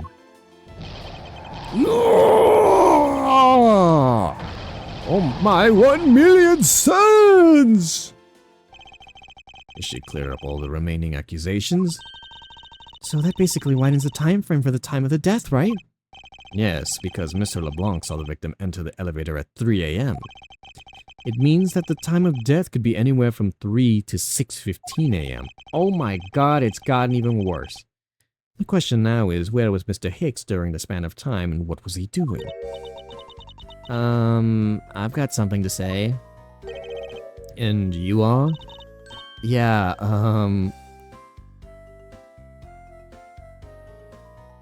who the fuck is this goober? She doesn't even have pupils. Oh, I'm Cammy Meal? I'm Cammy Meal. I'm a flight attendant. And what is it that you wish to say? Well, I think your story's a little different from how I remember it. What do you mean, Cammy? I saw Mr. Hicks sitting in his seat at 5 a.m., you know. What? How could you be so sure of the time? Well, that's right, he pushed his call button while we were parked in the transfer point. Flight, make sure to brief stop to refuel, transfer cargo in the Republic of Zhengfa between 4 and 5 a.m. We ask that all passengers remain on board at the time. Thank you for your cooperation. Ah, the stop that we made refueling at the cargo transfer at the Zhengfa, correct? Yes, it was from 4 to 5 a.m. according to our clocks. And during that time, did any of the passengers leave or did any new ones board this flight? No. Not a single person got off or on in Zhengfa. What about the flight crew? A few of us who were handling the cargo transfer might have temporarily gotten on or off.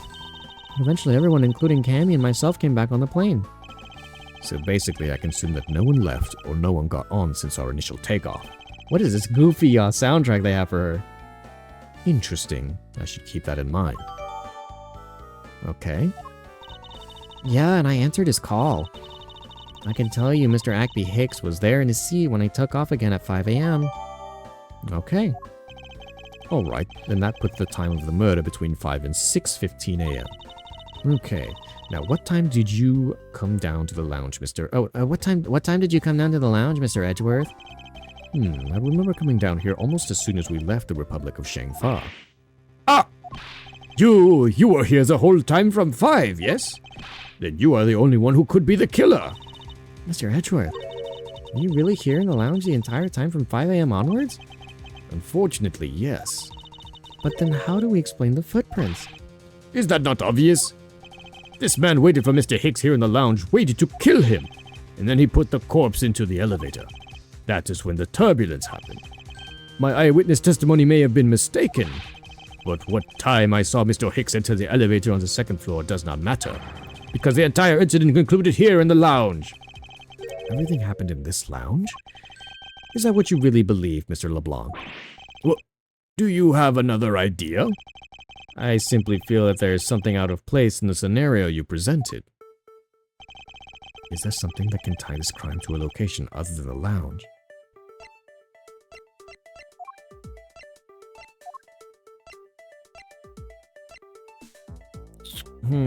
Okay, God, I've got to think again. Is there something that can be tied this crime to a location other than this lounge?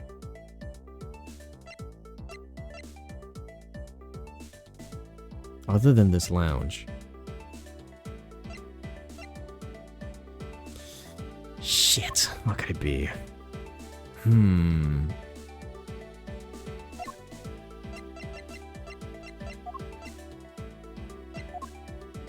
Could it be the footprints? Could it be the statue that he got from the flight shop? I want to say that the phone could be useful here, but we don't know where it could be used just yet. Souvenir picture? 6:15 inside the elevator on the first floor was hit in the back of the head. Okay, so my current state of mind is set to these two. So the footprints and something being dragged. Something. What is this something? Can tie the crime to a location other than this lounge. Take that! The murder weapon, this little piggy bank, is sold in the in-flight shop. It is sold there and only there, and is not displayed here in the lounge. How, then, did it find its way here? Don't you think that tiny bit suspicious? Such a trivial point. It only means you prepared it, taking it from the shop first before coming here. It does not prove you are innocent at all. Is there no other way to win with this man? Oh! If I may. What is it? You see... Well, it's just as Mr. Edgeworth says. Oh? And why do you know this so well? Well, it's just that piggy bank was there in the shop. I saw it with my own eyes. And when was this? It was maybe around 5:40 a.m. Isn't that just before we hit the first patch of turbulence? That's right. You were in the shop just before the turbulence? Yes, I was. Come to think of it. Miss Tenero, when I found the body, I believe you came out of that door. Yes, I did. And what is beyond that door? That's the flight attendant's room. Then you were on the first floor? Yes. I have to do something at the shop and in the in-flight room. So I went to the shop first and then to the flight attendant's room. You saying you passed by me at some point? Yes, you seemed really into the issue of Sky magazine that you were reading at the time. I don't suppose you noticed me walking by. I vaguely recall someone walking by, but I didn't take notice of who it was. Anyway, the piggy bank was definitely there at the shop when I went there. Why did you go to the shop in the first place? I went there for a work-related matter. Work, you say? Yes, the upkeep at the shop is also one of my responsibilities. Why did you not say anything until now? What I want to know. In any case, I believe it's clear from the shop, clear that the shop needs to be investigated as well. Shall we head over there then? What is it now? Aren't you forgetting something, Mr. Rhoda, or Miss Rhoda? Don't you need the captain's permission to check the shop? No, I haven't forgotten. But I have already asked him for permission to search the entire plane. So I think we're alright. Huh? That's weird. What is? I just talked to the captain, see? And he said that he didn't give you permission to do anything like that at all. What? What is the meaning of this, Miss Teneiro? It means she's lying. Go on, admit it that you are. You said you had permission to search all over, but you don't. And yet here you are. You, flight attendant, what are you trying to do? Pull the ship over us? The captain's calling for you, Miss Rhoda. Oh? Oh, but don't worry. I already got permission to search the shop from the captain. See, unlike you, I do things the right way. Miss Teneiro, why would you do such a thing? Please excuse me. Looks like I get to be in charge now. Please go back to your seat, Mr. LeBlanc. Now then, Mr. Edgeworth. If you would follow me, I will be your guide from now on. So she's got a little mascot plushie she keeps around. There's something about Miss Teneiro that has piqued my curiosity. But right now, investigating the in-flight shop is my top priority. Well, I guess we're on to the shop. 50% off sale. Shoot. Okay, so we're getting a little close on time. I didn't expect to go this long. I just wanted to see Francesca, but it looks like we're gonna have to save that for another stream. I haven't eaten still, and I have to go to work in like 30 minutes. So this is the in-flight shop, something. It's quite a mess in here. You think? Guess I'll have to clean things up then. Teehee. Hold on. You can't clean up a potential crime scene. Oh, thank goodness. I hate cleaning so much. I mustn't rush things here. I must remain cool, calm, and collected. Because this piggy bank was left at the crime scene. There's a very good chance that the killer had paid this place a visit. Okay. So I think this is probably a good enough spot to go ahead and call it. As much as I wanted to go ahead and go a little bit longer and even go ahead and see if we can go ahead and meet Francesca, which was my original thing, and also because this was supposed to be a shorter stream, I kind of lied, unfortunately. I got a little too invested in everything and kind of kept going even deeper than I was originally planning to. I was just supposed to complete the first quest, but or I guess like the first chapter, but here we are. Ooh, I need to get ready. I gotta get dressed, I gotta eat, and then I gotta go drive over to work, so. Mod check. I'm gonna do a quick mod check. Crust, are you still here? Any of the other mods still around? If anyone's still around, I'd see if we can go ahead and get our socials tab. Oh wait, actually, no, I think Crust isn't here. I think he said that he was going to be doing something around this time. So yeah, this is for me. I'll go ahead and get ready to go ahead and wrap us up. So, wait, what? Oh, that's not what I wanted to do. I didn't spell it all the way. Shit. Okay, there we go. Oh, it naturally shouts out me. That's so goofy. Anyways, I will go ahead and get us ready to be wrapped up and ready to go. So, this is anyone's cue to go ahead and leave if they are just tuning in or ready to tune out for the stream. We are ready to wrap it up. I'm going to continue sending the raid train all along our way, and also just kind of doing my own thing and sending us off. All right, so I appreciate everybody for being here. I appreciate anybody who might have to leave, but this is going to be probably the time to go ahead and do so, unless you also want to participate in the raid. So I'll go ahead and get started and do my little song and dance. Thank you to any and all who happen to be here while the stream is still happening live. Thank you to anybody who is watching this as a VOD later on. I'm so glad that we have something new to be able to go ahead and pick up as our new story game. It's such a blast to be able to head back into the world of Ace Attorney. I'm so happy that I'm able to pick this up again, and I'm curious to see what in total we'll have in store for like all of these games. So if you are interested in keeping up with anything that I happen to be doing, you can go ahead and follow me on the social medias posted above. Twitter is going to be the best place to go ahead and follow if you just want to go ahead and keep up with me, what it is that I happen to be posting, when I post schedule, and when we go live. That is the place that I do keep up with all things stream related, as well as the occasional behind the scenes stuff as well. So if any of that stuff interests you, or if you just want to say hi, interact, or keep up with anything that may be going on stream wise or otherwise, follow me on there. I also do have a YouTube channel where I do archive and post all of my VODs just like this one. And so if you want to go ahead and rewatch certain instances, check out certain moments, or check out any of my older content, I've been keeping up with it for a good while now. That will all be making its way onto YouTube eventually. So you can be sure to go ahead and have plenty of hours worth of content on there to look into. Speaking of content, I also do have a TikTok, at least for the time being, until they decide what they want to go ahead and do with it, where I do post some shorter form content, some clip, bite-sized, smaller style videos where people can go ahead and enjoy that if that's something that you would prefer over the longer VOD style of videos, with the added incentive of some IRL content occasionally making its way onto TikTok as well, since I do occasionally go out to do conventions and stuff like that. So if that's something that you might enjoy, then you can go ahead and follow and check that out on there as well. That should go ahead and rightfully wrap us up, I think, then, with all that. So once again, I thank and appreciate everybody who was able to catch the stream as it was happening live. I appreciate anybody who managed to stop by maybe and left, and anybody who's watching this as a VOD or a video later on. It's been a blessing. It's been a blast. I love playing these games so much. I love being able to share and converse with all of you guys while this is happening. So thank you very much to everybody who was able to participate today. Be safe, be good, make sure that we are all taking care of ourselves out here. We're getting enough food, that we're getting enough rest, that we're staying hydrated. I've said this earlier, I will say it again.